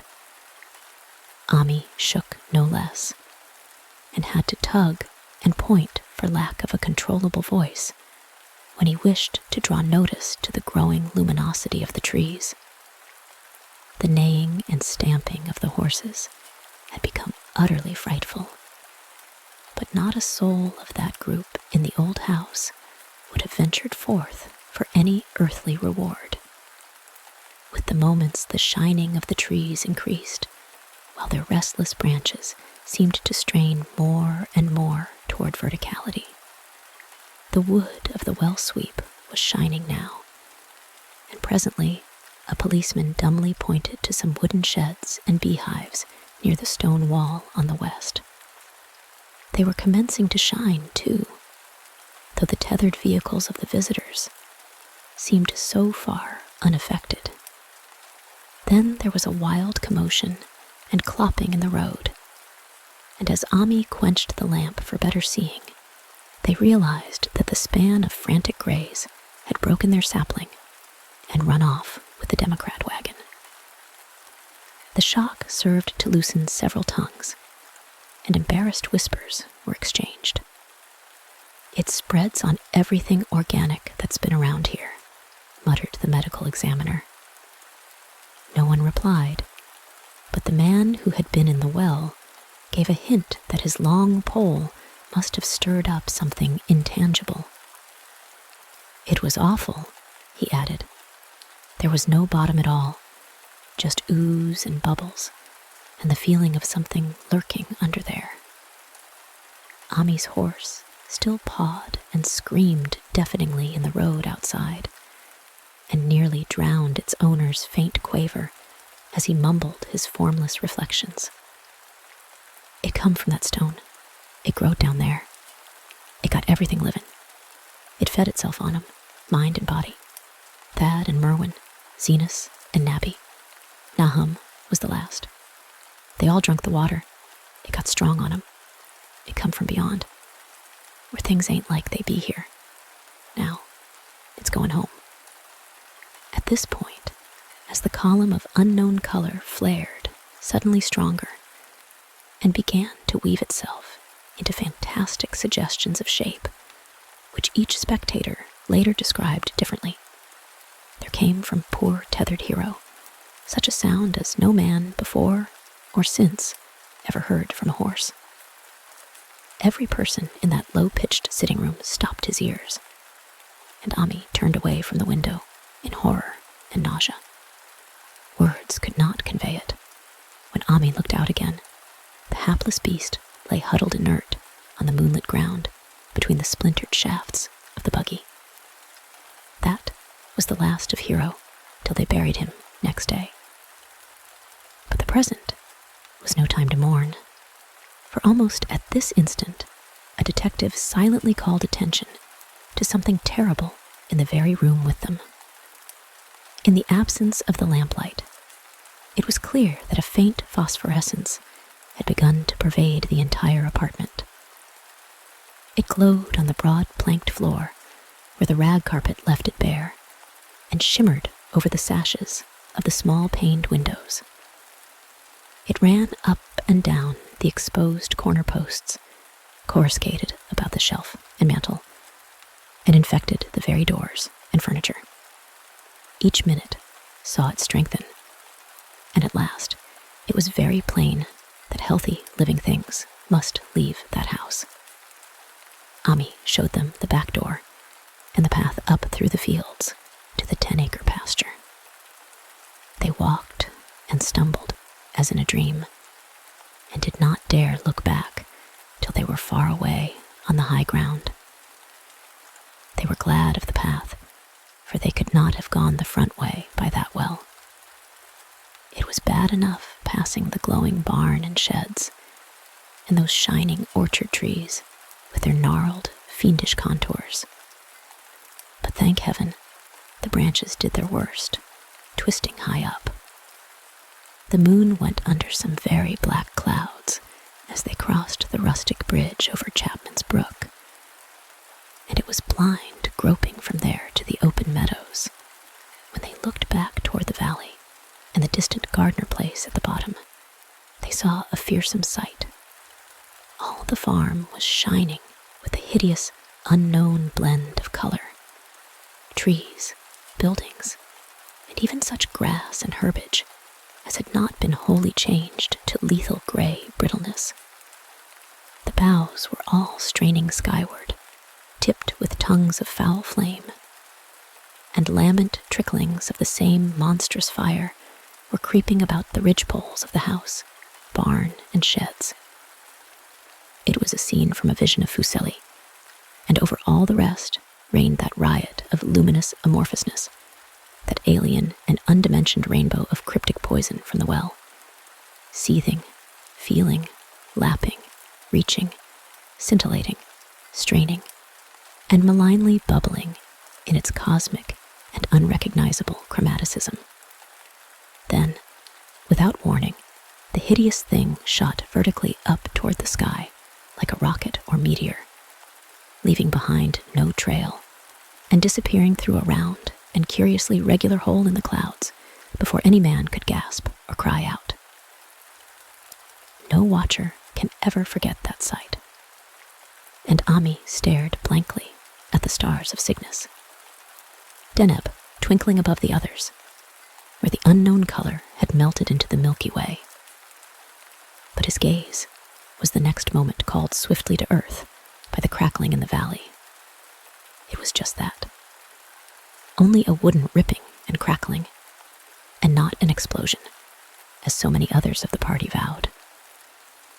Yet the outcome was the same, for in one feverish, kaleidoscopic instant, there burst up from that doomed and accursed farm a gleamingly eruptive cataclysm of unnatural sparks and substance, blurring the glance of the few who saw it, and sending forth to the zenith a bombarding cloudburst of such colored and fantastic fragments as our universe must needs disown. Through quickly reclosing vapors, they followed the great morbidity that had vanished, and in another second, they had vanished too. Behind and below was only a darkness to which the men dared not return, and all about was a mounting wind which seemed to sweep down in black, 4 gusts from interstellar space.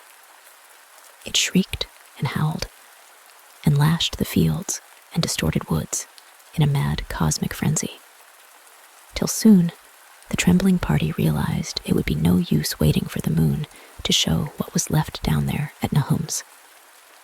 Too awed even to hint theories, the 7 shaking men trudged back toward Arkham by the North Road. Ami was worse than his fellows, and begged them to see him inside his own kitchen, instead of keeping straight on to town. He did not wish to cross the blighted, wind-whipped woods alone to his home on the main road, for he had had an added shock that the others were spared, and was crushed forever with a brooding fear he dared not even mention for many years to come. As the rest of the watchers on that tempestuous hill had stolidly set their faces toward the road, Ami had looked back an instant at the shadowed valley of desolation, so lately sheltering his ill-starred friend. And from that stricken, faraway spot, he had seen something feebly rise, only to sink down again upon the place from which the great, shapeless horror had shot into the sky. It was just a color, but not any color of our earth or heavens. And because Ami recognized that color, and knew that this last faint remnant must still lurk down there in the well, he has never been quite right since. Ami would never go near the place again. It is 44 years now since the horror happened, but he has never been there, and will be glad when the new reservoir blots it out. I shall be glad too, for I do not like the way the sunlight changed color around the mouth of that abandoned well I passed. I hope the water will always be very deep, but even so, I shall never drink it. I do not think I shall visit the Arkham country hereafter. 3 of the men who had been with Ami returned the next morning to see the ruins by daylight, but there were not any real ruins. Only the bricks of the chimney, the stones of the cellar, some mineral and metallic litter here and there, and the rim of that nefandous well. Save for Ami's dead horse, which they towed away and buried, and the buggy, which they shortly returned to him, everything that had ever been living had gone.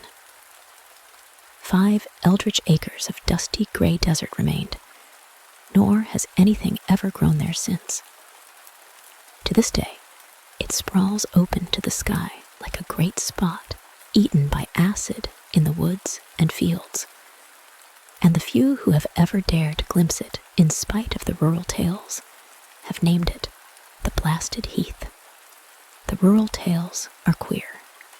They might be even queerer if city men and college chemists could be interested enough to analyze the water from that disused well, or the gray dust that no wind seems ever to disperse.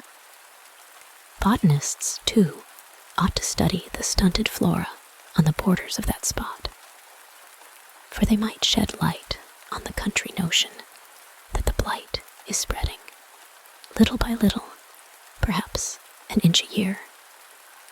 People say the color of the neighboring herbage is not quite right in the spring, and that wild things leave queer prints in the light winter snow. Snow never seems quite so heavy on the Blasted Heath as it is elsewhere. Horses, the few that are left in this motor age, grow skittish in the silent valley, and hunters cannot depend on their dogs too near the splotch of grayish dust. They say the mental influences are very bad too. Numbers went queer in the years after Nahum's taking, and always they lacked the power to get away. Then the stronger-minded folk all left the region, and only the foreigners tried to live in the crumbling old homesteads. They could not stay, though, and one sometimes wonders what insight beyond ours their wild, weird stories of whispered magic have given them. Their dreams at night, they protest, are very horrible in that grotesque country. And surely the very look of the dark realm is enough to stir a morbid fancy. No traveler has ever escaped a sense of strangeness in those deep ravines, and artists shiver as they paint thick woods, whose mystery is as much of the spirits as of the eye. I myself am curious about the sensation I derived from my one lone walk before Ami told me his tale. When twilight came, I had vaguely wished some clouds would gather, for odd timidity about the deep sky voids above had crept into my soul. Do not ask me for my opinion. I do not know. That is all. There was no one but Ami to question. For Arkham, people will not talk about the strange days, and all 3 professors who saw the aerolite and its colored globule are dead. There were other globules, depend upon that. One must have fed itself and escaped, and probably there was another, which was too late. No doubt it is still down the well. I know there was something wrong with the sunlight I saw above that miasmal brink. The rustics say the blight creeps an inch a year, so perhaps there is a kind of growth or nourishment even now. But whatever demon hatchling is there, it must be tethered to something or else it would quickly spread. Is it fastened to the roots of those trees that claw the air? One of the current Arkham tales is about fat oaks that shine and move as they ought not to do at night. What it is, only God knows. In terms of matter, I suppose the thing Ami described would be called a gas. But this gas obeyed laws that are not of our cosmos. This was no fruit of such worlds and suns as shine on the telescopes and photographic plates of our observatories. This was no breath from the skies, whose motions and dimensions our astronomers measure, or deem too vast to measure. It was just a color out of space, a frightful messenger from unformed realms of infinity beyond all nature as we know it, from realms whose mere existence stuns the brain and numbs us with the black extracosmic gulfs it throws open before our frenzied eyes. I doubt very much if Ami consciously lied to me, and I do not think his tale was all a freak of madness, as the townsfolk had forewarned. Something terrible came to the hills and valleys on that meteor, and something terrible, though I know not in what proportion, still remains. I shall be glad to see the water come. Meanwhile, I hope nothing will happen to Ami. He saw so much of the thing, and its influence was so insidious. Why has he never been able to move away? How clearly he recalled those dying words of Nahum's. Can't get away, draws you. You know summit's coming, but tain't no use. Ami is such a good old man. When the reservoir gang gets to work, I must write the chief engineer to keep a sharp watch on him. I would hate to think of him as the gray, twisted, brittle monstrosity which persists more and more in troubling my sleep. The end. The Thing on the Doorstep. Chapter 1. It is true that I have sent 6 bullets through the head of my best friend. And yet, I hope to show by this statement that I am not his murderer. At first, I shall be called a madman, madder than the man I shot in his cell at the Arkham Sanitarium.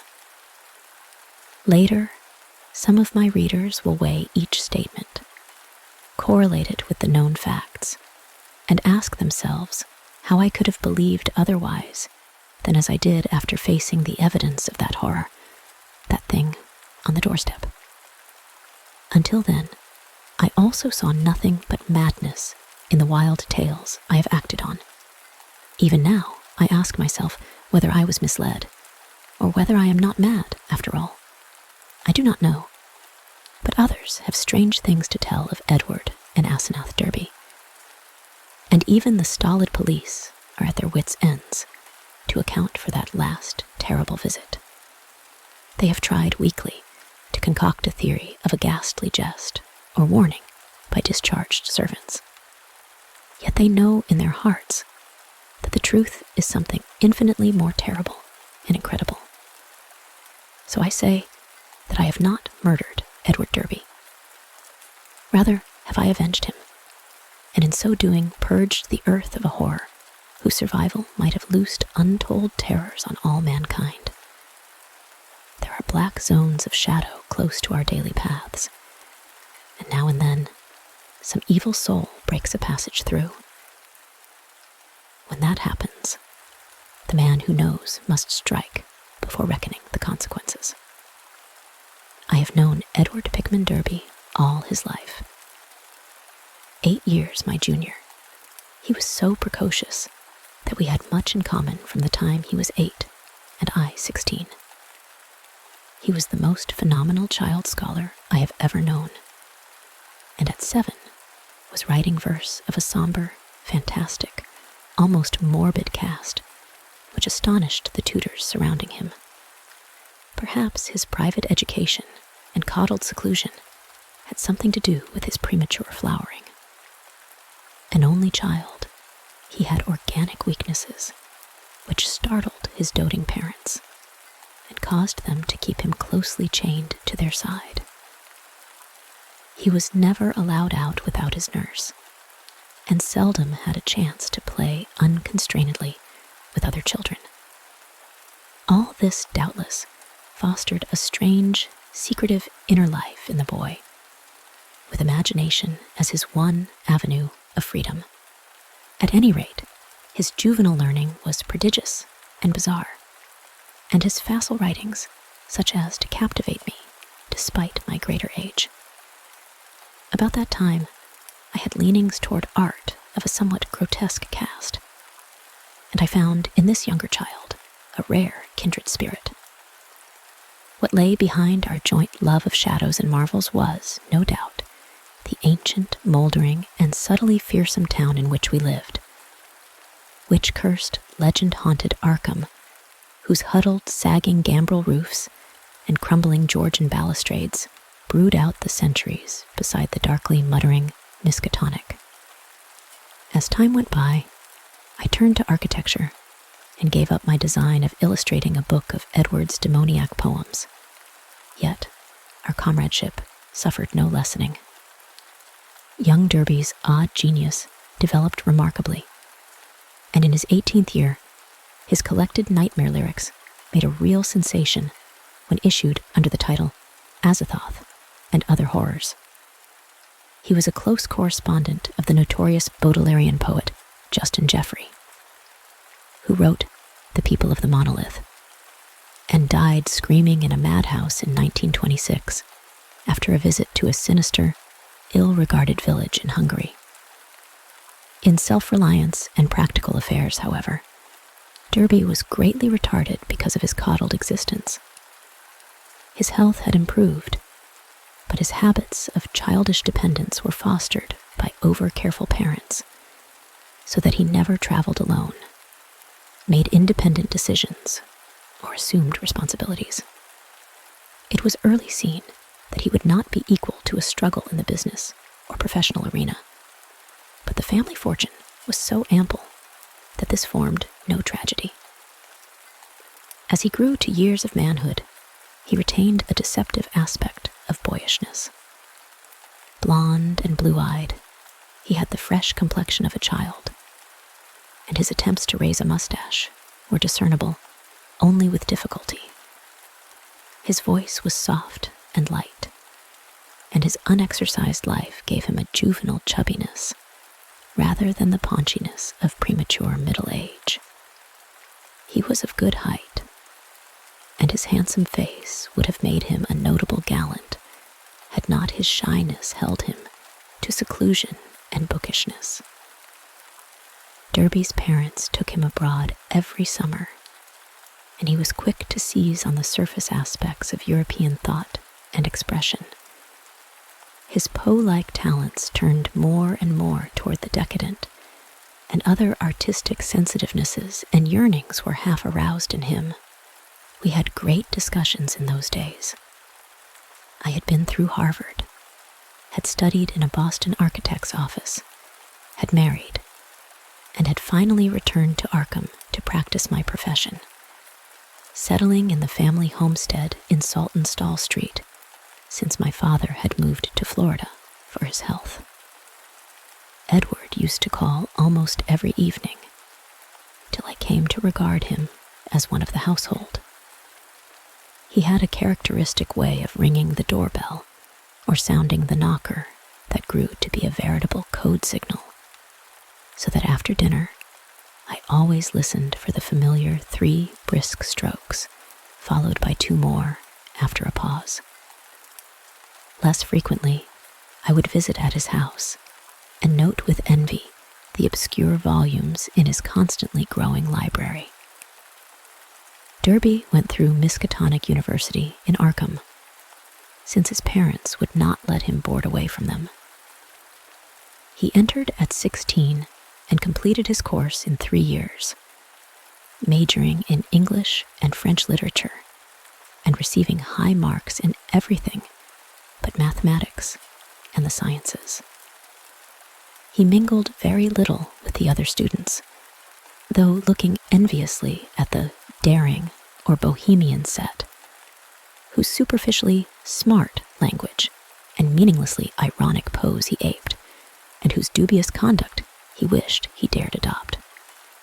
What he did do was to become an almost fanatical devotee of subterranean magical lore, for which Miskatonic's library was and is famous. Always a dweller on the surface of fantasy and strangeness, he now delved deep into the actual runes and riddles left by a fabulous past for the guidance or puzzlement of posterity. He read things like the frightful Book of Eibon, the Unaussprechlichen Kulten of von Junst, and the forbidden Necronomicon of the mad Arab Abdul al-Hazred, though he did not tell his parents he had seen them. Edward was 20 when my son and only child was born, and seemed pleased when I named the newcomer Edward Derby Upton after him. By the time he was 25, Edward Derby was a prodigiously learned man and a fairly well-known poet and fantasist, though his lack of contacts and responsibilities had slowed down his literary growth by making his products derivative and overbookish. I was perhaps his closest friend, finding him an inexhaustible mine of vital theoretical topics, while he relied on me for advice in whatever matters he did not wish to refer to his parents. He remained single, more through shyness, inertia, and parental protectiveness than through inclination, and moved in society only to the slightest and most perfunctory extent. When the war came, both health and ingrained timidity kept him at home. I went to Plattsburgh for a commission, but never got overseas. So the years wore on. Edward's mother died when he was 34, and for months he was incapacitated by some odd psychological malady. His father took him to Europe, however, and he managed to pull out of his trouble without visible effects. Afterward, he seemed to feel a sort of grotesque exhilaration, as if of partial escape from some unseen bondage. He began to mingle in the more advanced college set, despite his middle age, and was present at some extremely wild doings, on one occasion paying heavy blackmail, which he borrowed of me, to keep his presence at a certain affair from his father's notice. Some of the whispered rumors about the wild Miskatonic set were extremely singular. There was even talk of black magic and of happenings utterly beyond credibility. Chapter 2. Edward was 38 when he met Asenath Waite. She was, I judge, about 23 at the time, and was taking a special course in medieval metaphysics at Miskatonic. The daughter of a friend of mine had met her before, in the hall school at Kingsport, and had been inclined to shun her because of her odd reputation.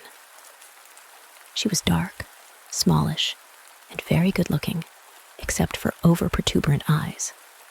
But something in her expression alienated extremely sensitive people. It was, however, largely her origin and conversation which caused average folk to avoid her. She was one of the Innsmouth Waites, and dark legends have clustered for generations about crumbling, half-deserted Innsmouth and its people. There are tales of horrible bargains about the year 1850, and of a strange element not quite human in the ancient families of the rundown fishing port. Tales such as only old-time Yankees can devise and repeat with proper awesomeness. Asenath's case was aggravated by the fact that she was Ephraim Waite's daughter, the child of his old age, by an unknown wife who always went veiled.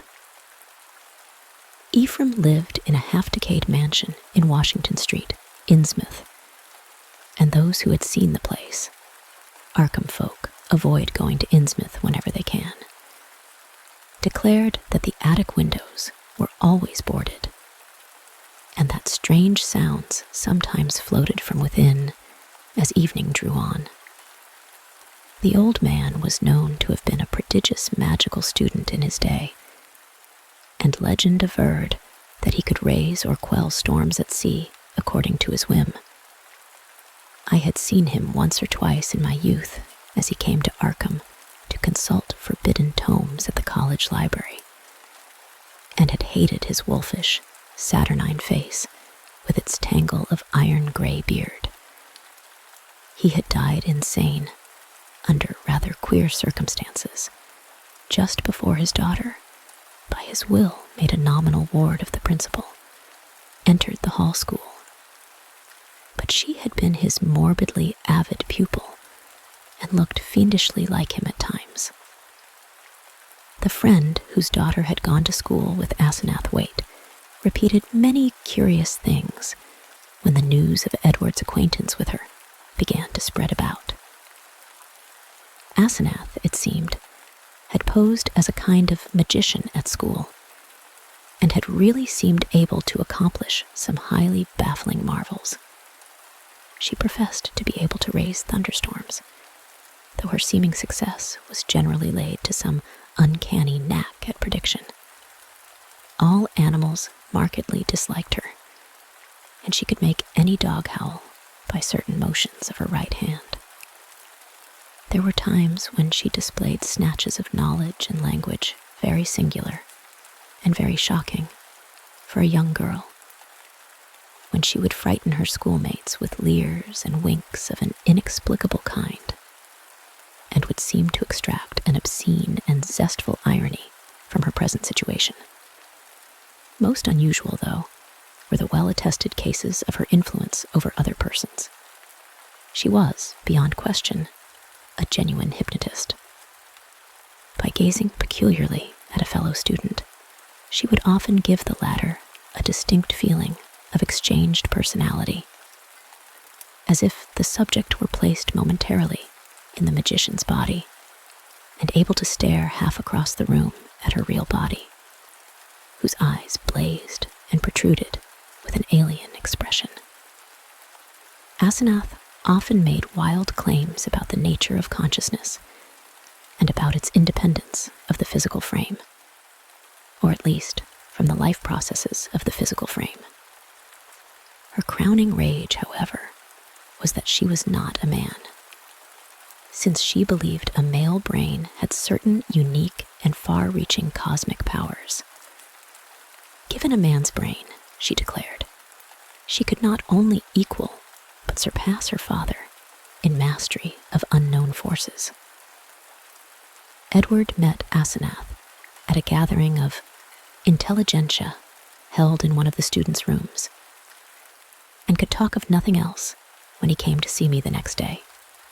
He had found her full of the interests and erudition which engrossed him most, and was in addition wildly taken with her appearance. I had never seen the young woman, and recalled casual references only faintly, but I knew who she was. It seemed rather regrettable that Derby should become so upheaved about her, but I said nothing to discourage him, since infatuation thrives on opposition. He was not, he said, mentioning her to his father. In the next few weeks, I heard of very little but Asenath from young Derby. Others now remarked Edward's autumnal gallantry, though they agreed that he did not look even nearly his actual age, or seem at all inappropriate as an escort for his bizarre divinity. He was only a trifle paunchy, despite his indolence and self-indulgence, and his face was absolutely without lines. Asenath, on the other hand, had the premature crow's feet, which come from the exercise of an intense will. About this time, Edward brought the girl to call on me, and I at once saw that his interest was by no means one-sided. She eyed him continually with an almost predatory air, and I perceived that their intimacy was beyond untangling. Soon afterward, I had a visit from old Mr. Derby, whom I had always admired and respected. He had heard the tales of his son's new friendship and had wormed the whole truth out of the boy. Edward meant to marry Asenath and had even been looking at houses in the suburbs. Knowing my usually great influence with his son, the father wondered if I could help to break the ill-advised affair off, but I regretfully expressed my doubts. This time, it was not a question of Edward's weak will, but of the woman's strong will. The perennial child had transferred his dependence from the parental image to a new and stronger image, and nothing could be done about it. The wedding was performed a month later by a justice of the peace, according to the bride's request. Mr. Derby, at my advice, offered no opposition, and he, my wife, my son, and I attended the brief ceremony, the other guests being wild young people from the college. Asenath had bought the old Crown and Shield place in the country at the end of High Street, and they proposed to settle there after a short trip to Innsmouth, whence 3 servants and some books and household goods were to be brought. It was probably not so much consideration for Edward and his father as a personal wish to be near the college, its library, and its crowd of sophisticates that made Asenath settle in Arkham instead of returning permanently home.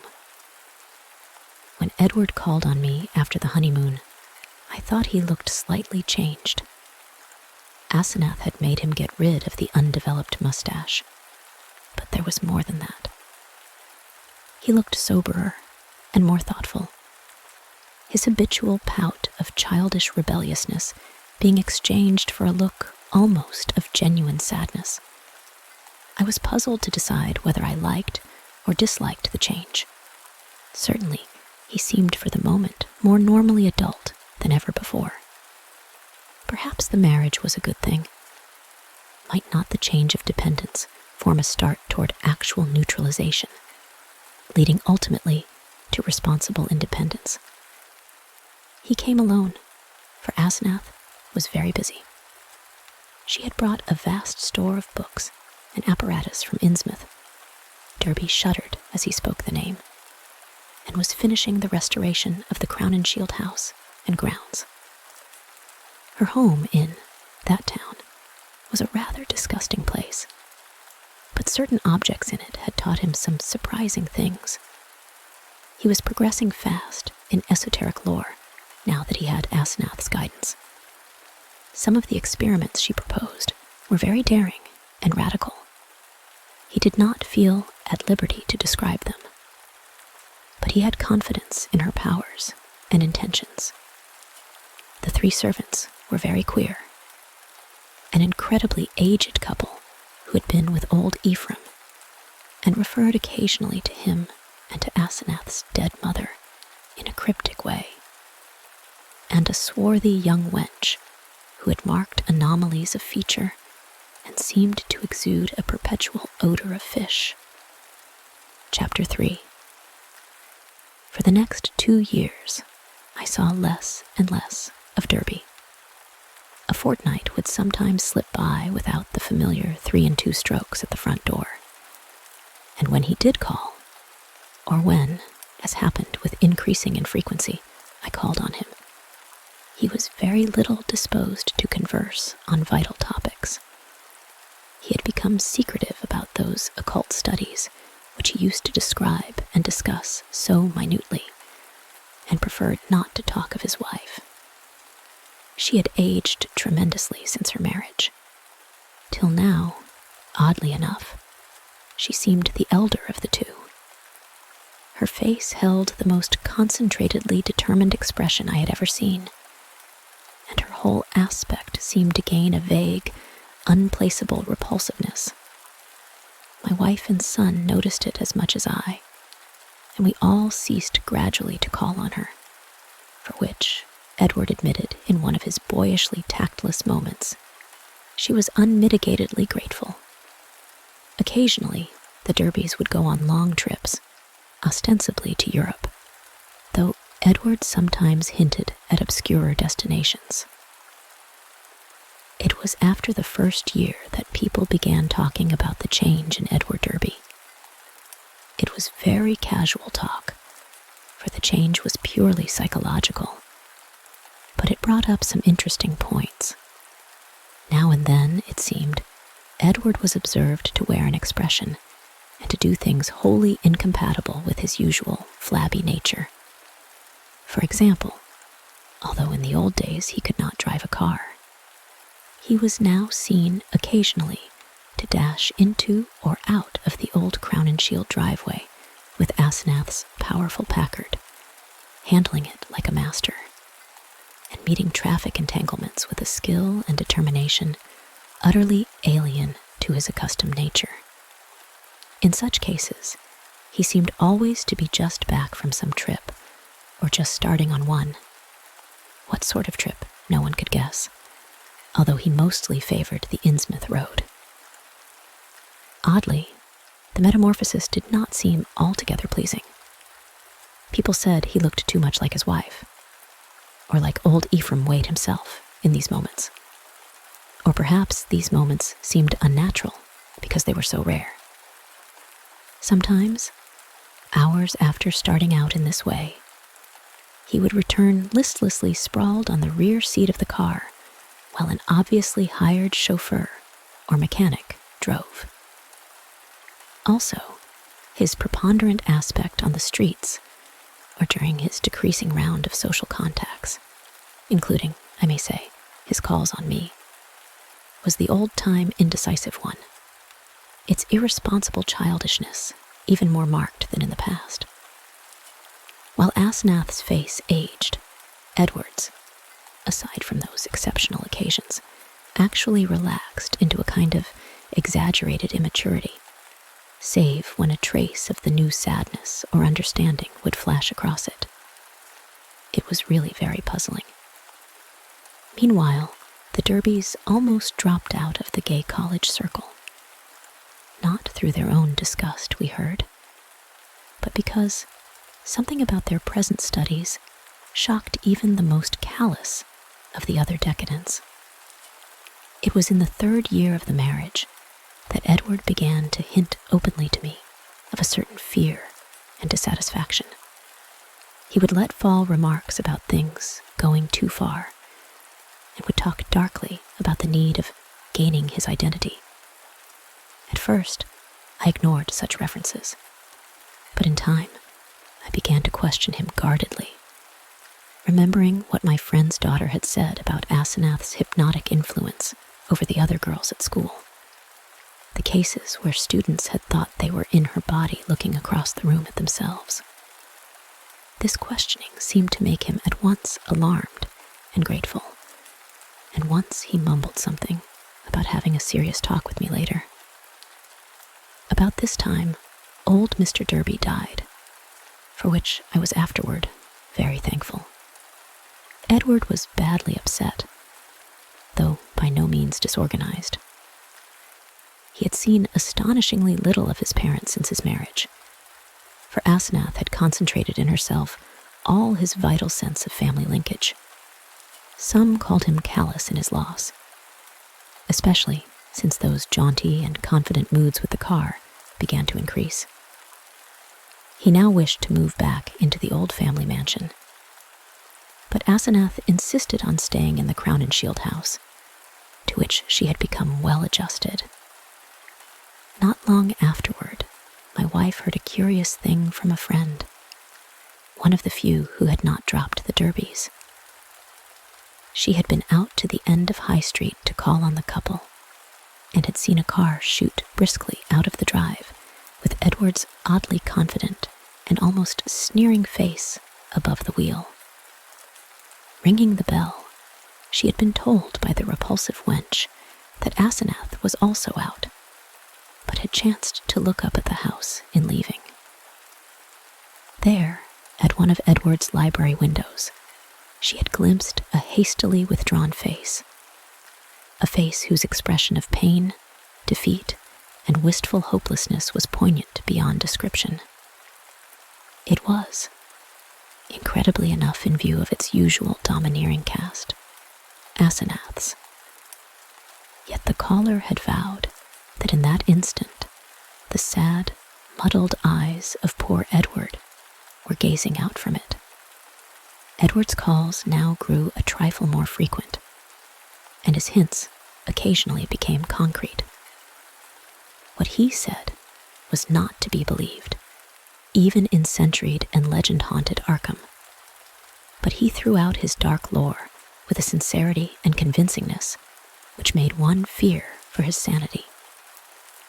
He talked about terrible meetings in lonely places, of cyclopean ruins in the heart of the Maine woods, beneath which vast staircases led down to abysses of nighted secrets, of complex angles that led through invisible walls to other regions of space and time, and of hideous exchanges of personality that permitted explorations in remote and forbidden places, on other worlds, and in different space-time continua.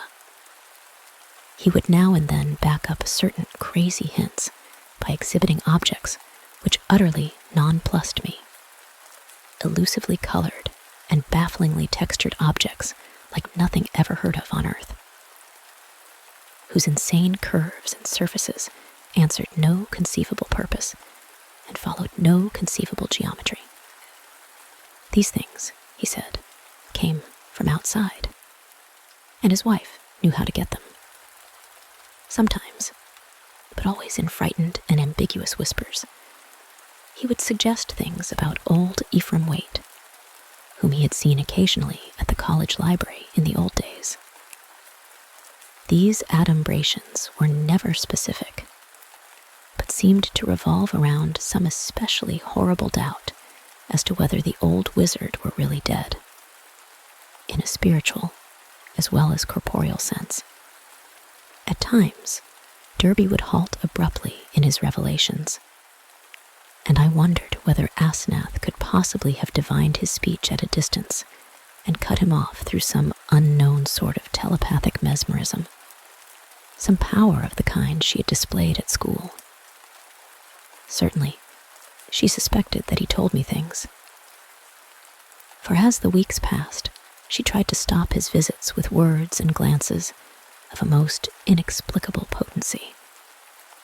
Only with difficulty could he get to see me, for although he would pretend to be going somewhere else, some invisible force would generally clog his motions or make him forget his destination for the time being. His visits usually came when Asenath was away in her own body, as he once oddly put it. She always found out later. The servants watched his goings and comings, but evidently she thought it inexpedient to do anything drastic. Chapter 4. Derby had been married more than 3 years on that August day when I got that telegram from Maine. I had not seen him for 2 months, but had heard he was away on business. Asenath was supposed to be with him, though watchful gossip declared there was someone upstairs in the house, behind the doubly curtained windows. They had watched the purchases made by the servants, and now the town marshal of Chesuncook had wired of the draggled madman who stumbled out of the woods with delirious ravings and screamed to me for protection. It was Edward, and he had been just able to recall his own name and address. Chesuncook is close to the wildest, deepest, and least explored forest belt in Maine, and it took a whole day of feverish jolting through fantastic and forbidding scenery to get there in a car. I found Derby in a cell at the town farm, vacillating between frenzy and apathy. He knew me at once and began pouring out a meaningless, half-incoherent torrent of words in my direction.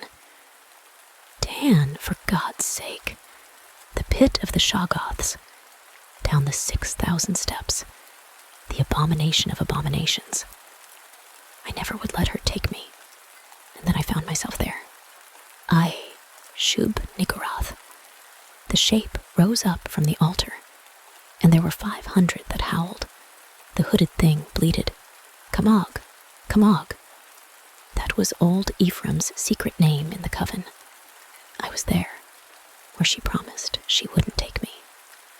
A minute before I was locked in the library, and then I was there where she had gone with my body, in the place of utter blasphemy, the unholy pit where the black realm begins, and the watcher guards the gate. I saw a Shoggoth. It changed shape. I can't stand it. I'll kill her if she ever sends me there again. I'll kill that entity. Her. Him. It. I'll kill it. I'll kill it with my own hands. It took me an hour to quiet him, but he subsided at last. The next day, I got him decent clothes in the village and set out with him for Arkham. His fury of hysteria was spent, and he was inclined to be silent, though he began muttering darkly to himself when the car passed through Augusta, as if the sight of a city aroused unpleasant memories. It was clear that he did not wish to go home, and considering the fantastic delusions he seemed to have about his wife, delusions undoubtedly springing from some actual hypnotic ordeal to which he had been subjected, I thought it would be better if he did not. I would, I resolved, put him up myself for a time, no matter what unpleasantness it would make with Asenath. Later, I would help him get a divorce, for most assuredly, there were mental factors which made this marriage suicidal for him. When we struck open country again, Derby's muttering faded away, and I let him nod and drowse on the seat beside me as I drove. During our sunset dash through Portland, the muttering commenced again, more distinctly than before, and as I listened, I caught a stream of utterly insane drivel about Asenath. The extent to which she had preyed on Edward's nerves was plain, for he had woven a whole set of hallucinations around her. His present predicament, he mumbled furtively, was only one of a long series. She was getting hold of him, and he knew that someday she would never let go. Even now, she probably let him go, only when she had to, because she couldn't hold on long at a time. She constantly took his body and went to nameless places for nameless rites, leaving him in her body and locking him upstairs. But sometimes she couldn't hold on, and he would find himself suddenly in his own body again, in some far-off, horrible, and perhaps unknown place. Sometimes she'd get hold of him again, and sometimes she couldn't. Often, he was left stranded somewhere as I had found him. Time and again, he had to find his way home from frightful distances, getting somebody to drive the car after he found it. The worst thing was that she was holding on to him longer and longer at a time. She wanted to be a man, to be fully human. That was why she got hold of him. She had sensed the mixture of fine-wrought brain and weak will in him. Someday she would crowd him out and disappear with his body, disappear to become a great magician like her father, and leave him marooned in that female shell that wasn't even quite human. Yes, he knew about the Innsmouth blood now. There had been traffic with things from the sea. It was horrible. And old Ephraim, he had known the secret, and when he grew old, did a hideous thing to keep alive. He wanted to live forever. Asenath would succeed. One successful demonstration had taken place already. As Derby muttered on, I turned to look at him closely, verifying the impression of change which an earlier scrutiny had given me. Paradoxically, he seemed in better shape than usual, harder, more normally developed, and without the trace of sickly flabbiness caused by his indolent habits. It was as if he had been really active and properly exercised for the first time in his coddled life, and I judged that Asenath's force must have pushed him into unwonted channels of motion and alertness.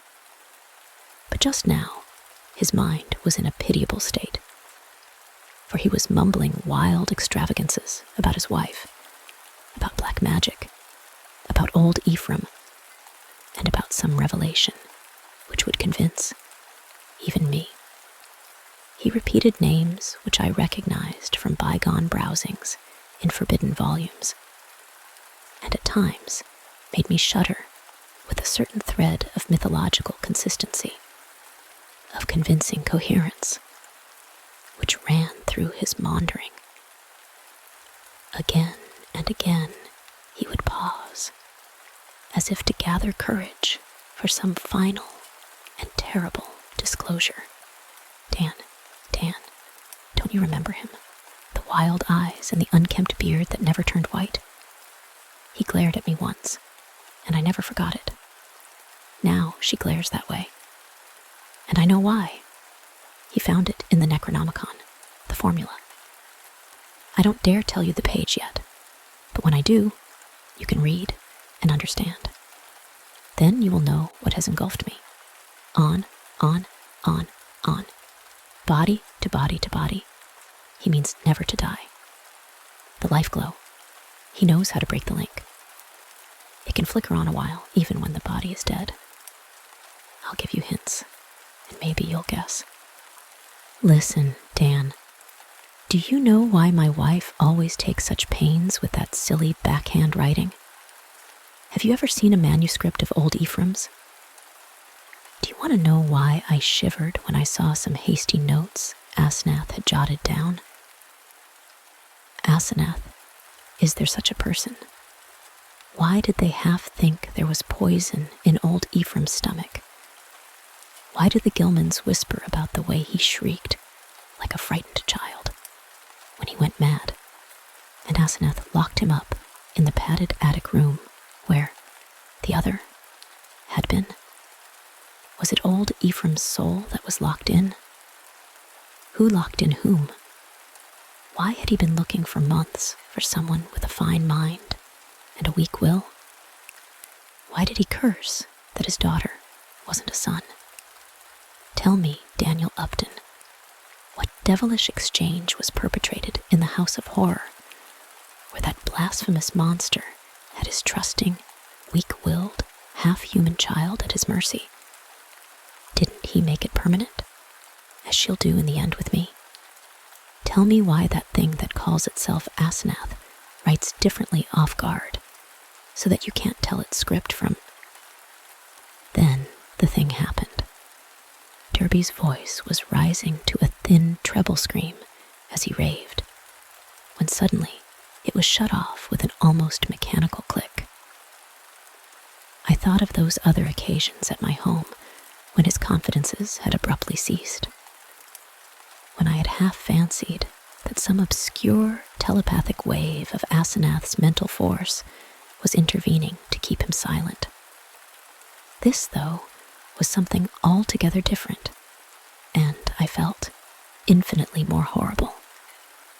The face beside me was twisted almost unrecognizably for a moment, while through the whole body there passed a shivering motion, as if all the bones, organs, muscles, nerves, and glands were readjusting themselves to a radically different posture, set of stresses, and general personality. Just where the supreme horror lay, I could not for my life tell. Yet there swept over me such a swamping wave of sickness and repulsion, such a freezing, petrifying sense of utter alienage and abnormality, that my grasp of the wheel grew feeble and uncertain. The figure beside me seemed less like a lifelong friend than like some monstrous intrusion from outer space, some damnable, utterly accursed focus of unknown and malign cosmic forces. I had faltered only a moment, but before another moment was over, my companion had seized the wheel and forced me to change places with him. The dusk was now very thick, and the lights of Portland far behind, so I could not see much of his face. The blaze of his eyes, though, was phenomenal, and I knew that he must now be in that queerly energized state, so unlike his usual self, which so many people had noticed. It seemed odd and incredible that listless Edward Derby, he who could never assert himself, and who had never learned to drive, should be ordering me about and taking the wheel of my own car. Yet that was precisely what had happened. He did not speak for some time, and in my inexplicable horror, I was glad he did not. In the lights of Biddeford and Saco, I saw his firmly set mouth, and shivered at the blaze of his eyes. The people were right. He did look damnably like his wife, and like old Ephraim when in these moods. I did not wonder that the moods were disliked. There was certainly something unnatural in them, and I felt the sinister element all the more because of the wild ravings I had been hearing. This man, for all my lifelong knowledge of Edward Pickman Derby, was a stranger, an intrusion of some sort from the black abyss.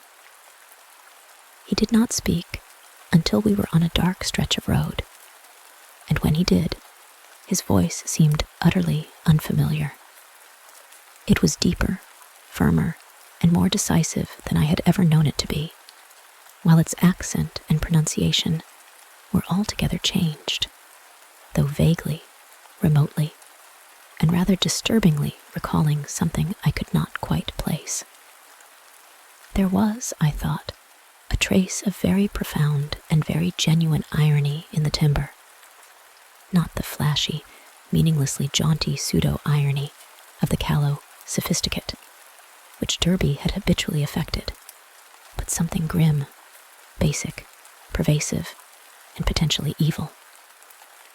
I marveled at the self-possession so soon following the spell of panic-struck muttering.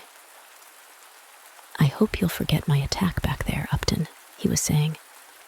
"You know what my nerves are, and I guess you can excuse such things. I'm enormously grateful, of course, for this lift home. And you must forget, too, any crazy things I may have been saying about my wife, and about things in general. That's what comes from overstudy in a field like mine.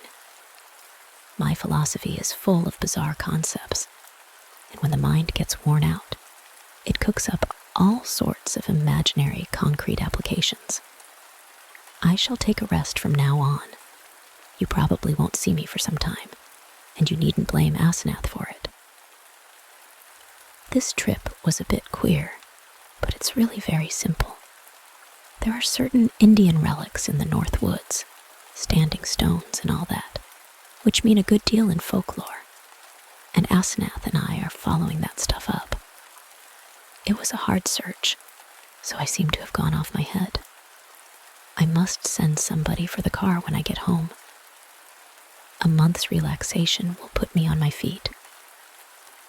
I do not recall just what my own part of the conversation was, for the baffling alienage of my seatmate filled all my consciousness. With every moment, my feeling of elusive cosmic horror increased, till at length I was in a virtual delirium of longing for the end of the drive. Derby did not offer to relinquish the wheel, and I was glad of the speed with which Portsmouth and Newburyport flashed by. At the junction where the main highway runs inland and avoids Innsmouth, I was half afraid my driver would take the bleak shore road that goes through that damnable place. He did not, however, but darted rapidly past Rowley and Ipswich toward our destination. We reached Arkham before midnight and found the lights still on at the old Crown and Shield house. Derby left the car with a hasty repetition of his thanks, and I drove home alone with a curious feeling of relief. It had been a terrible drive, all the more terrible because I could not quite tell why, and I did not regret Derby's forecast of a long absence from my company. Chapter 5. The next 2 months were full of rumors. People spoke of seeing Derby more and more in his new energized state, and Asenath was scarcely ever into her callers. I had only one visit from Edward when he called briefly in Asenath's car, duly reclaimed from wherever he had left it in Maine, to get some books he had lent me. He was in his new state, and paused only long enough for some evasively polite remarks. It was plain that he had nothing to discuss with me when in this condition, and I noticed that he did not even trouble to give the old 3-2 signal when ringing the doorbell. As on that evening in the car, I felt a faint, infinitely deep horror which I could not explain, so that his swift departure was a prodigious relief. In mid-September, Derby was away for a week, and some of the decadent college set talked knowingly of the matter. hinting at a meeting with a notorious cult leader, lately expelled from England, who had established headquarters in New York. For my part, I could not get that strange ride from Maine out of my head. The transformation I had witnessed had affected me profoundly, and I caught myself again and again trying to account for the thing, and for the extreme horror it had inspired in me. But the oddest rumors were those about the sobbing in the old Crown and Shield house. The voice seemed to be a woman's, and some of the younger people thought it sounded like Asenath's. It was heard only at rare intervals, and would sometimes be choked off, as if by force. There was talk of an investigation, but this was dispelled one day when Asenath appeared in the streets and chatted in a sprightly way with a large number of acquaintances, apologizing for her recent absence and speaking incidentally about the nervous breakdown and hysteria of a guest from Boston. The guest was never seen, but Asenath's appearance left nothing to be said. And then someone complicated matters by whispering that the sobs had once or twice been in a man's voice. One evening in mid-October, I heard the familiar 3 and 2 ring at the front door. Answering it myself, I found Edward on the steps and saw in a moment that his personality was the old one, which I had not encountered since the day of his ravings on that terrible ride from Chesuncook. His face was twitching with a mixture of odd emotions in which fear and triumph seemed to share dominion, and he looked furtively over his shoulder as I closed the door behind him. Following me clumsily to the study, he asked for some whiskey to steady his nerves. I forbore to question him, but waited till he felt like beginning whatever he wanted to say. At length, he ventured some information in a choking voice. Asenath is gone, Dan. We had a long talk last night while the servants were out, and I made her promise to stop preying on me. Of course, I had certain occult defenses I never told you about. She had to give in, but got frightfully angry. Just packed up and started for New York. Walked right out to catch the 8:20 into Boston. I suppose people will talk, but I can't help that. You needn't mention that there was any trouble. Just say she's gone on a long research trip. She's probably going to stay with one of her horrible groups of devotees. I hope she'll go west and get a divorce. Anyhow, I've made her promise to keep away and let me alone. It was horrible, Dan. She was stealing my body, crowding me out, making a prisoner of me. I lay low and pretended to let her do it, but I had to be on the watch. I could plan if I was careful, for she can't read my mind literally or in detail. All she could read of my planning was a sort of general mood of rebellion, and she always thought I was helpless. Never thought I could get the best of her, but I had a spell or two that worked. Derby looked over his shoulder and took some more whiskey. I paid off those damned servants this morning when they got back. They were ugly about it and asked questions, but they went. They're her kind, Innsmouth people, and were hand and glove with her. I hope they'll let me alone. I didn't like the way they laughed when they walked away. I must get as many of Dad's old servants again as I can. I'll move back home now. I suppose you think I'm crazy, Dan, but Arkham history ought to hint at things that back up what I've told you and what I'm going to tell you. You've seen one of the changes, too, in your car, after I told you about Asenath that day coming home from Maine.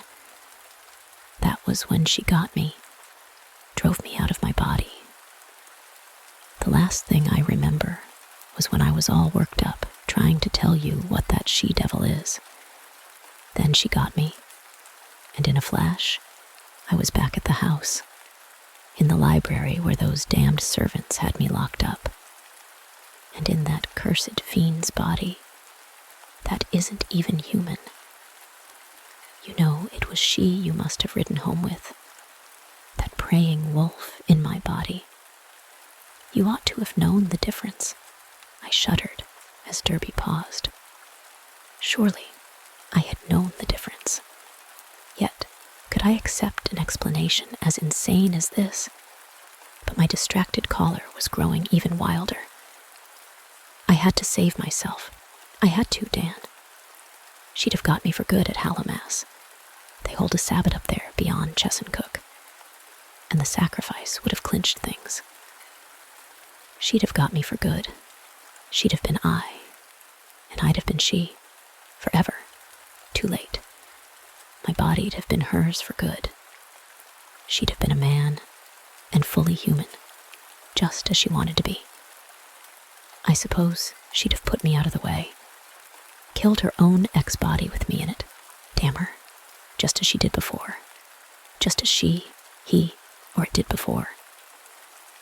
Edward's face was now atrociously distorted, and he bent it uncomfortably close to mine as his voice fell to a whisper.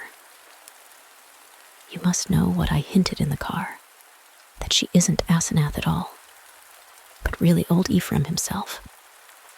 I suspected it 1.5 years ago, and I know it now. Her handwriting shows it when she goes off guard. Sometimes she jots down a note in writing that's just like her father's manuscripts, stroke for stroke. And sometimes she says things that nobody but an old man like Ephraim could say. He changed forms with her when he felt death coming. She was the only one he could find with the right kind of brain and a weak enough will. He got her body permanently, just as she almost got mine, and then poisoned the old body he'd put her into. Haven't you seen old Ephraim's soul glaring out of that she-devil's eyes dozens of times, and out of mine when she has control of my body? The whisperer was panting, and paused for breath. I said nothing, and when he resumed, his voice was nearer normal. This, I reflected, was a case for the asylum, but I would not be the one to send him there. Perhaps time and freedom from Asenath would do its work. I could see that he would never wish to dabble in morbid occultism again. I'll tell you more later. I must have a long rest now. I'll tell you something of the forbidden horrors she led me into. Something of the age-old horrors that even now are festering in out-of-the-way corners with a few monstrous priests to keep them alive.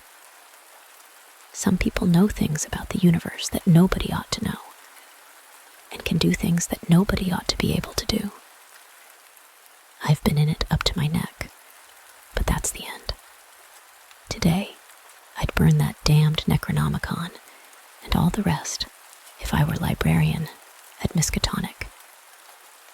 But she can't get me now. I must get out of that accursed house as soon as I can and settle down at home. You'll help me, I know, if I need help.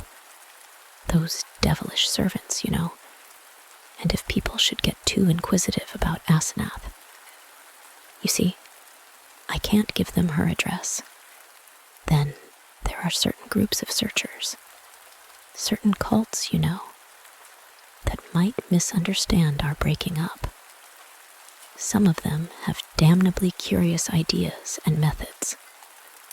I know you'll stand by me if anything happens, even if I have to tell you a lot that will shock you.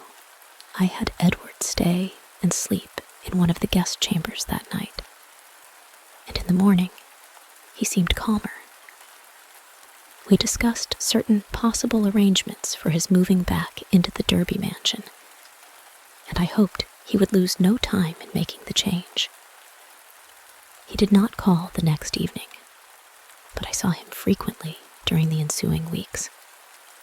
We talked as little as possible about strange and unpleasant things, but discussed the renovation of the old Derby house and the travels which Edward promised to take with my son and me the following summer.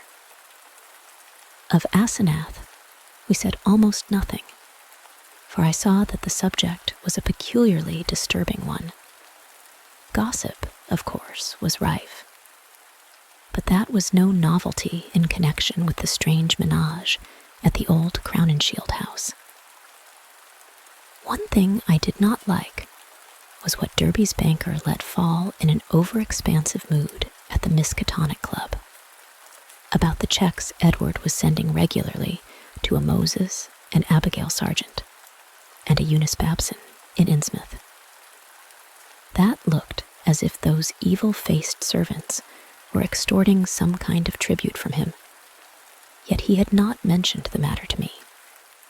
I wished that the summer and my son's Harvard vacation would come so that we could get Edward to Europe. He was not, I soon saw, mending as rapidly as I had hoped he would, for there was something a bit hysterical in his occasional exhilaration, while his moods of fright and depression were altogether too frequent. The old Derby house was ready by December, yet Edward constantly put off moving. Though he hated and seemed to fear the Crown and Shield place, he was at the same time queerly enslaved by it. He could not seem to begin dismantling things, and invented every kind of excuse to postpone action.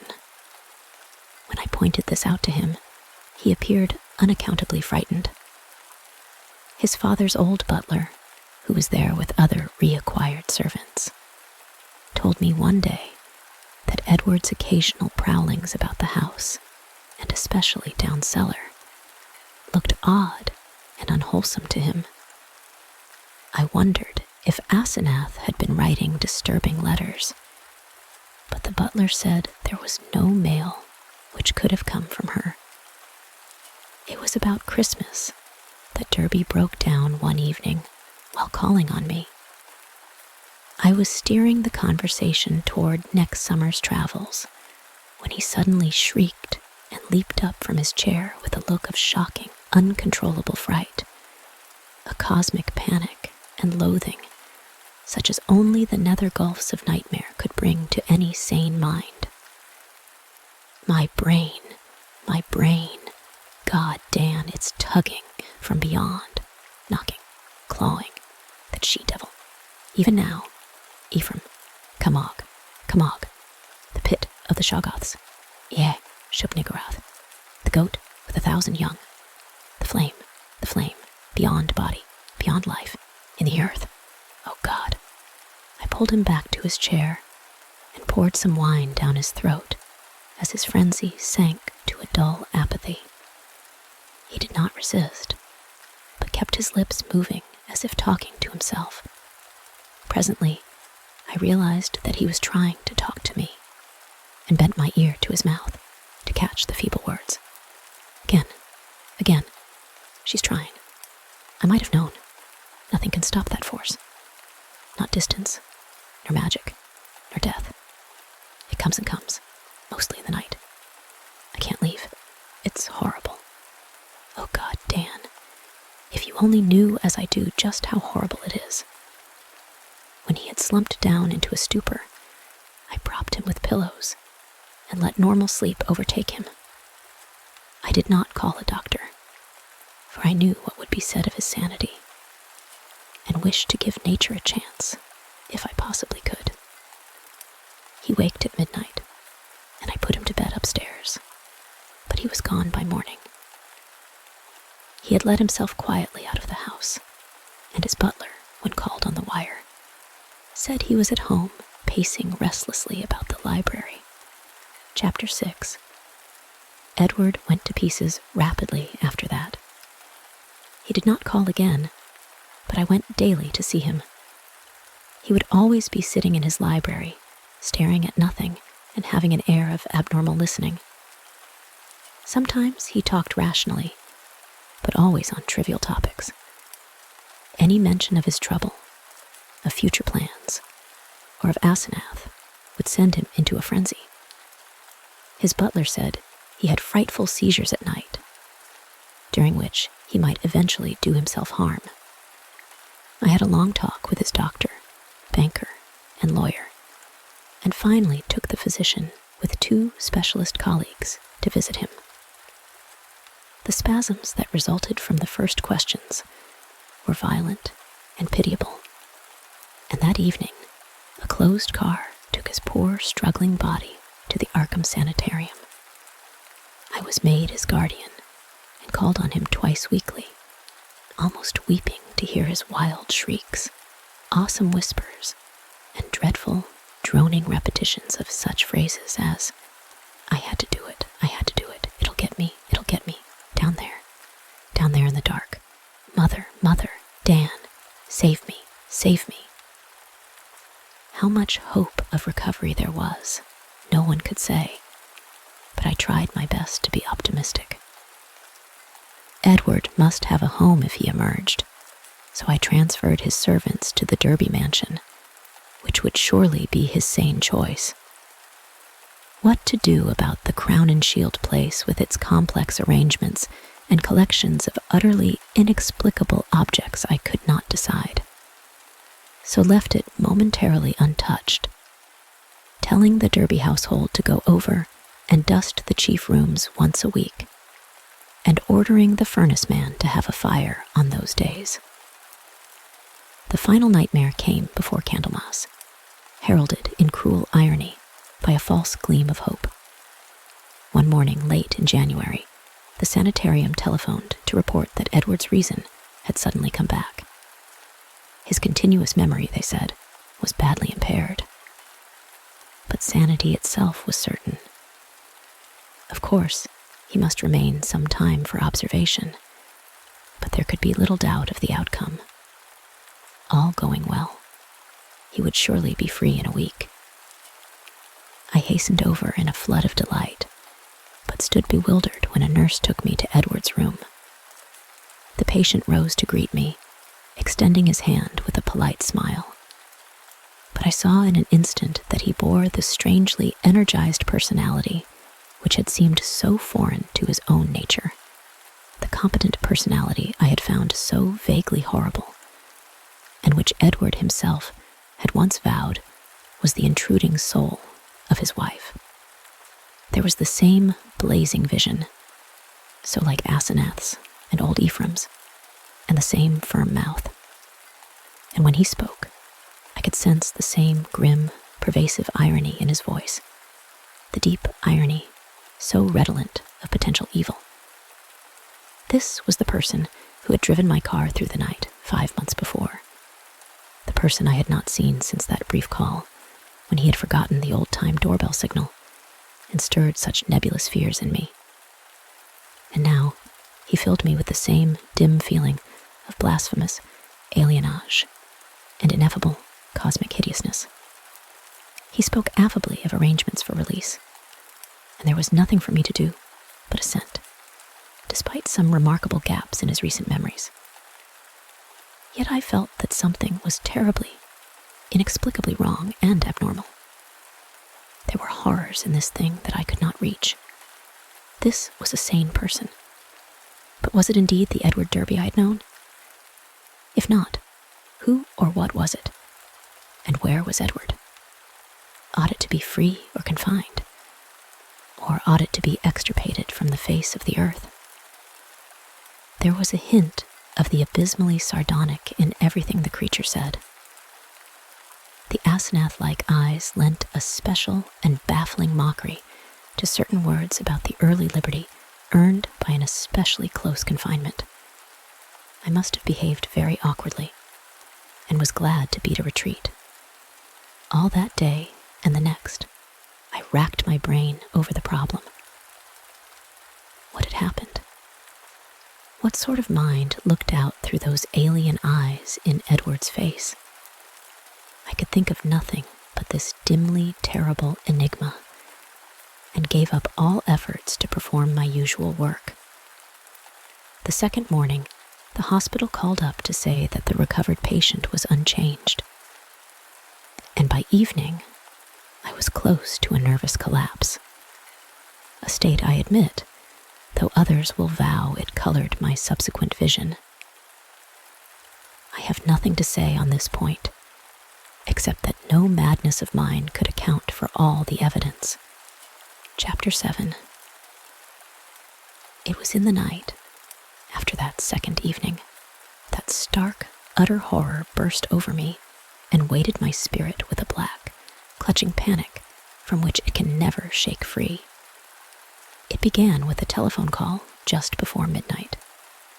I was the only one up, and sleepily took down the receiver in the library.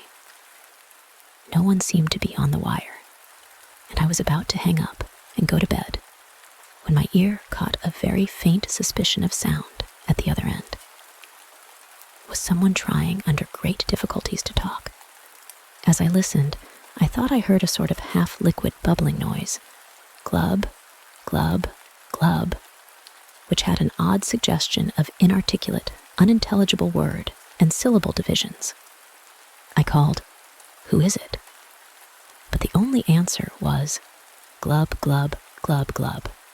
I could only assume that the noise was mechanical, but fancying that it might be a case of a broken instrument able to receive, but not to send, I added, "I can't hear you. Better hang up and try information." Immediately, I heard the receiver go on the hook at the other end. This, I say, was just before midnight. When that call was traced afterward, it was found to come from the old Crowninshield house, though it was fully half a week from the housemaid's day to be there.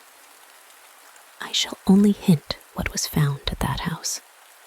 The upheaval in a remote cellar storeroom, the tracks, the dirt, the hastily rifled wardrobe, the baffling marks on the telephone, the clumsily used stationery, and the detestable stench lingering over everything. The police, poor fools, have their smug little theories and are still searching for those sinister discharged servants who have dropped out of sight amidst the present furor. They speak of a ghoulish revenge for things that were done, and say I was included because I was Edward's best friend and advisor. Idiots. Do they fancy those brutish clowns could have forged that handwriting? Do they fancy they could have brought what later came? Are they blind to the changes in that body that was Edward's? As for me, I now believe all that Edward Derby ever told me. There are horrors beyond life's edge that we do not suspect, and once in a while, man's evil prying calls them just within our range. Ephraim, Asenath, that devil called them in, and they engulfed Edward as they are engulfing me. Can I be sure that I am safe? Those powers survive the life of the physical form. The next day, in the afternoon, when I pulled out of my prostration and was able to walk and talk coherently, I went to the madhouse and shot him dead for Edward's and the world's sake. But can I be sure till he is cremated? They are keeping the body for some silly autopsies by different doctors. But I say he must be cremated. He must be cremated. He who was not Edward Derby when I shot him. I shall go mad if he is not, for I may be the next. But my will is not weak, and I shall not let it be undermined by the terrors I know are seething around it. One life, Ephraim, Asenath, and Edward, who now I will not be driven out of my body. I will not change souls with that bullet-ridden lich in the madhouse. But let me try to tell coherently of that final horror. I will not speak of what the police persistently ignored, the tales of that dwarfed, grotesque, malodorous thing met by at least 3 wayfarers in High Street just before 2 o'clock, and the nature of the single footprints in certain places. I will say only that just about 2 the doorbell and knocker waked me. Doorbell and knocker both, plied alternately and uncertainly in a kind of weak desperation. and each trying to keep to Edward's old signal of 3 and 2 strokes.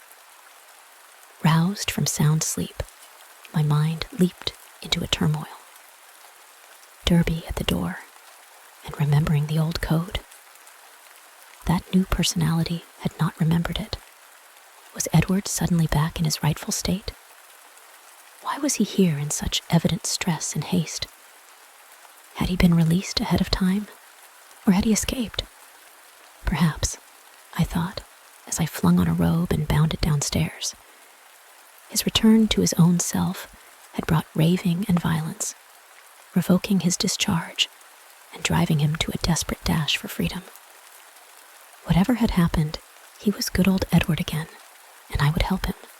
When I opened the door into the elm-arched blackness, a gust of insufferably fetid wind almost flung me prostrate. I choked in nausea, and for a second scarcely saw the dwarfed, humped figure on the steps. The summons had been Edward's, but who was this foul, stunted parody? Where had Edward had time to go? His ring had sounded only a second before the door opened.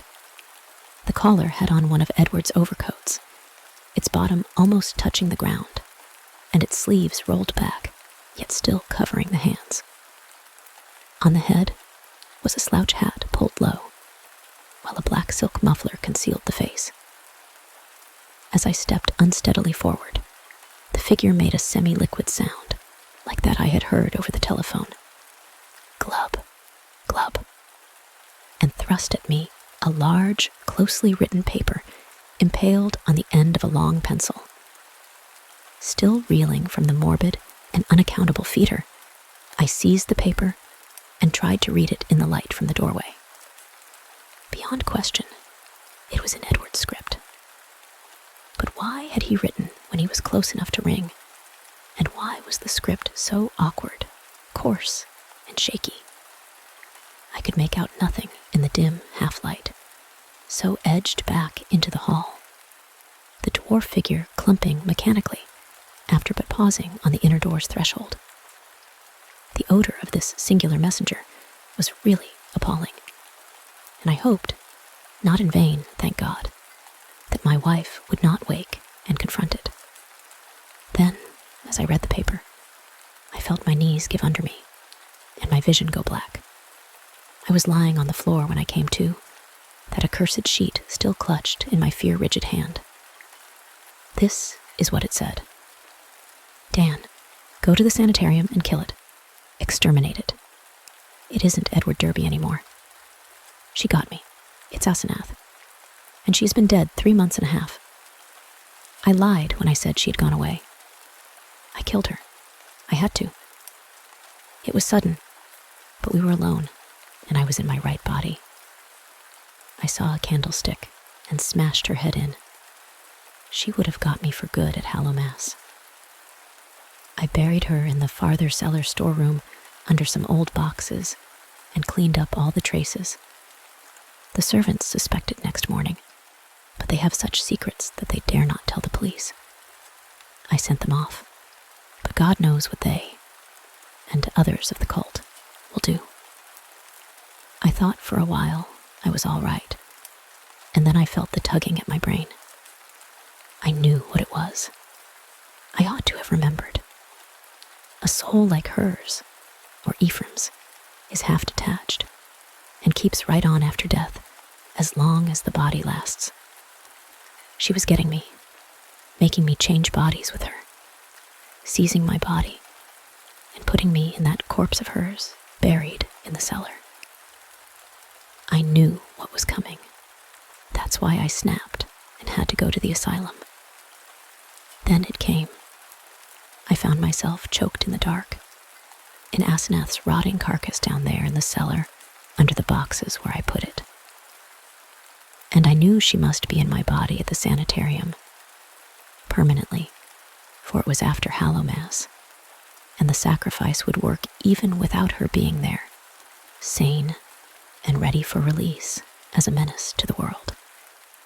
I was desperate, and in spite of everything, I clawed my way out. I'm too far gone to talk. I couldn't manage to telephone. but I can still write. I'll get fixed up somehow and bring this last word and warning. Kill that fiend if you value the peace and comfort of the world.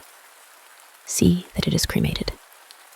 If you don't, it will live on and on, body to body forever. And I can't tell you what it will do. Keep clear of black magic, Dan. It's the devil's business. Goodbye. You've been a great friend. Tell the police whatever they'll believe. And I'm damnably sorry to drag all this on you. I'll be at peace before long. This thing won't hold together much more. Hope you can read this. And kill that thing. Kill it. Yours, Ed. It was only afterward that I read the last half of this paper, for I had fainted at the end of the third paragraph. I fainted again when I saw and smelled what cluttered up the threshold, where the warm air had struck it. The messenger would not move or have consciousness anymore. The butler, tougher fibered than I, did not faint at what met him in the hall in the morning. Instead, he telephoned the police. When they came, I had been taken upstairs to bed, but the other mass lay where it had collapsed in the night. The men put handkerchiefs to their noses. What they finally found inside Edward's oddly assorted clothes was mostly liquescent horror. There were bones, too, and a crushed-in skull. Some dental work positively identified the skull as Asenath's. The end. The trap. It was on a certain Thursday morning in December that the whole thing began with that unaccountable motion I thought I saw in my antique Copenhagen mirror. Something, it seemed to me, stirred. Something reflected in the glass, though I was alone in my quarters. I paused and looked intently. Then, deciding that the effect must be a pure illusion, resumed the interrupted brushing of my hair. I had discovered the old mirror, covered with dust and cobwebs, in an outbuilding of an abandoned estate house in Santa Cruz's sparsely settled North Side territory, and had brought it to the United States from the Virgin Islands. The venerable glass was dim from more than 200 years' exposure to a tropical climate, and the graceful ornamentation along the top of the gilt frame had been badly smashed. I had had the detached pieces set back into the frame before placing it in storage with my other belongings. Now, several years later, I was staying half as a guest and half as a tutor at the private school of my old friend Brown on a windy Connecticut hillside, occupying an unused wing in one of the dormitories, where I had 2 rooms and a hallway to myself. The old mirror, stowed securely in mattresses, was the first of my possessions to be unpacked on my arrival, and I had set it up majestically in the living room, on top of an old rosewood console which had belonged to my great-grandmother. The door of my bedroom was just opposite that of the living room, with a hallway between. And I had noticed that by looking into my chiffonier glass, I could see the larger mirror through the 2 doorways, which was exactly like glancing down an endless, though diminishing, corridor.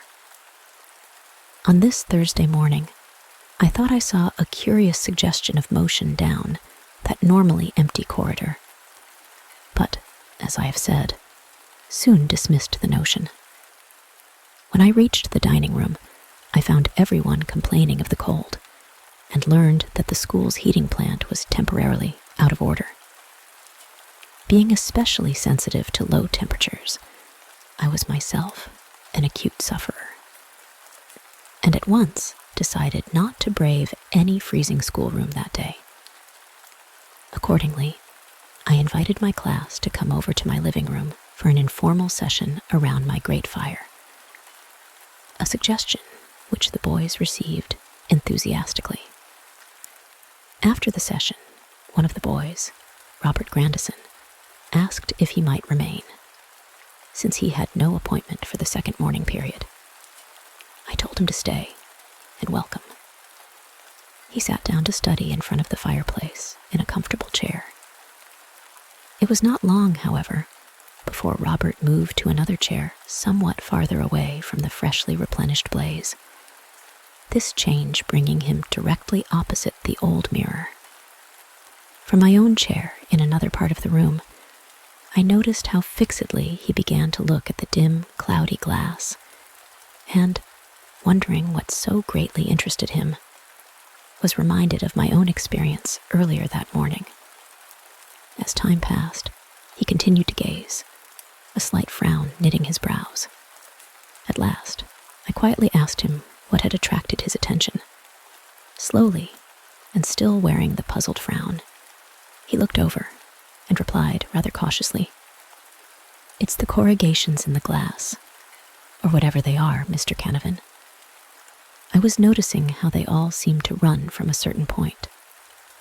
Look, I'll show you what I mean." The boy jumped up, went over to the mirror, and placed his finger on a point near its lower left-hand corner.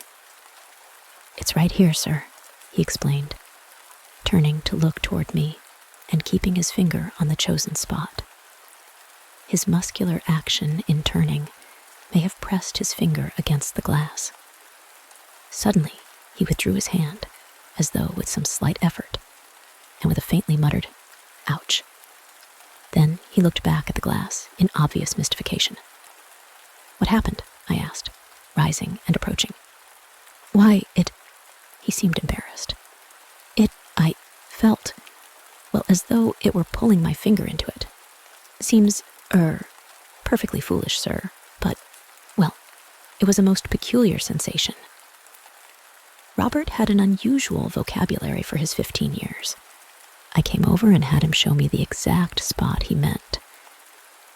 "You'll think I'm rather a fool, sir," he said shamefacedly. "But, well, from right here, I can't be absolutely sure." From the chair, it seemed to be clear enough. Now thoroughly interested, I sat down in the chair Robert had occupied and looked at the spot he selected on the mirror. Instantly, the thing jumped out at me. Unmistakably, from that particular angle, all the many whorls in the ancient glass appeared to converge like a large number of spread strings held in one hand and radiating out in streams. Getting up and crossing to the mirror, I could no longer see the curious spot. Only from certain angles, apparently, was it visible. Directly viewed, that portion of the mirror did not even give back a normal reflection, for I could not see my face in it. Manifestly, I had a minor puzzle on my hands. Presently, the school gong sounded, and the fascinated Robert Grandison departed hurriedly, leaving me alone with my odd little problem in optics. I raised several window shades, crossed the hallway, and sought for the spot in the chiffonier mirror's reflection. Finding it readily, I looked very intently and thought I again detected something of the motion. I craned my neck, and at last, at a certain angle of vision, the thing again jumped out at me. The vague motion was now positive and definite, an appearance of torsional movement or of whirling, much like a minute yet intense whirlwind or waterspout, or a huddle of autumn leaves dancing circularly in an eddy of wind along a level lawn. It was, like the Earth's, a double motion, around and around, and at the same time inward, as if the whirls poured themselves endlessly towards some point inside the glass. Fascinated, yet realizing that the thing must be an illusion, I grasped an impression of quite distinct suction and thought of Robert's embarrassed explanation. I felt as though it were pulling my finger into it. A kind of slight chill ran suddenly up and down my backbone. There was something here distinctly worth looking into. And as the idea of investigation came to me, I recalled the rather wistful expression of Robert Grandison when the gong called him to class. I remembered how he had looked back over his shoulder as he walked obediently out into the hallway, and resolved that he should be included in whatever analysis I might make of this little mystery. Exciting events connected with that same Robert, however, were soon to chase all thoughts of the mirror from my consciousness for a time. I was away all that afternoon and did not return to the school until the 5:15 call-over, a general assembly at which the boys' attendance was compulsory. Dropping in at this function with the idea of picking Robert up for a session with the mirror, I was astonished and pained to find him absent. A very unusual and unaccountable thing in his case. That evening, Brown told me that the boy had actually disappeared. A search in his room, in the gymnasium, and in all other accustomed places being unavailing, though all his belongings, including his outdoor clothing, were in their proper places. He had not been encountered on the ice or with any of the hiking groups that afternoon, and telephone calls to all the school catering merchants of the neighborhood were in vain. There was, in short, no record of his having been seen since the end of the lesson periods at 2:15, when he had turned up the stairs toward his room in dormitory number 3. When the disappearance was fully realized, the resulting sensation was tremendous throughout the school. Brown, as headmaster, had to bear the brunt of it, and such an unprecedented occurrence in his well-regulated, highly organized institution left him quite bewildered. It was learned that Robert had not run away to his home in western Pennsylvania, nor did any of the searching parties of boys and masters find any trace of him in the snowy countryside around the school. So far as could be seen, he had simply vanished. Robert's parents arrived on the afternoon of the second day after his disappearance. They took their trouble quietly, though, of course, they were staggered by this unexpected disaster. Brown looked 10 years older for it, but there was absolutely nothing that could be done. By the 4th day, the case had settled down in the opinion of the school as an insoluble mystery. Mr. and Mrs. Grandison went reluctantly back to their home, and on the following morning, the 10 days' Christmas vacation began. Boys and masters departed in anything but the usual holiday spirit, and Brown and his wife were left, along with the servants, as my only fellow occupants of the big place. Without the masters and boys, it seemed a very hollow shell indeed.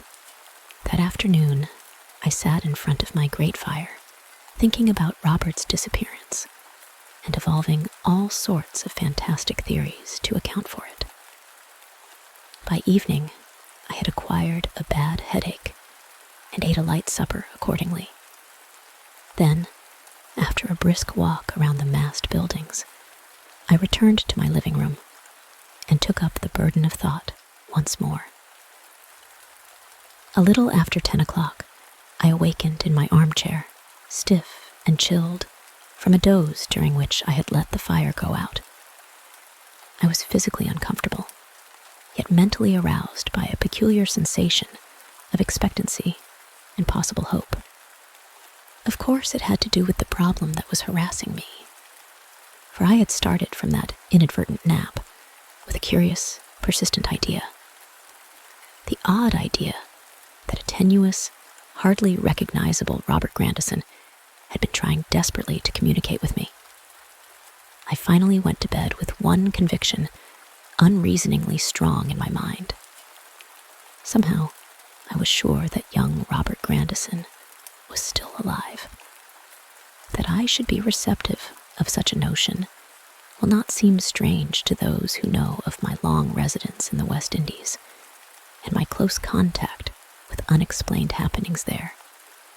It will not seem strange, either, that I fell asleep with an urgent desire to establish some sort of mental communication with the missing boy. Even the most prosaic scientists affirm, with Freud, Jung, and Adler, that the subconscious mind is most open to external impression in sleep, though such impressions are seldom carried over intact into the waking state. Going a step further and granting the existence of telepathic forces, it follows that such forces must act most strongly on a sleeper, so that if I were ever to get a definite message from Robert, it would be during a period of profoundest slumber. Of course, I might lose the message in waking, but my aptitude for retaining such things has been sharpened by types of mental discipline picked up in various obscure corners of the globe. I must have dropped asleep instantaneously, and from the vividness of my dreams and the absence of wakeful intervals, I judge that my sleep was a very deep one. It was 6:45 when I awakened, and there still lingered with me certain impressions which I knew were carried over from the world of somnolent cerebration. Filling my mind was the vision of Robert Grandison, strangely transformed to a boy of a dull, greenish, dark blue color. Robert desperately endeavoring to communicate with me by means of speech, yet finding some almost insuperable difficulty in so doing. A wall of curious spatial separation seemed to stand between him and me, a mysterious, invisible wall which completely baffled us both. I had seen Robert as though at some distance, yet queerly enough he seemed at the same time to be just beside me. He was both larger and smaller than in real life, his apparent size varying directly, instead of inversely, with the distance as he advanced and retreated in the course of conversation. That is, he grew larger instead of smaller to my eye when he stepped away or backwards, and vice versa, as if the laws of perspective in his case had been wholly reversed. His aspect was misty and uncertain, as if he lacked sharp or permanent outlines, and the anomalies of his coloring and clothing baffled me utterly at first. At some point in my dream, Robert's vocal efforts had finally crystallized into audible speech, albeit speech of an abnormal thickness and dullness. I could not for a time understand anything he said, and even in the dream racked my brain for a clue to where he was, what he wanted to tell, and why his utterance was so clumsy and unintelligible. Then, little by little, I began to distinguish words and phrases, the very first of which sufficed to throw my dreaming self into the wildest excitement, and to establish a certain mental connection which had previously refused to take conscious form because of the utter incredibility of what it implied. I do not know how long I listened to those halting words amidst my deep slumber, but hours must have passed while the strangely remote speaker struggled on with his tale. There was revealed to me such a circumstance as I cannot hope to make others believe without the strongest corroborative evidence, yet which I was quite ready to accept as truth, both in the dream and after waking, because of my formed contacts with uncanny things. The boy was obviously watching my face, mobile in receptive sleep, as he choked along. For about the time I began to comprehend him, his own expression brightened and gave signs of gratitude and hope. Any attempt to hint at Robert's message, as it lingered in my ears after a sudden awakening in the cold, brings this narrative to a point where I must choose my words with the greatest care. Everything involved is so difficult to record that one tends to flounder helplessly. I have said that the revelation established in my mind a certain connection which reason had not allowed me to formulate consciously before. This connection, I need no longer hesitate to hint, had to do with the old Copenhagen mirror, whose suggestions of motion had so impressed me on the morning of the disappearance, and whose whirl-like contours and apparent illusions of suction had later exerted such a disquieting fascination on both Robert and me. Resolutely, though my outer consciousness had previously rejected what my intuition would have liked to imply, it could reject that stupendous conception no longer. What was fantasy in the tale of Alice now came to me as a grave and immediate reality.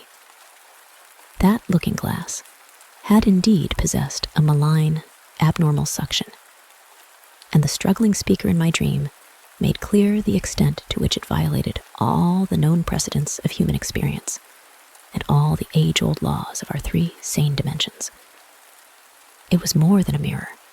It was a gate, a trap, a link with spatial recesses not meant for the denizens of our visible universe and realizable only in terms of the most intricate non-Euclidean mathematics.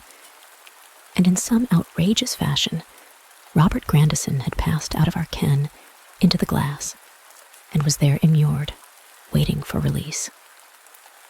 It is significant that upon awakening, I harbored no genuine doubt of the reality of the revelation. That I had actually held conversation with a transdimensional Robert, rather than evoked the whole episode from my broodings about his disappearance and about the old illusions of the mirror, was as certain to my inmost instincts as any of the instinctive certainties commonly recognized as valid. The tale thus unfolded to me was of the most incredibly bizarre character. As had been clear on the morning of his disappearance, Robert was intensely fascinated by the ancient mirror. All through the hours of school, he had it in mind to come back to my living room and examine it further. When he did arrive, after the close of the school day, it was somewhat later than 2:20, and I was absent in town. Finding me out, and knowing that I would not mind, he had come into my living room and gone straight to the mirror, standing before it and studying the place where, as we had noted, the worlds appeared to converge. Then, quite suddenly, there had come to him an overpowering urge to place his hand upon this whirl center. Almost reluctantly, against his better judgment, he had done so, and upon making the contact, had felt at once the strange, almost painful suction which had perplexed him that morning. Immediately thereafter, quite without warning, but with a wrench which seemed to twist and tear every bone and muscle in his body, and to bulge and press and cut at every nerve, he had been abruptly drawn through and found himself inside. Once through, the excruciatingly painful stress upon his entire system was suddenly released. He felt, he said, as though he had just been born. A feeling that made itself evident every time he tried to do anything. Walk, stoop, turn his head, or utter speech. Everything about his body seemed a misfit. These sensations wore off after a long while, Robert's body becoming an organized whole rather than a number of protesting parts. Of all the forms of expression, speech remained the most difficult, doubtless because it is complicated, bringing into play a number of different organs, muscles, and tendons. Robert's feet, on the other hand, were the first members to adjust themselves to the new conditions within the glass. During the morning hours, I rehearsed the whole reason-defying problem. correlating everything I had seen and heard, dismissing the natural skepticism of a man of sense, and scheming to devise possible plans for Robert's release from his incredible prison. As I did so, a number of originally perplexing points became clear, or at least clearer to me.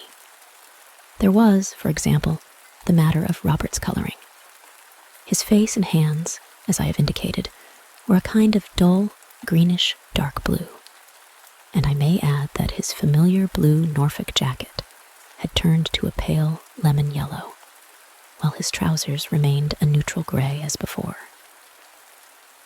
Reflecting on this after waking, I found the circumstance closely allied to the reversal of perspective, which made Robert seem to grow larger when receding and smaller when approaching.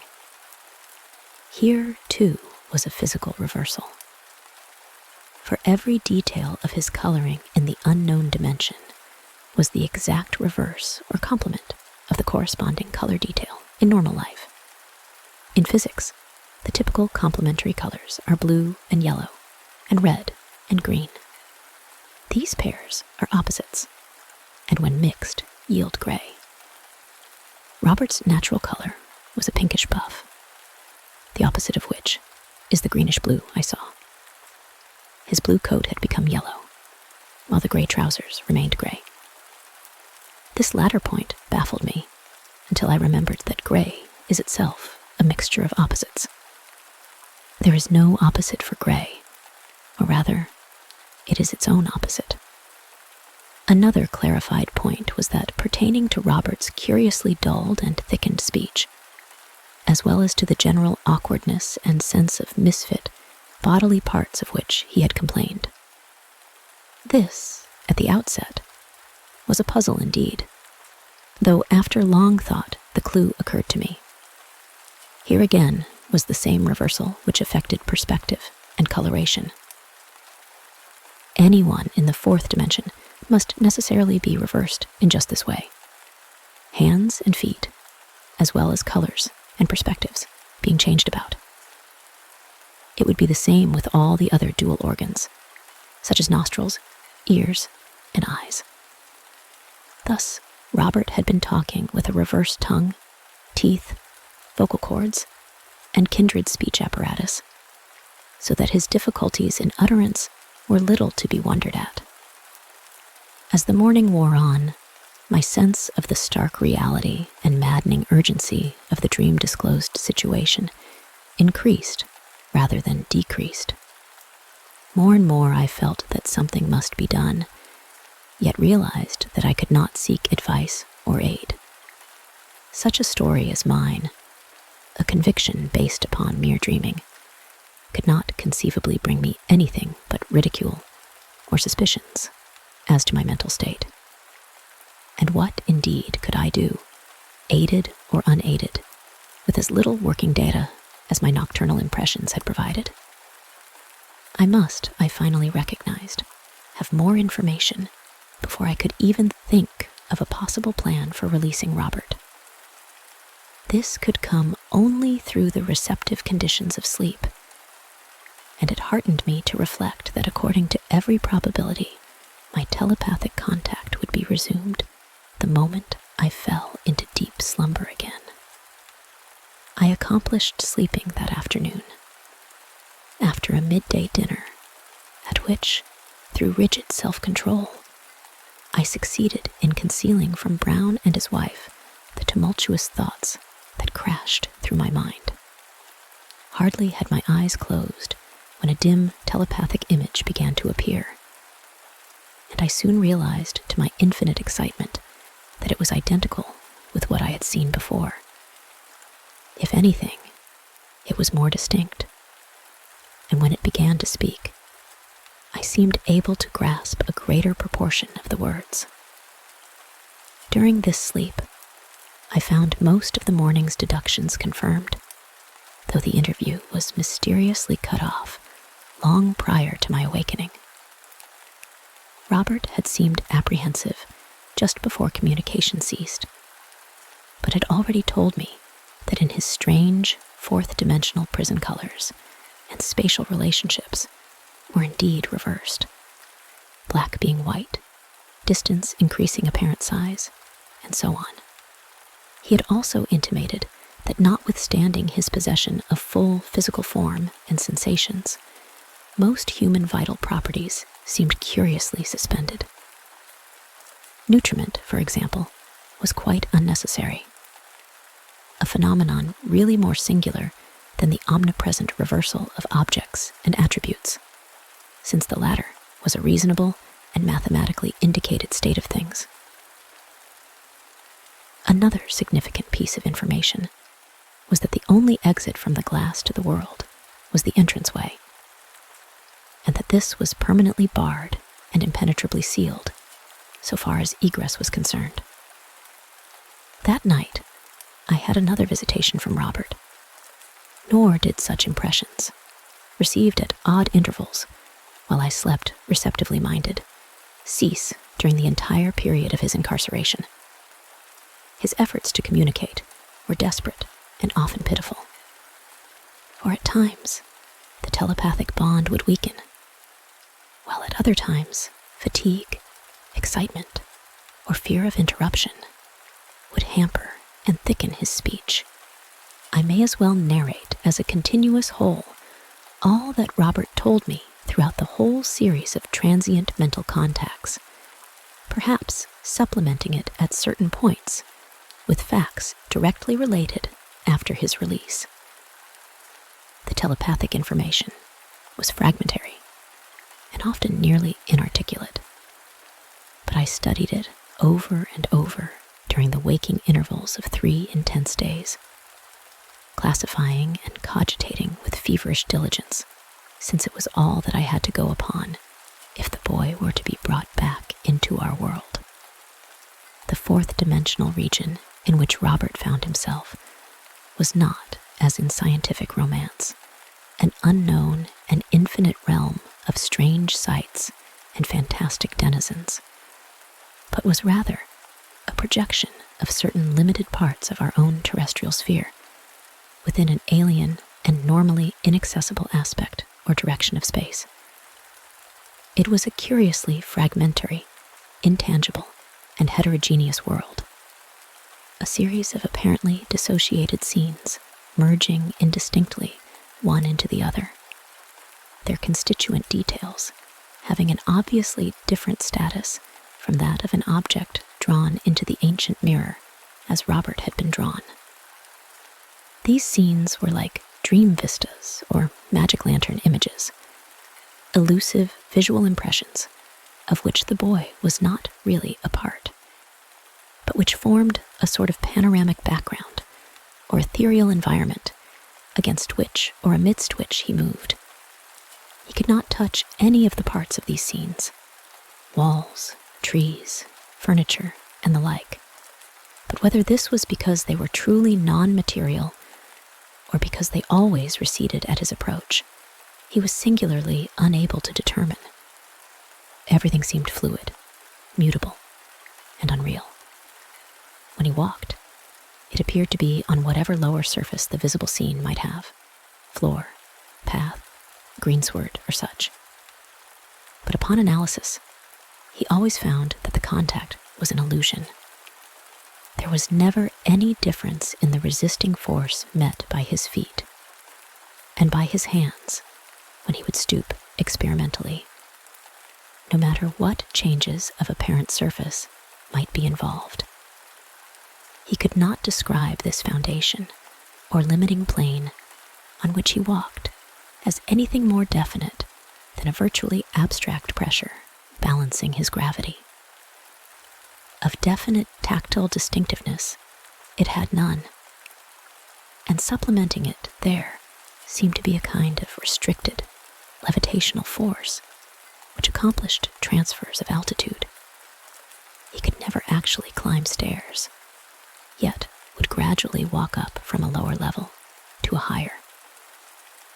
Passage from one definite scene to another involved a sort of gliding through a region of shadow or blurred focus, where the details of each scene mingled curiously. All the vistas were distinguished by the absence of transient objects and the indefinite or ambiguous appearance of such semi-transient objects as furniture or details of vegetation. The lighting of every scene was diffuse and perplexing. And of course, the scheme of reversed colors, bright red grass, yellow sky with confused black and gray cloud forms, white tree trunks, and green brick walls, gave to everything an air of unbelievable grotesquerie. There was an alteration of day and night, which turned out to be a reversal of the normal hours of light and darkness at whatever point on the earth the mirror might be hanging. This seemingly irrelevant diversity of the scenes puzzled Robert until he realized that they comprised merely such places as had been reflected for long continuous periods in the ancient glass. This also explained the odd absence of transient objects, the generally arbitrary boundaries of vision, and the fact that all exteriors were framed by the outlines of doorways or windows. The glass, it appeared, had power to store up these intangible scenes through long exposure, though it could never absorb anything corporeally, as Robert had been absorbed, except by a very different and particular process.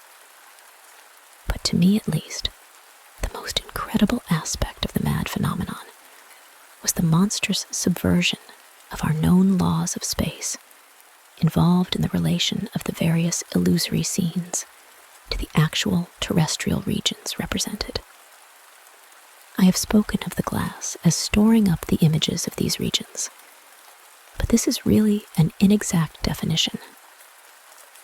In truth, each of the mirror scenes formed a true and quasi-permanent fourth-dimensional projection of the corresponding mundane region, so that whenever Robert moved to a certain part of a certain scene, as he moved into the image of my room when sending his telepathic messages, he was actually in that place itself, on Earth, though under spatial conditions which cut off all sensory communication in either direction between him and the present tri-dimensional aspect of the place.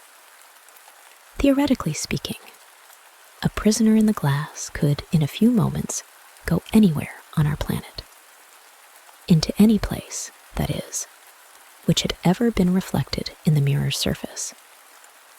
This probably applied even to places where the mirror had not hung long enough to produce a clear, illusory scene, the terrestrial region being then represented by a zone of more or less formless shadow. Outside the definite scenes was a seemingly limitless waste of neutral gray shadow about which Robert could never be certain, and into which he never dared stray far, lest he become hopelessly lost to the real and mirror worlds alike. Among the earliest particulars which Robert gave was the fact that he was not alone in his confinement. Various others, all in antique garb, were in there with him. A corpulent, middle-aged gentleman with tied queue and velvet knee breeches, who spoke English fluently, though with a marked Scandinavian accent. A rather beautiful small girl, with very blonde hair, which appeared as glossy dark blue. Two apparently mute Negroes, whose features contrasted grotesquely with the pallor of their reversed colored skins.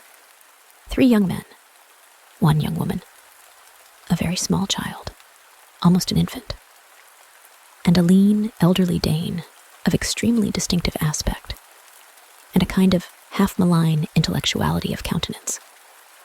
This last named individual, Axel Holm, who wore the satin small clothes, flared skirted coat, and voluminous, full-bottomed periwig of an age more than 2 centuries in the past, was notable among the little band as being the one responsible for the presence of them all. It was who, skilled equally in the arts of magic and glassworking, had long ago fashioned this strange dimensional prison in which himself, his slaves, and those whom he chose to invite or lure thither were immured unchangingly for as long as the mirror might endure.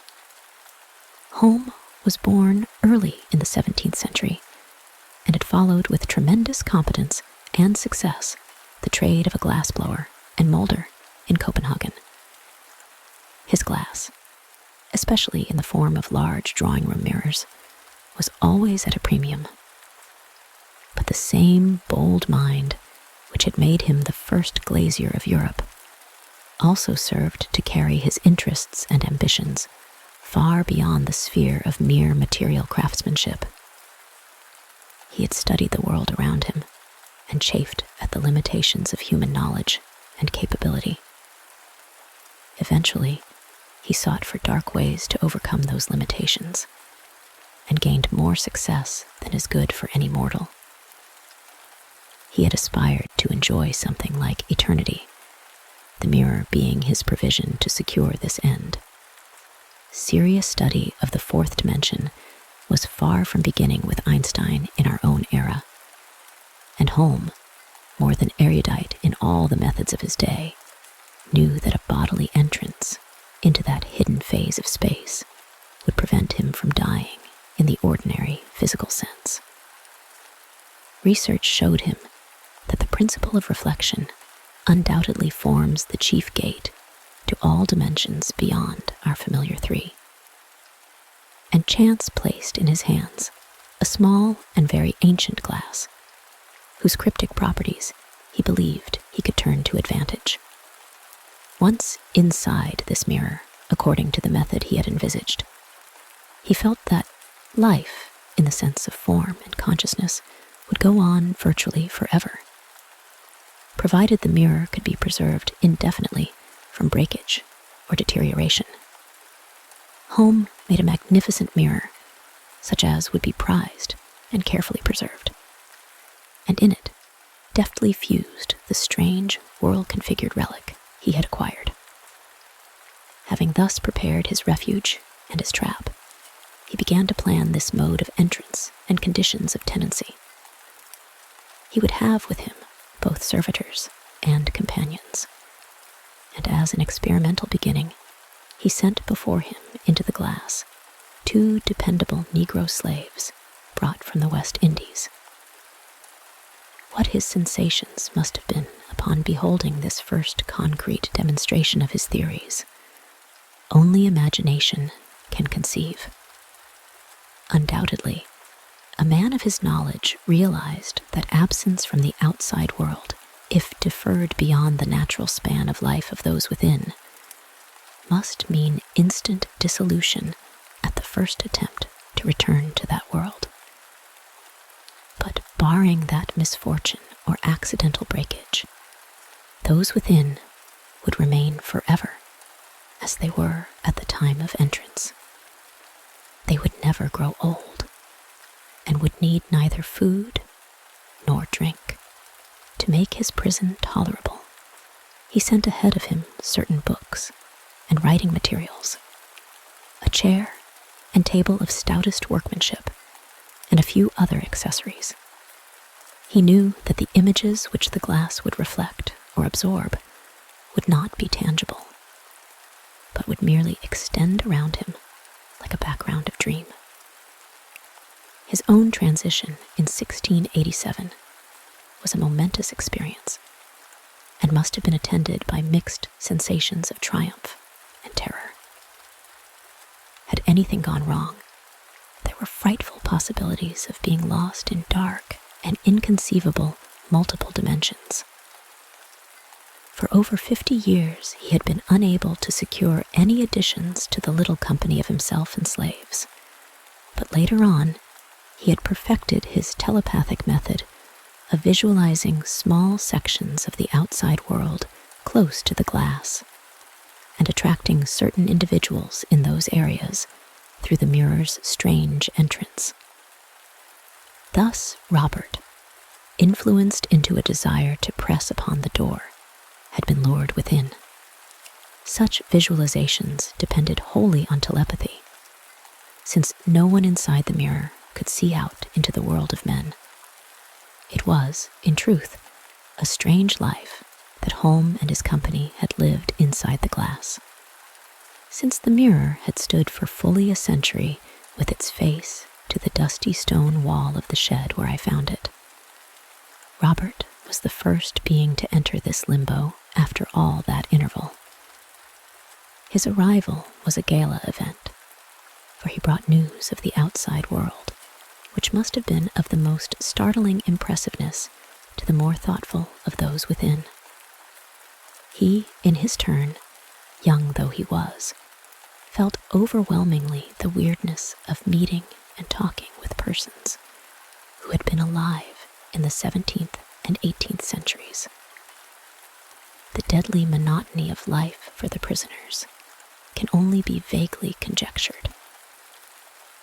As mentioned, its extensive spatial variety was limited to localities which had been reflected in the mirror for long periods, and many of these had become dim and strange as tropical climates had made inroads on the surface. Certain localities were bright and beautiful, and in these the company usually gathered. But no scene could be fully satisfying, since the visible objects were all unreal and intangible, and often of perplexingly indefinite outline. When the tedious periods of darkness came, the general custom was to indulge in memories, reflections, or conversations.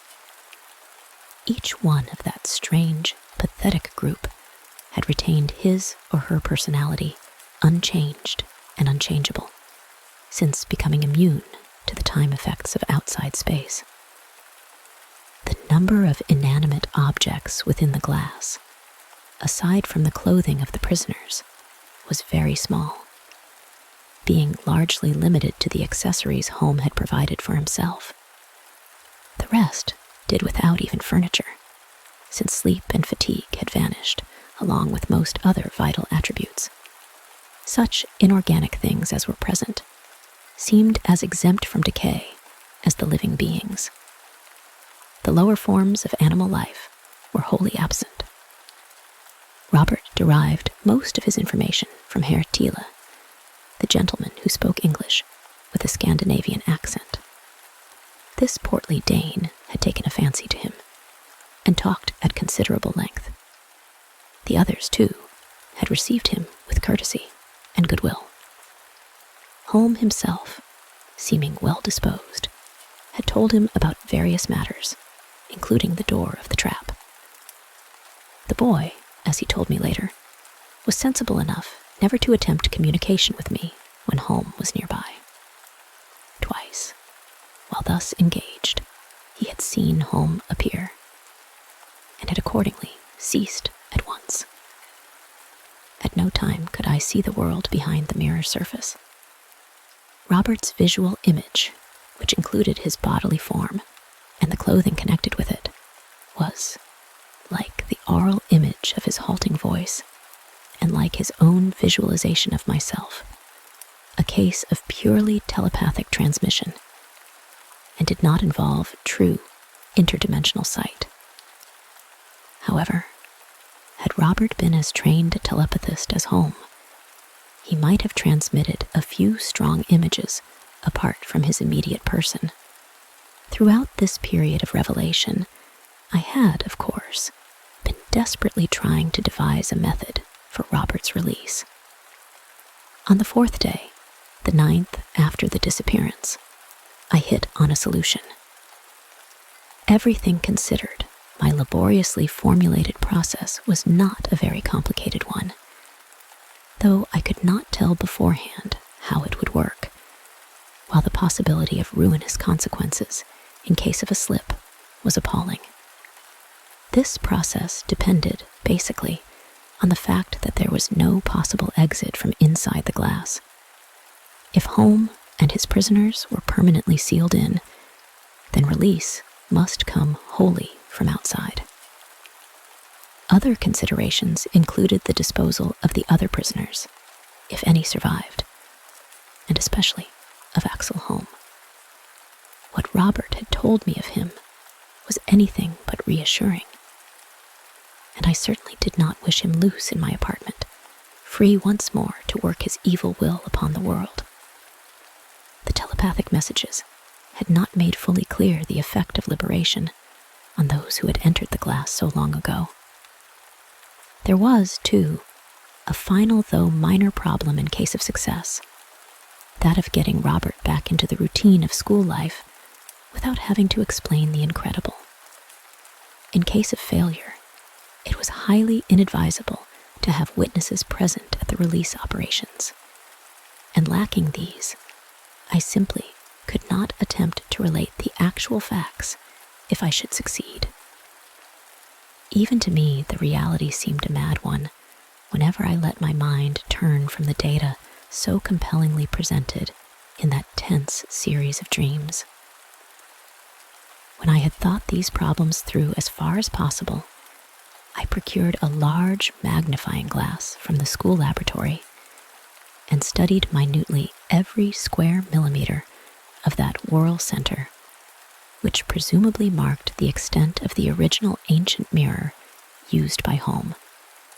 Even with this aid, I could not quite trace the exact boundary between the old area and the surface added by the Danish wizard. But after a long study decided on a conjectural oval boundary, which I outlined very precisely with a soft blue pencil. I then made a trip to Stamford, where I procured a heavy glass cutting tool. For my primary idea was to remove the ancient and magically potent mirror from its later setting. My next step was to figure out the best time of day to make the crucial experiment. I finally settled on 2:30 a.m., both because it was a good season for uninterrupted work, and because it was the opposite of 2:30 p.m., the probable moment at which Robert had entered the mirror. This form of oppositeness may or may not have been relevant, but I knew at least that the chosen hour was as good as any, and perhaps better than most. I finally set to work in the early morning of the 11th day after the disappearance, having drawn all the shades of my living room and closed and locked the door into the hallway. Following with breathless care the elliptical line I had traced, I worked around the whorl section with my steel-wheeled cutting tool. The ancient glass, half an inch thick, crackled crisply under the firm uniform pressure. And upon completing the circuit, I cut around it a second time, crunching the roller more deeply into the glass.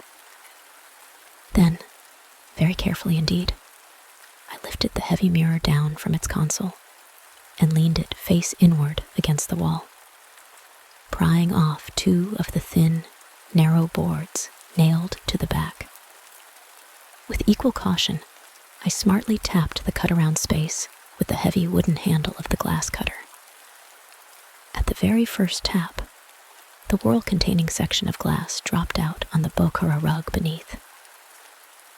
I did not know what might happen, but was keyed up for anything, and took a deep, involuntary breath. I was on my knees for convenience at the moment, with my face quite near the newly made aperture.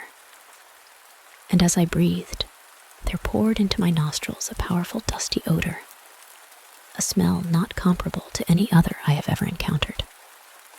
Then, everything within my range of vision suddenly turned to a dull gray before my failing eyesight, as I felt myself overpowered by an invisible force which robbed my muscles of their power to function. I remember grasping weakly and futilely at the edge of the nearest window drapery and feeling it rip loose from its fastening. Then I sank slowly to the floor as the darkness of oblivion passed over me. When I regained consciousness, I was lying on the Bokhara rug with my legs held unaccountably up in the air. The room was full of that hideous and inexplicable dusty smell. and as my eyes began to take in definite images, I saw that Robert Grandison stood in front of me. It was he, fully in the flesh and with his coloring normal, who was holding my legs aloft to bring the blood back to my head, as the school's first aid course had taught him to do with persons who had fainted. For a moment, I was struck mute by the stifling odor and by a bewilderment which quickly merged into a sense of triumph. Then, I found myself able to move and speak collectedly. I raised a tentative hand and waved feebly at Robert. "All right, old man," I murmured. "You can let my legs down now. Many thanks. I'm all right again, I think. It was the smell, I imagine, that got me. Open that farthest window, please. Wide, from the bottom. That's it. Thanks. No, leave the shade down the way it was." I struggled to my feet, my disturbed circulation adjusting itself in waves, and stood upright, hanging to the back of a big chair. I was still groggy, but a blast of fresh, bitterly cold air from the window revived me rapidly. I sat down in the big chair and looked at Robert, now walking toward me. "First," I said hurriedly, "tell me, Robert, those others, home? What happened to them when I opened the exit?" Robert paused halfway across the room and looked at me very gravely. "I saw them fade away into nothingness, Mr. Canavan," he said with solemnity, "and with them, everything. There isn't any more inside, sir, thank God, and you, sir." And young Robert, at last yielding to the sustained strain which he had borne through all those terrible 11 days, suddenly broke down like a little child and began to weep hysterically in great, stifling, dry sobs. I picked him up and placed him gently on my davenport, threw a rug over him, sat down by his side, and put a calming hand on his forehead. "Take it easy, old fellow," I said soothingly. The boy's sudden and very natural hysteria passed as quickly as it had come on, as I talked to him reassuringly about my plans for his quiet restoration to the school. The interest of the situation and the need of concealing the incredible truth beneath a rational explanation took hold of his imagination, as I had expected. And at last, he sat up eagerly, telling the details of his release and listening to the instructions I had thought out. He had, it seems, been in the projected area of my bedroom when I opened the way back, and had emerged in that actual room, hardly realizing that he was out. Upon hearing a fall in the living room, he had hastened thither, finding me on the rug in my fainting spell. I need mention only briefly my method of restoring Robert in a seemingly normal way. How I smuggled him out of the window in an old hat and sweater of mine, took him down the road in my quietly started car, coached him carefully in a tale I had devised, and returned to arouse Brown with the news of his discovery. He had, I explained, been walking alone on the afternoon of his disappearance, and had been offered a motor ride by 2 young men who, as a joke, and over his protests that he could go no farther than Stamford and back, had begun to carry him past that town, jumping from the car during a traffic stop with the intention of hitchhiking back before call-over. He had been hit by another car just as the traffic was released, awakening 10 days later in the Greenwich home of the people who had hit him. On learning the date, I added, he had immediately telephoned the school, and I, being the only one awake, had answered the call and hurried after him in my car without stopping to notify anyone. Brown, who had once telephoned to Robert's parents, accepted my story without question, and forbore to interrogate the boy because of the latter's manifest exhaustion. It was arranged that he should remain at the school for a rest, under the expert care of Mrs. Brown, a former trained nurse. I naturally saw a good deal of him during the remainder of the Christmas vacation, and was thus enabled to fill in certain gaps in his fragmentary dream story. Now and then, we would almost doubt the actuality of what had occurred, wondering whether we had not both shared some monstrous delusion born of the mirror's glittering hypnotism, and whether the tale of the ride and accident were not after all the real truth. But whenever we did so, we would be brought back to belief by some monstrous and haunting memory. With me, of Robert's dream figure and its thick voice and inverted colors. With him, of the whole fantastic pageantry of ancient people and dead scenes that he had witnessed. And then there was the joint recollection of that damnable dusty odor. We knew what it meant. The instant dissolution of those who had entered an alien dimension a century and more ago. There are, in addition, at least 2 lines of rather more positive evidence, one of which comes through my researches in Danish annals concerning the sorcerer, Axel Holm. Such a person, indeed, left many traces in folklore and written records, and diligent library sessions, plus conferences with various learned Danes, have shed much light on his evil fame. At present, I need say only that the Copenhagen glassblower, born in 1612, was a notorious Luciferian, whose pursuits and final vanishing formed a matter of odd debate over 2 centuries ago. He had burned with a desire to know all things and to conquer every limitation of mankind, to which end he had delved deeply into occult and forbidden fields ever since he was a child. He was commonly held to have joined a coven of the dreaded witch cult, and the vast lore of ancient Scandinavian myth, with its Loki the Sly One and the accursed Fenris Wolf, was soon an open book to him. He had strange interests and objectives, few of which were definitely known, but some of which were recognized as intolerably evil.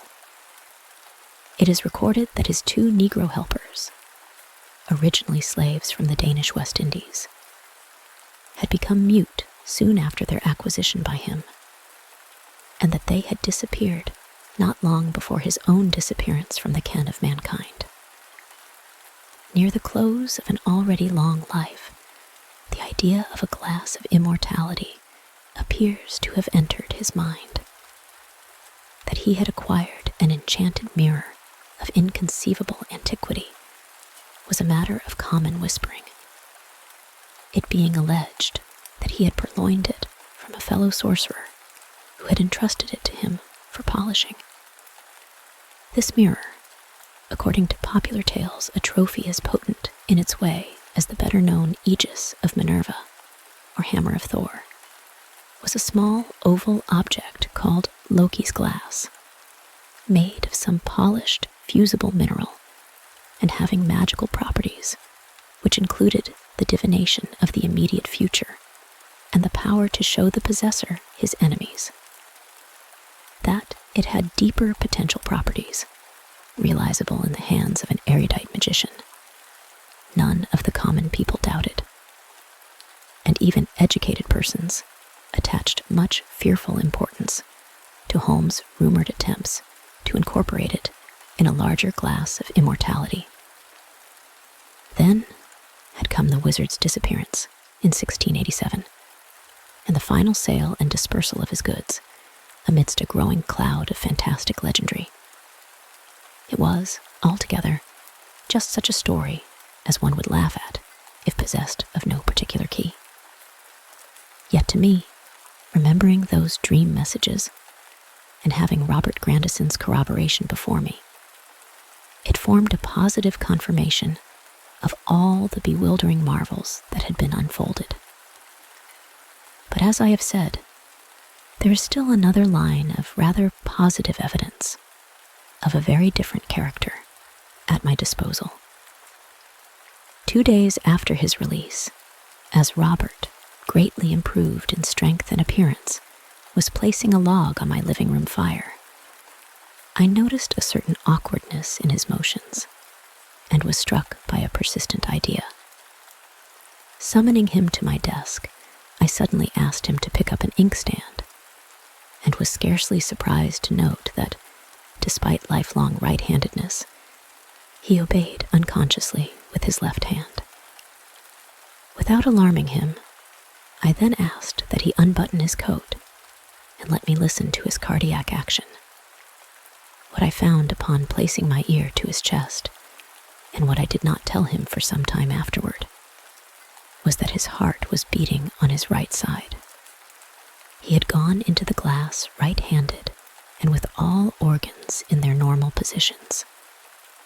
Now he was left-handed and with organs reversed, and would doubtless continue so for the rest of his life. Clearly, the dimensional transition had been no illusion, for this physical change was tangible and unmistakable. Had there been a natural exit from the glass, Robert would probably have undergone a thorough re-reversal and emerged in perfect normality. As indeed, the color scheme of his body and clothing did emerge. The forcible nature of his release, however, undoubtedly set something awry, so that dimensions no longer had a chance to right themselves, as chromatic wave frequencies still did. I had not merely opened Holmes' trap, I had destroyed it, and at the particular stage of destruction marked by Robert's escape, some of the reversing properties had perished. It is significant that in escaping Robert had felt no pain comparable to that experienced in entering. Had the destruction been still more sudden, I shivered to think of the monstrosities of color the boy would always have been forced to bear. I may add that, after discovering Robert's reversal, I examined the rumpled and discarded clothing he had worn in the glass, and found, as I had expected, a complete reversal of pockets, buttons, and all other corresponding details. At this moment, Loki's glass, just as it fell on my Buckara rug from the now patched and harmless mirror, weighs down a sheaf of papers on my writing table here in St. Thomas, venerable capital of the Danish West Indies, now the American Virgin Islands. Various collectors of old sandwich glass have mistaken it for an odd bit of that early American product. But I privately realize that my paperweight is an antique of far subtler and more Paleologian craftsmanship. Still, I do not disillusion such enthusiasts. The end. The haunter of the dark. Cautious investigators will hesitate to challenge the common belief that Robert Blake was killed by lightning, or by some profound nervous shock derived from an electrical discharge.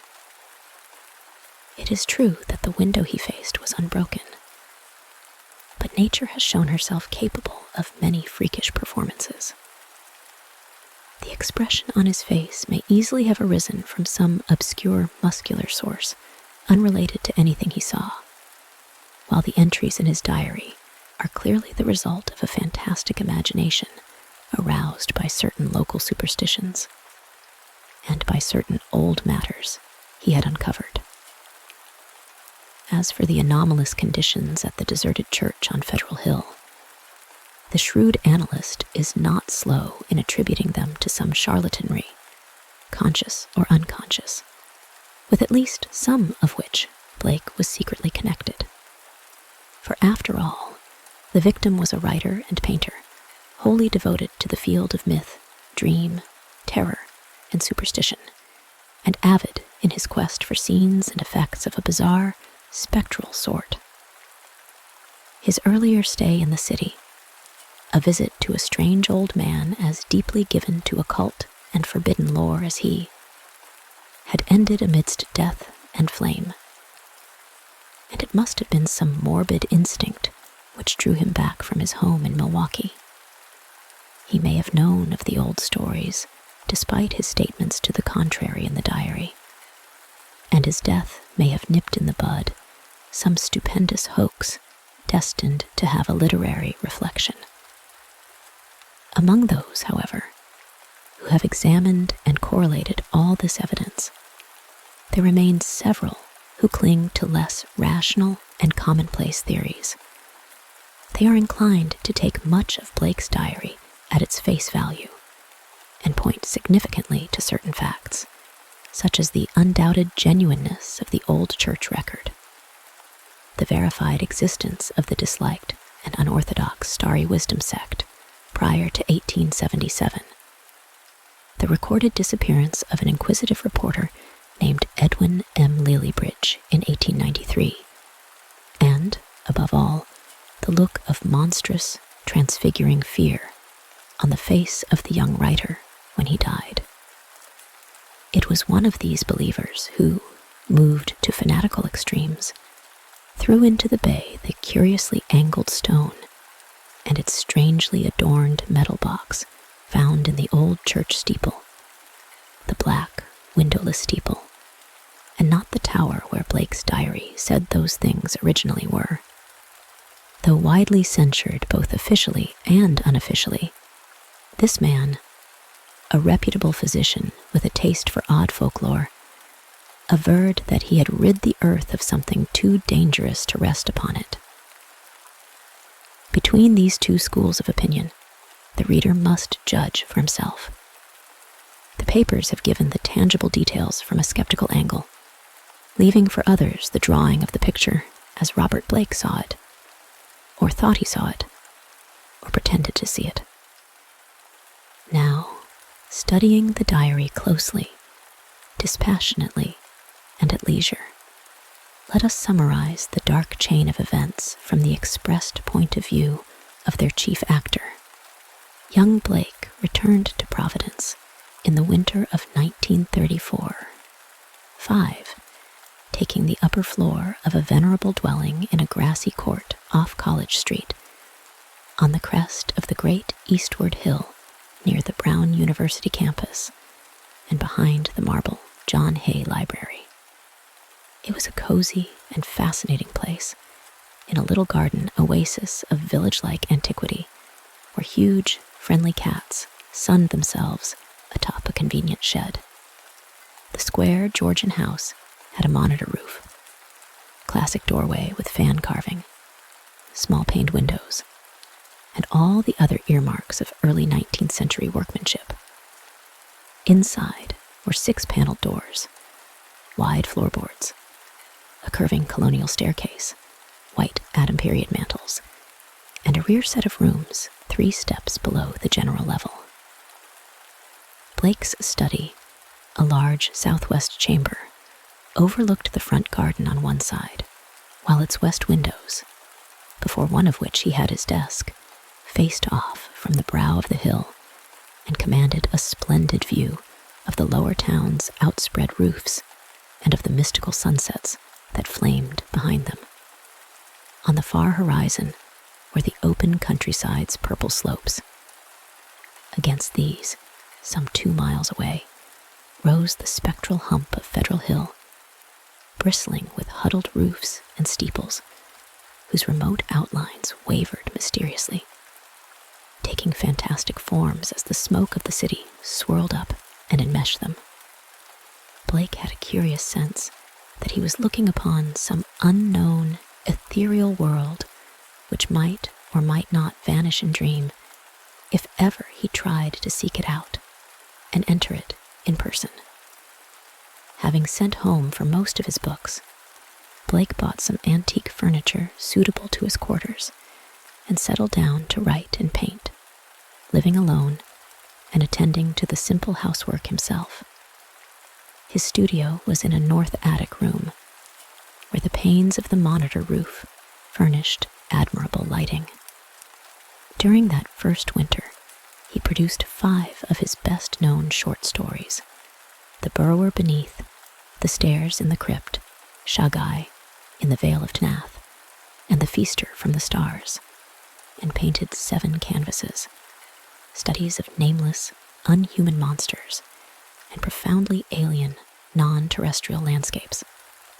At sunset, he would often sit at his desk and gaze dreamily off at the outspread west, the dark towers of Memorial Hall just below, the Georgian courthouse belfry, the lofty pinnacles of the downtown section, and that shimmering, spire-crowned mound in the distance, whose unknown streets and labyrinthine gables so potently provoked his fancy.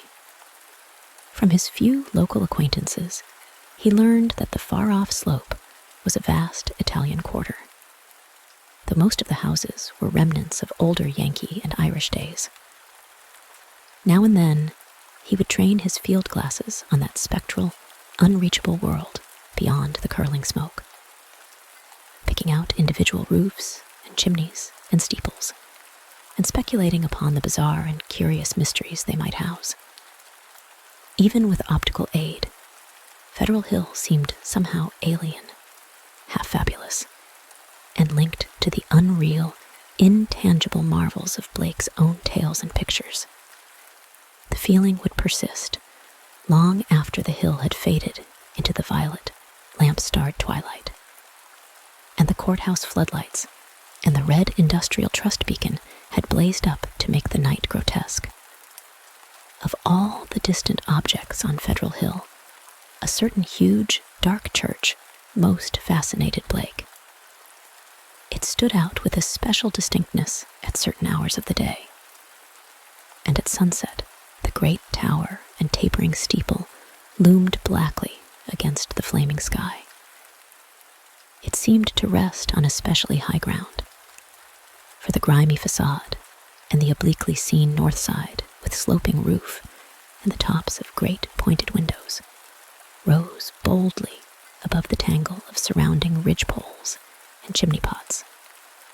Peculiarly grim and austere, it appeared to be built of stone, stained and weathered with the smoke and storms of a century and more.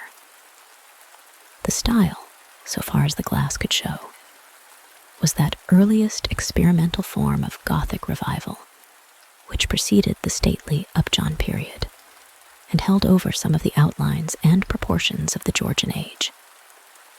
Perhaps it was reared around 1810 or 1815.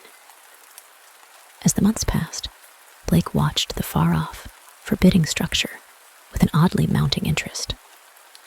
Since the vast windows were never lighted, he knew that it must be vacant. The longer he watched, the more his imagination worked, till at length he began to fancy curious things. He believed that a vague, singular aura of desolation hovered over the place, so that even the pigeons and swallows shunned its smoky eaves.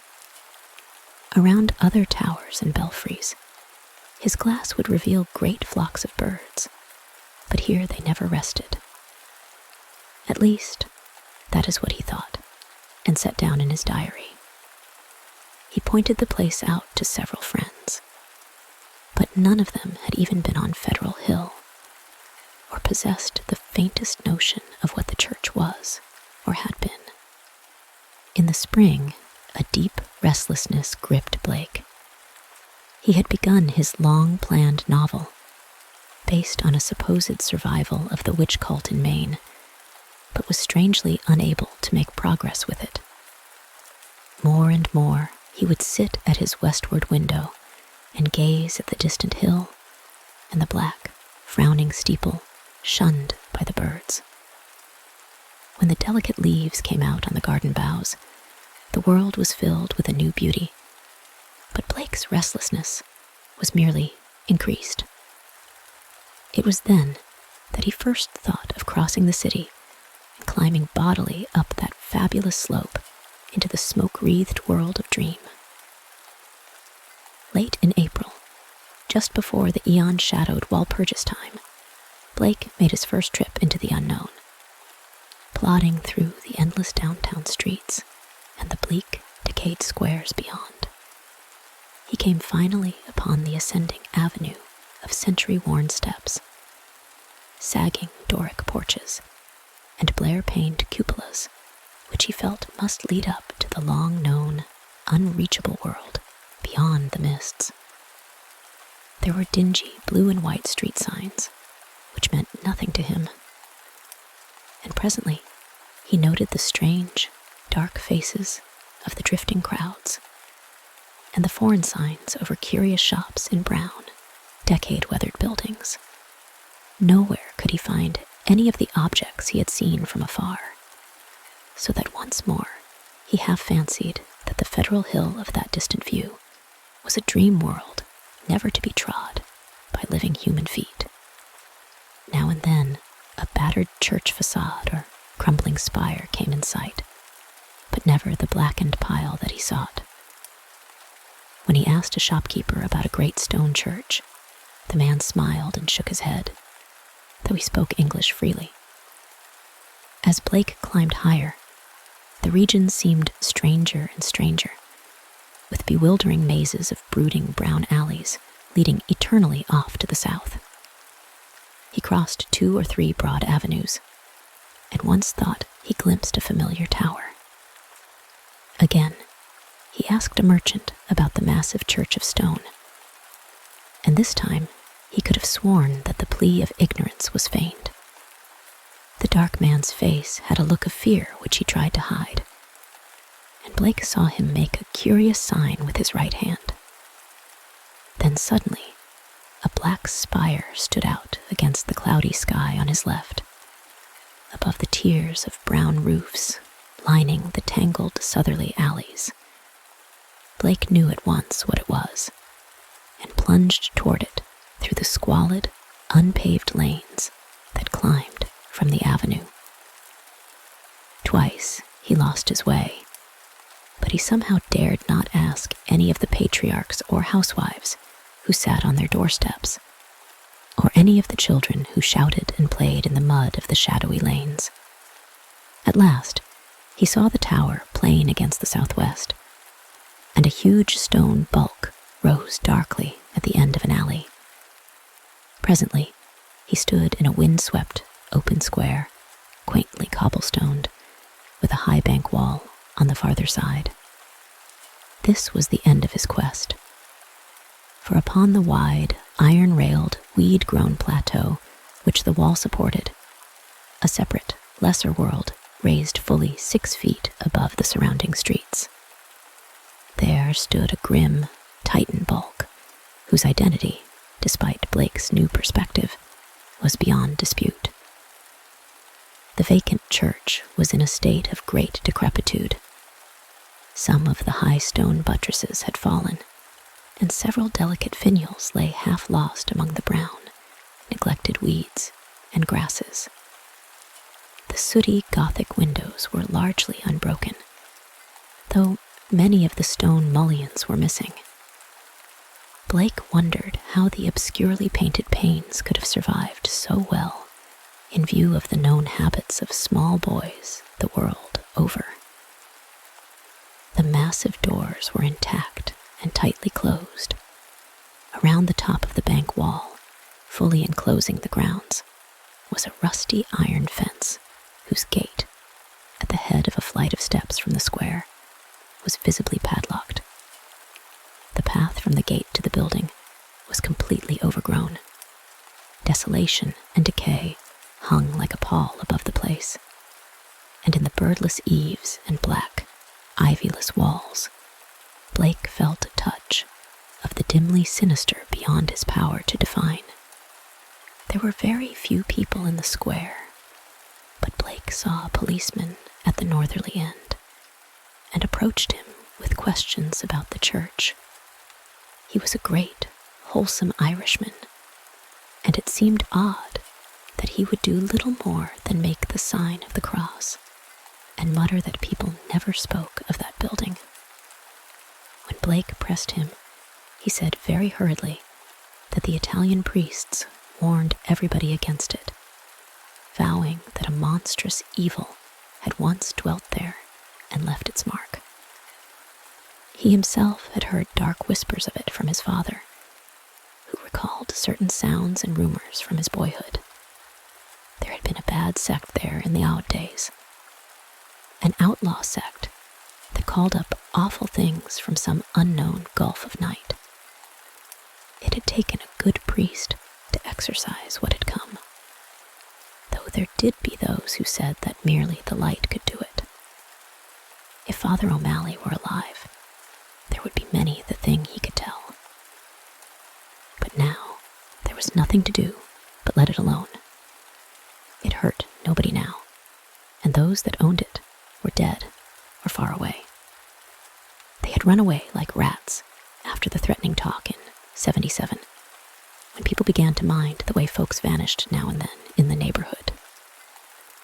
Someday the city would step in and take the property for lack of heirs. But little good would come of anybody's touching it. Better it be left alone for the years to topple, lest things be stirred that ought to rest forever in their black abyss. After the policeman had gone, Blake stood staring at the sullen, steepled pile.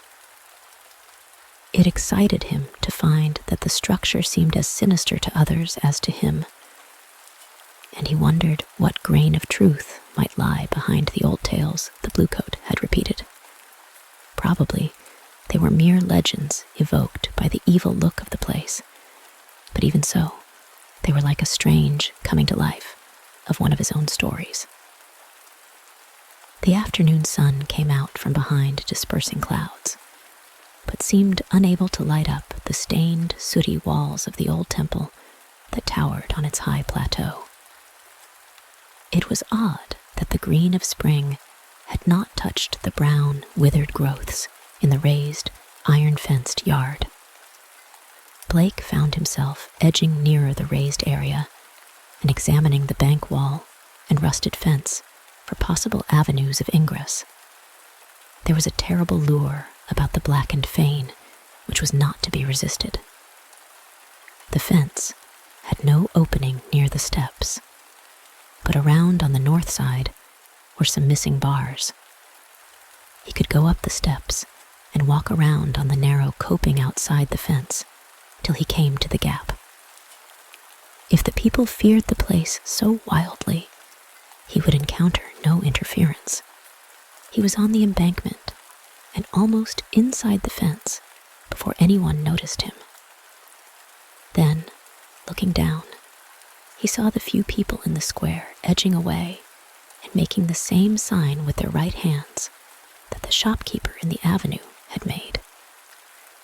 Several windows were slammed down, and a fat woman darted into the street and pulled some small children inside a rickety, unpainted house.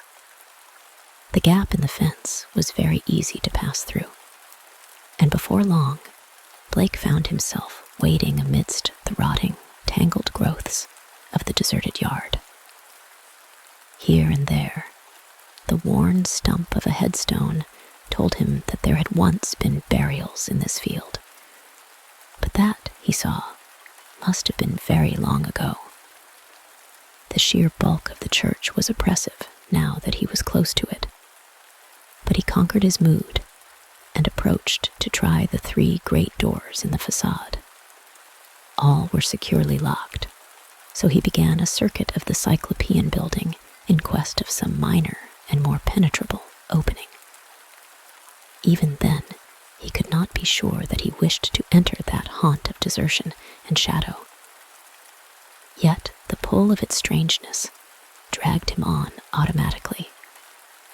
A yawning and unprotected cellar window in the rear furnished the needed aperture. Peering in, Blake saw a subterranean gulf of cobwebs and dust faintly litten by the western sun's filtered rays. Debris, old barrels, and ruined boxes and furniture of numerous sorts met his eye, though over everything lay a shroud of dust which softened all sharp outlines. The rusted remains of a hot air furnace showed that the building had been used and kept in shape as late as mid-Victorian times. Acting almost without conscious initiative, Blake crawled through the window and let himself down to the dust-carpeted and debris-strewn concrete floor. The vaulted cellar was a vast one, without partitions, and in a corner far to the right, amid dense shadows, he saw a black archway evidently leading upstairs. He felt a peculiar sense of oppression at being actually within the great spectral building, but kept it in check as he cautiously scouted about, finding a still intact barrel amid the dust, and rolling it over to the open window to provide for his exit.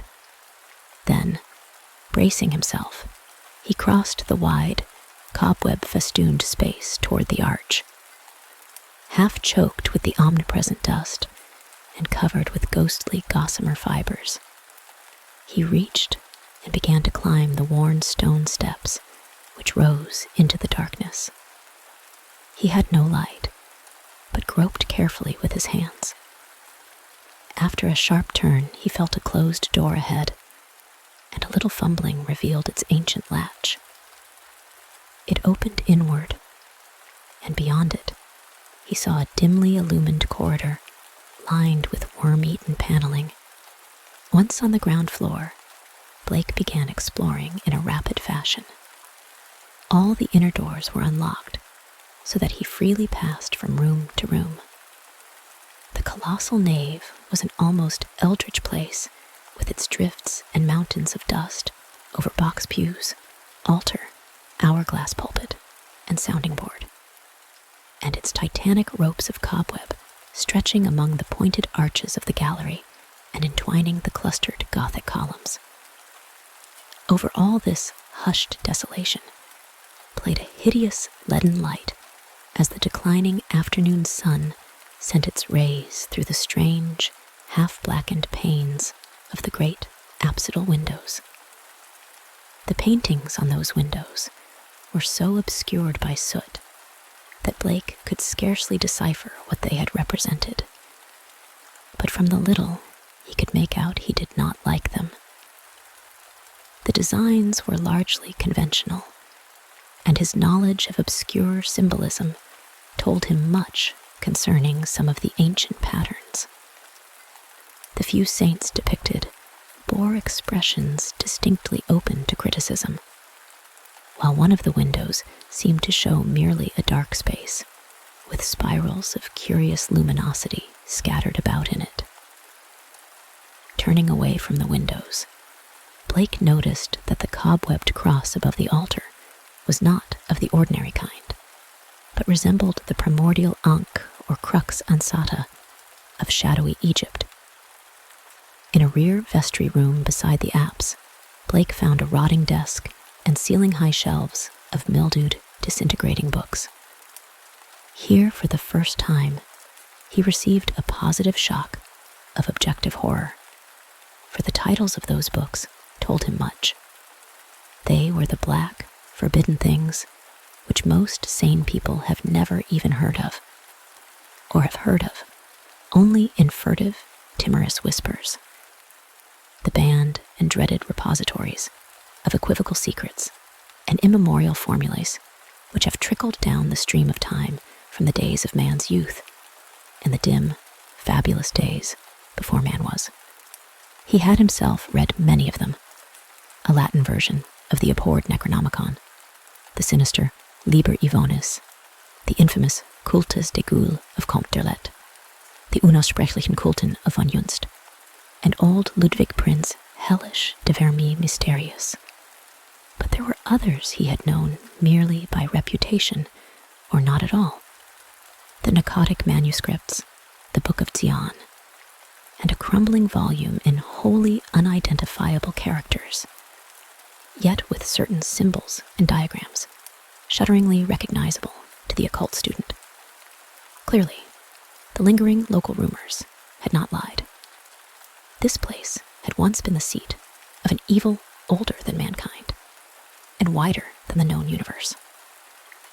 In the ruined desk was a small leather-bound record book filled with entries in some odd cryptographic medium. The manuscript writing consisted of the common traditional symbols used today in astronomy and anciently in alchemy, astrology, and other dubious arts, the devices of the sun, moon, planets, aspects, and zodiacal signs. Here massed in solid pages of text, with divisions and paragraphings, suggesting that each symbol answered to some alphabetical letter. In the hope of later solving the cryptogram, Blake bore off this volume in his coat pocket. Many of the great tomes on the shelves fascinated him unutterably, and he felt tempted to borrow them at some later time. He wondered how they could have remained undisturbed so long. Was he the first to conquer the clutching, pervasive fear which had for nearly 60 years protected this deserted place from visitors? Having now thoroughly explored the ground floor, Blake plowed again through the dust of the spectral nave to the front vestibule, where he had seen a door and staircase, presumably leading up to the blackened tower and steeple, objects so long familiar to him at a distance. The ascent was a choking experience, for dust lay thick, while the spiders had done their worst in this constricted place. The staircase was a spiral with high, narrow wooden treads, and now and then Blake passed a clouded window looking dizzily out over the city. Though he had seen no ropes below, he expected to find a bell or peal of bells in the tower, whose narrow, louver-boarded lancet windows his field glass had studied so often. Here he was doomed to disappointment, for when he attained the top of the stairs, he found the tower chamber vacant of chimes, and clearly devoted to vastly different purposes. The room, about 15 feet square, was faintly lighted by 4 lancet windows, one on each side, which were glazed within their screening of decayed louver boards. These had been further fitted with tight, opaque screens, but the latter were now largely rotted away. In the center of the dust-laden floor rose a curiously angled stone pillar, some 4 feet in height, and 2 in average diameter, covered on each side with bizarre, crudely incised, and wholly unrecognizable hieroglyphs. On this pillar rested a metal box of peculiarly asymmetrical form, its hinged lid thrown back, and its interior holding what looked beneath the decade-deep dust to be an egg-shaped or irregularly spherical object some 4 inches through. Around the pillar in a rough circle were 7 high-backed Gothic chairs, still largely intact, while behind them, ranging along the dark-paneled walls, were 7 colossal images of crumbling black-painted plaster, resembling more than anything else the cryptic carven megaliths of mysterious Easter Island.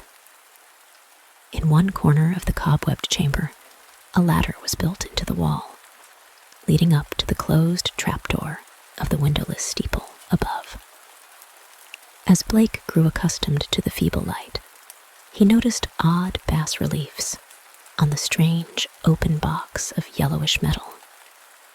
Approaching, he tried to clear the dust away with his hands and handkerchief, and saw that the figurines were of a monstrous and utterly alien kind, depicting entities which, though seemingly alive, resembled no known life form ever evolved on this planet. The 4-inch seeming sphere turned out to be a nearly black, red-striated polyhedron with many irregular flat surfaces, either a very remarkable crystal of some sort, or an artificial object of carved and highly polished mineral matter. It did not touch the bottom of the box, but was held suspended by means of a metal band around its center, with 7 queerly designed supports extending horizontally to angles of the box's inner wall near the top. This stone, once exposed, exerted upon Blake an almost alarming fascination.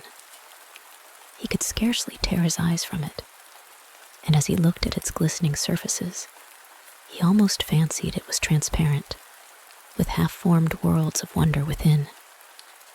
Into his mind floated pictures of alien orbs with great stone towers, and other orbs with Titan mountains, and no mark of life, and still remoter spaces, where only a stirring in vague blacknesses told of the presence of consciousness and will.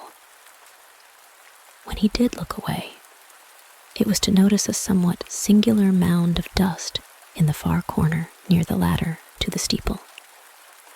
Just why it took his attention he could not tell, but something in its contours carried a message to his unconscious mind. Plowing toward it, and brushing aside the hanging cobwebs as he went, he began to discern something grim about it. Hand and handkerchief soon revealed the truth, and Blake gasped with a baffling mixture of emotions. It was a human skeleton, and it must have been there for a very long time. The clothing was in shreds, but some buttons and fragments of cloth bespoke a man's gray suit.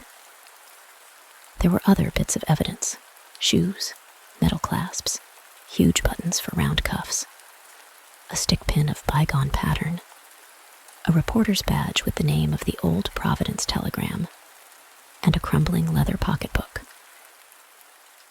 Blake examined the ladder with care, finding within it several bills of antiquated issue, a celluloid advertising calendar for 1893, some cards with the name Edwin M. Lillibridge, and a paper covered with penciled memoranda. This paper held much of a puzzling nature, and Blake read it carefully at the dim westward window. Its disjointed text included such phrases as the following: Professor, Enoch Bowen home from Egypt, May 1844, buys Old Free Will Church in July. His archaeological work and studies in occult well known. Dr. Drown of Fourth Baptist warns against starry wisdom in sermon December 29th, 1844. Congregation 97 by end of 45. 1846. 3 disappearances. First mention of shining trapezohedron. 7 disappearances. 1848. Stories of blood sacrifice begin. Investigation 1853 comes to nothing. Stories of sounds. Father O'Malley tells of devil worship with box found in great Egyptian ruins. Says they call up something that can't exist in light, flees a little light, and banished by strong light, then has to be summoned again. Probably got this from Deathbed Confession of Francis Feeney, who had joined Starry Wisdom in 49. These people say the shining trapezohedron shows them heaven and other worlds, and that the haunter of the dark tells them secrets in some way. Story of Orrin B. Eddy, 1857. They call it up by gazing at the crystal and have a secret language of their own. 200 or more in Kong, 1863, exclusive of men at front. Irish boys mob church in 1869 after Patrick Reagan's disappearance. Veiled article in J. March 14th, 72, but people don't talk about it. 6 disappearances, 1876. Secret committee calls on Mayor Doyle. Action promised February 1877. Church closes in April. Gang, Federal Hill Boys, threatened doctor, and vestryman in May. 181 persons leave city before end of 77. Mention no names. Ghost stories begin around 1880. Try to ascertain truth of report that no human being has entered church since 1877. Ask Lanigan for photograph of place taken 1851. Restoring the paper to the pocketbook and placing the latter in his coat, Blake turned to look down at the skeleton in the dust. The implications of the notes were clear, and there could be no doubt but that this man had come to the deserted edifice 42 years before in quest of a newspaper sensation, which no one else had been bold enough to attempt. Perhaps no one else had known of his plan. Who could tell? But he had never returned to his paper. Had some bravely suppressed fear risen to overcome him and bring on sudden heart failure? Blake stooped over the gleaming bones and noted their peculiar state. Some of them were badly scattered, and a few seemed oddly dissolved at the ends.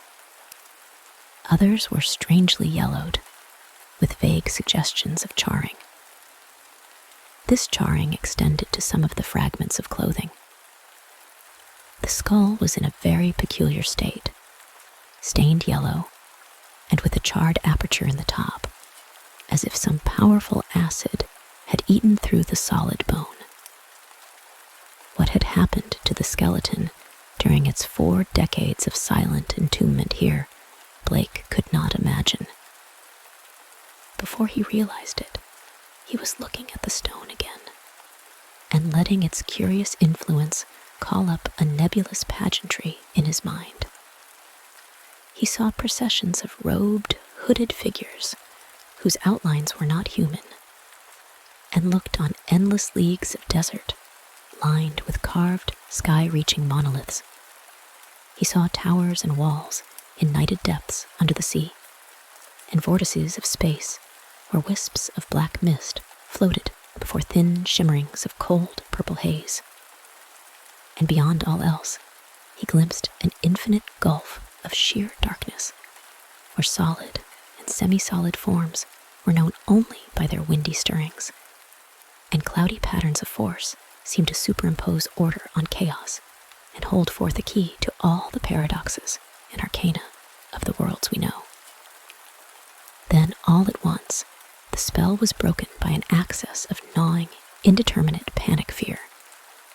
Blake choked and turned away from the stone, conscious of some formless alien presence close to him and watching him with horrible intentness. He felt entangled with something which was not in the stone, but which had looked through it at him. Something which would ceaselessly follow him with a cognition that was not physical sight. Plainly, the place was getting on his nerves, as well it might in view of his gruesome find. The light was waning too, and since he had no illuminant with him, he knew he would have to be leaving soon. It was then, in the gathering twilight, that he thought he saw a faint trace of luminosity in the crazily angled stone. He had tried to look away from it, but some obscure compulsion drew his eyes back. Was there a subtle phosphorescence of radioactivity about the thing?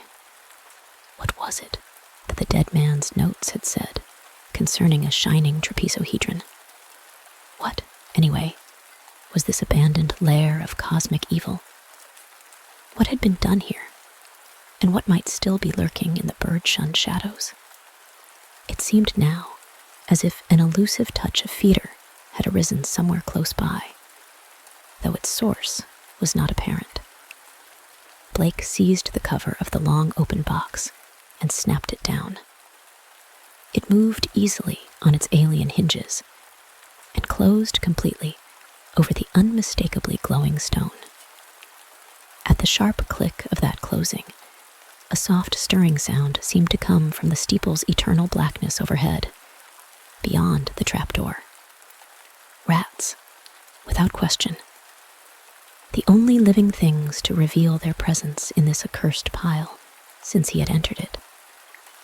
And yet that stirring in the steeple frightened him horribly, so that he plunged almost wildly down the spiral stairs, across the ghoulish nave, into the vaulted basement, out amidst the gathering dusk of the deserted square, and down through the teeming, fear-haunted alleys and avenues of Federal Hill, toward the sane central streets and the home-like brick sidewalks of the college district.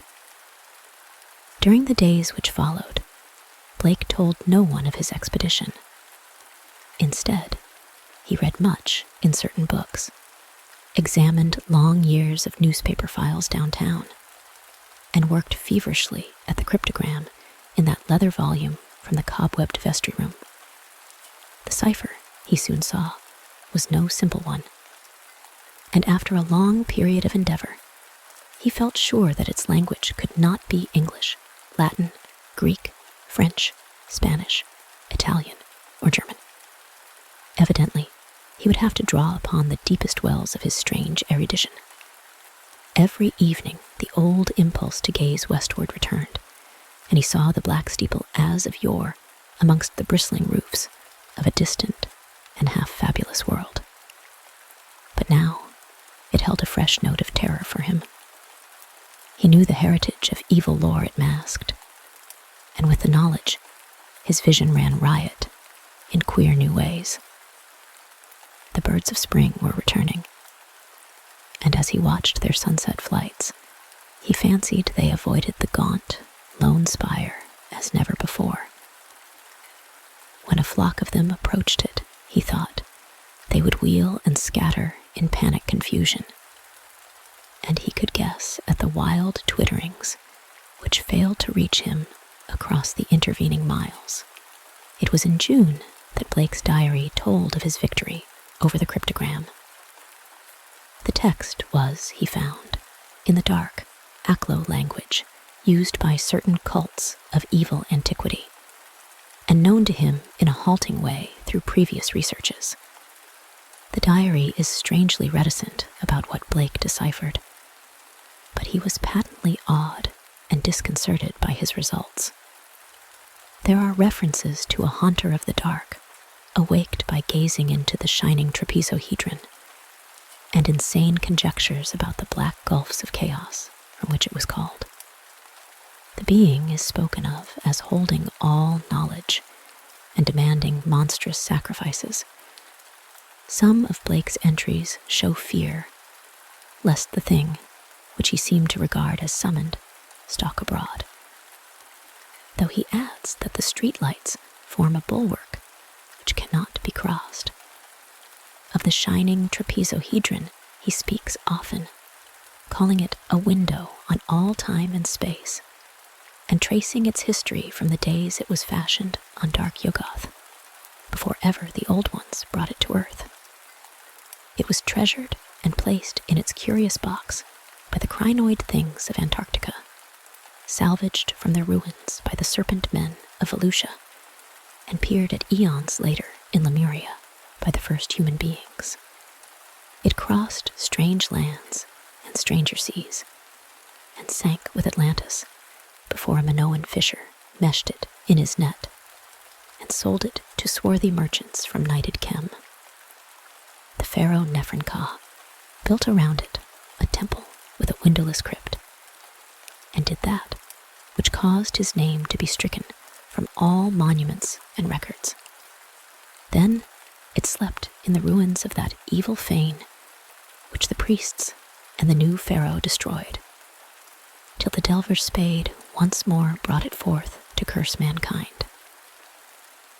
Early in July, the newspapers oddly supplement Blake's entries, though in so brief and casual a way that only the diary has called general attention to their contribution.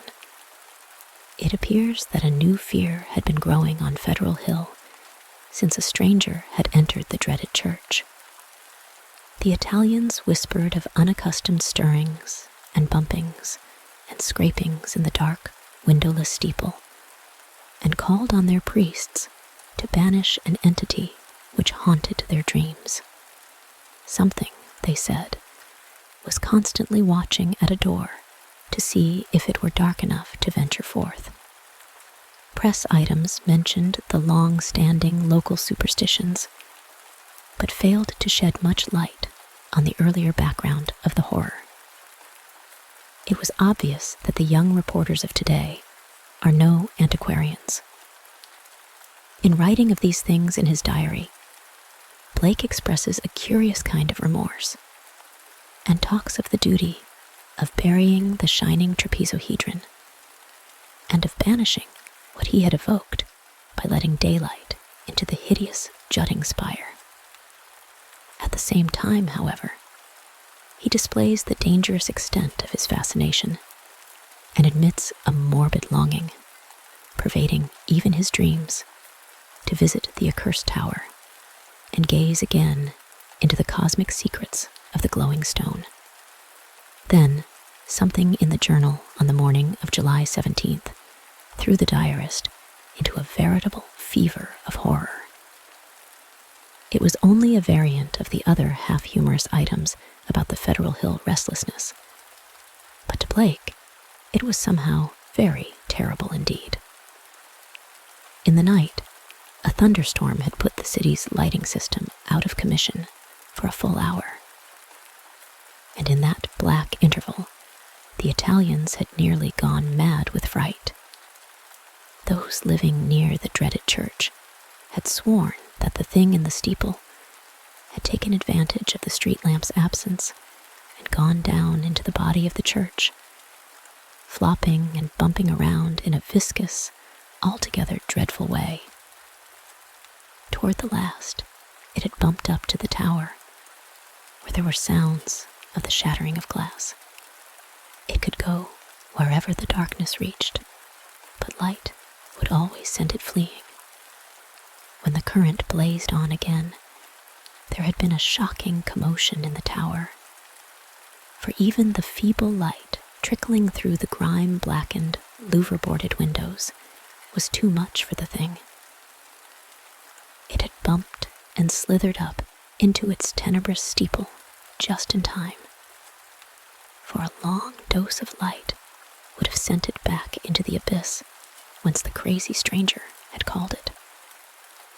During the dark hour, praying crowds had clustered round the church in the rain, with lighted candles and lamps, somehow shielded with folded papers and umbrellas. A guard of light to save the city from the nightmare that stalks in darkness. Once, those nearest the church declared, the outer door had rattled hideously, but even this was not the worst. That evening, in the bulletin Blake read of what the reporters had found. Aroused at last to the whimsical news value of the scare, a pair of them had defied the frantic crowds of Italians and crawled into the church through the cellar window after trying the doors in vain. They found the dust of the vestibule and of the spectral nave plowed up in a singular way, with pits of rotted cushions and satin pew linings scattered curiously around. There was a bad odor everywhere, and here and there were bits of yellow stain and patches of what looked like charring. Opening the door to the tower and pausing a moment at the suspicion of a scraping sound above, they found the narrow spiral stairs wiped roughly clean. In the tower itself, a similarly half-swept condition existed. They spoke of the heptagonal stone pillar, the overturned Gothic chairs, and the bizarre plaster images, though strangely enough, the metal box and the old mutilated skeleton were not mentioned. What disturbed Blake the most, except for the hints of stains and charring and bad odors, was the final detail that explained the crashing glass. Every one of the tower's lancet windows was broken, and two of them had been darkened in a crude and hurried way by the stuffing of satin pew linings and cushion horsehair into the spaces between the slanting exterior louver boards. More satin fragments and bunches of horsehair lay scattered around the newly swept floor, as if someone had been interrupted in the act of restoring the tower to the absolute blackness of its tightly curtained days. Yellowish stains and charred patches were found on the ladder to the windowless spire. But when a reporter climbed up, opened the horizontally sliding trapdoor, and shot a feeble flashlight beam into the black and strangely fetid space, he saw nothing but darkness and an heterogeneous litter of shapeless fragments near the aperture. The verdict, of course, was charlatanry. somebody had played a joke on the superstitious hill dwellers, or else some fanatic had striven to bolster up their fears for their own supposed good. Or perhaps some of the younger and more sophisticated dwellers had staged an elaborate hoax on the outside world. There was an amusing aftermath when the police sent an officer to verify the reports. 3 men in succession found ways of evading the assignment, and the 4th went very reluctantly and returned very soon without adding to the account given by the reporters. From this point onward, Blake's diary shows a mounting tide of insidious horror and nervous apprehension. He upbraids himself for not doing something and speculates wildly on the consequences of another electrical breakdown. It has been verified that on 3 occasions, during thunderstorms, he telephoned the electric light company in a frantic vein and asked that desperate precautions against a lapse of power be taken. Now and then, his entries show concern over the failure of the reporters to find the metal box and stone and the strangely marred old skeleton when they explored the shadowy tower room. He assumed that these things had been removed. Whither and by whom or what, he could only guess. But his worst fears concerned himself, and the kind of unholy rapport he felt to exist between his mind and that lurking horror in the distant steeple, that monstrous thing of night which his rashness had called out of the ultimate black spaces. He seemed to feel a constant tugging at his will, and callers of that period remember how he would sit abstractedly at his desk and stare out the west window at that far-off, spire-bristling mound beyond the swirling smoke of the city. His entries dwell monotonously on certain terrible dreams, and of a strengthening of the unholy rapport in his sleep. There's mention of a night when he awaked to find himself fully dressed, outdoors, and headed automatically down College Hill toward the west. Again and again, he dwells on the fact that the thing in the steeple knows where to find him. The week following July 30th is recalled as the time of Blake's partial breakdown. He did not dress and ordered all his food by telephone. Visitors remarked the cords he kept near his bed, and he said that sleepwalking had forced him to bind his ankles every night with knots which would probably hold, or else waken him with the labor of untying. In his diary, he told of the hideous experience which had brought the collapse. After retiring on the night of the 30th, he had suddenly found himself groping about in an almost black space. All he could see were short, faint, horizontal streaks of bluish light, but he could smell an overpowering fetor and hear a curious jumble of soft, furtive sounds above him. Whenever he moved, he stumbled over something, and at each noise, there would come a sort of answering sound from above, a vague stirring, mixed with the cautious sliding of wood on wood. Once, his groping hands encountered a pillar of stone with a vacant top, whilst later, he found himself clutching the rungs of a ladder built into the wall and fumbling his uncertain way upward towards some region of intenser stench where a hot, searing blast beat down against him.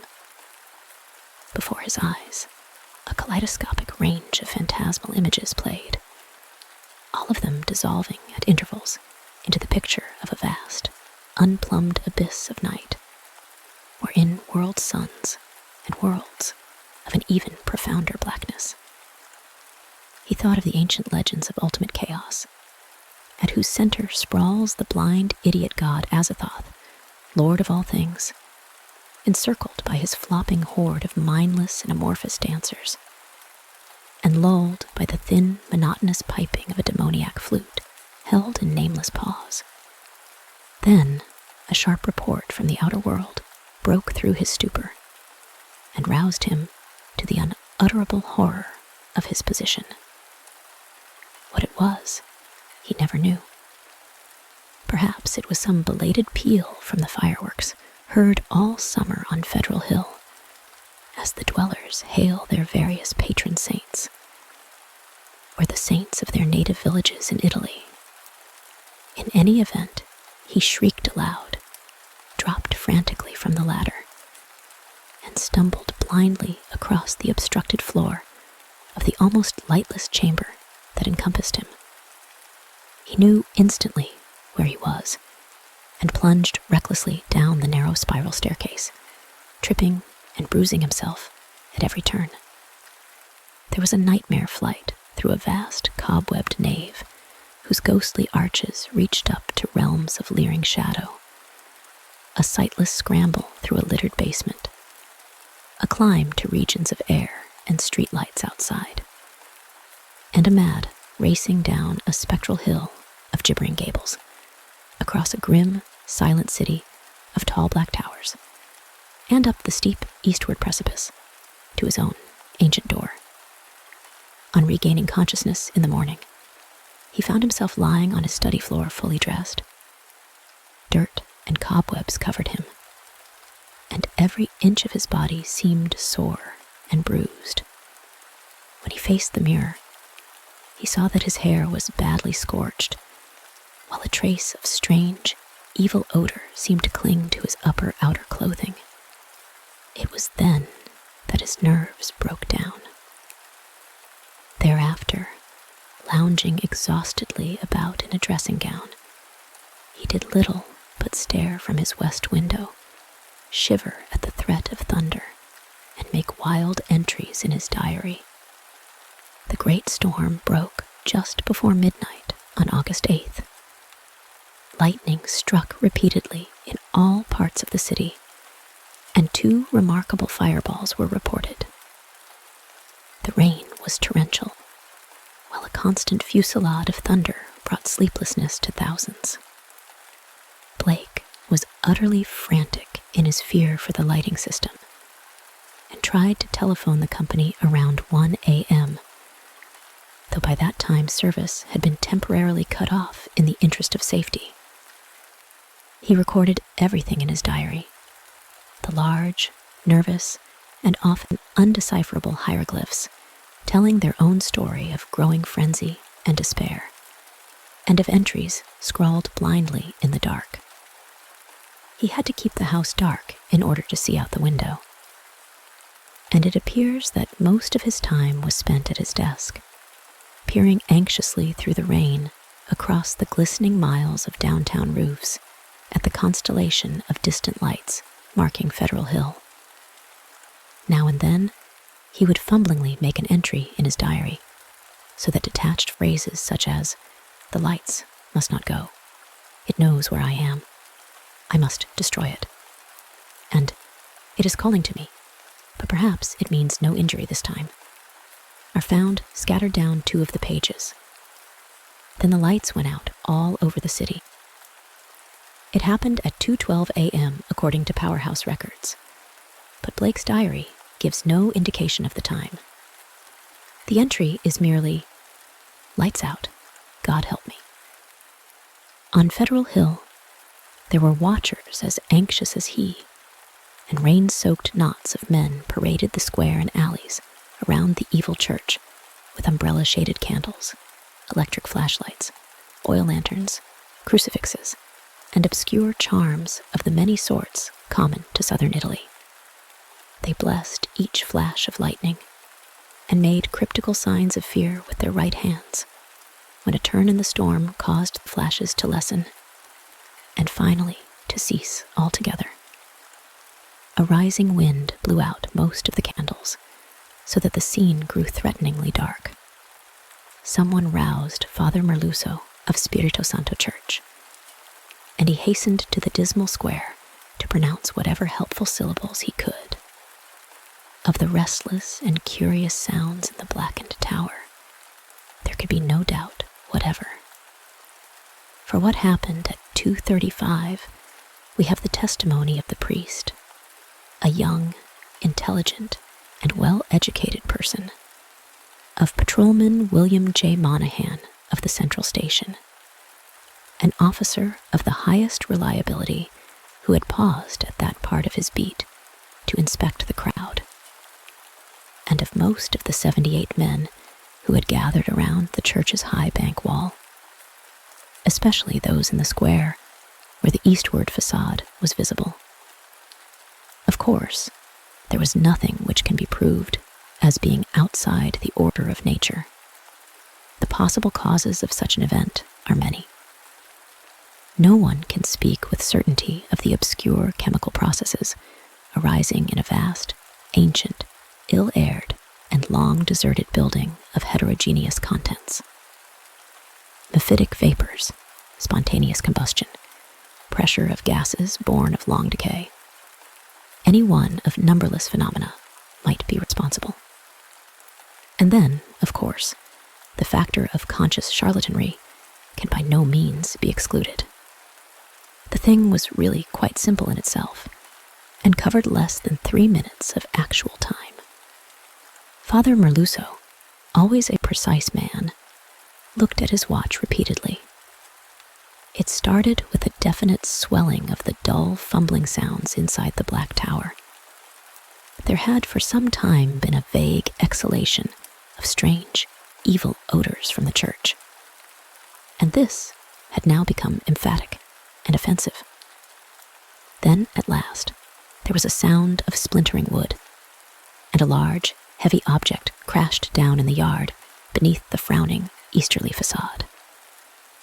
The tower was invisible now that the candles would not burn, but as the object neared the ground, the people knew that it was the smoke-grimed louver boarding of that tower's east window.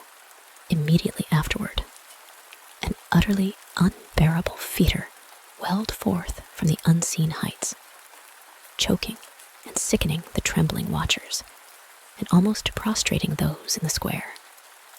At the same time, the air trembled with a vibration as of flapping wings, and a sudden east-blowing wind, more violent than any previous blast, snatched off the hats and wrenched the dripping umbrellas of the crowd. Nothing definite could be seen in the candleless night, though some upward-looking spectators thought they glimpsed a great spreading blur of denser blackness against the inky sky, something like a formless cloud of smoke that shot with meteor-like speed toward the east. That was all. The watchers were half numbed with fright, awe, and discomfort, and scarcely knew what to do, or whether to do anything at all. Not knowing what had happened, they did not relax their vigil. And a moment later, they sent up a prayer as a sharp flash of belated lightning, followed by an ear-splitting crash of sound, rent the flooded heavens. Half an hour later, the rain stopped, and in 15 minutes more, the streetlights sprang on again, sending the weary, bedraggled watchers relievedly back to their homes. The next day's papers gave these matters minor mention in connection with the general storm reports. It seems that the great lightning flash and deafening explosion which followed the Federal Hill occurrence were even more tremendous farther east, where a burst of the singular fetor was likewise noticed. The phenomenon was most marked over College Hill, where the crash awaked all the sleeping inhabitants and led to a bewildered round of speculations. Of those who were already awake, only a few saw the anomalous blaze of light near the top of the hill, or noticed the inexplicable upward rush of air which almost stripped the leaves from the trees and blasted the plants in the gardens. It was agreed that the lone, sudden lightning bolt must have struck somewhere in this neighborhood, though no trace of its striking could afterward be found. A youth in the Tau Omega fraternity house thought he saw a grotesque and hideous mass of smoke in the air, just as the preliminary flash burst. But his observation has not been verified.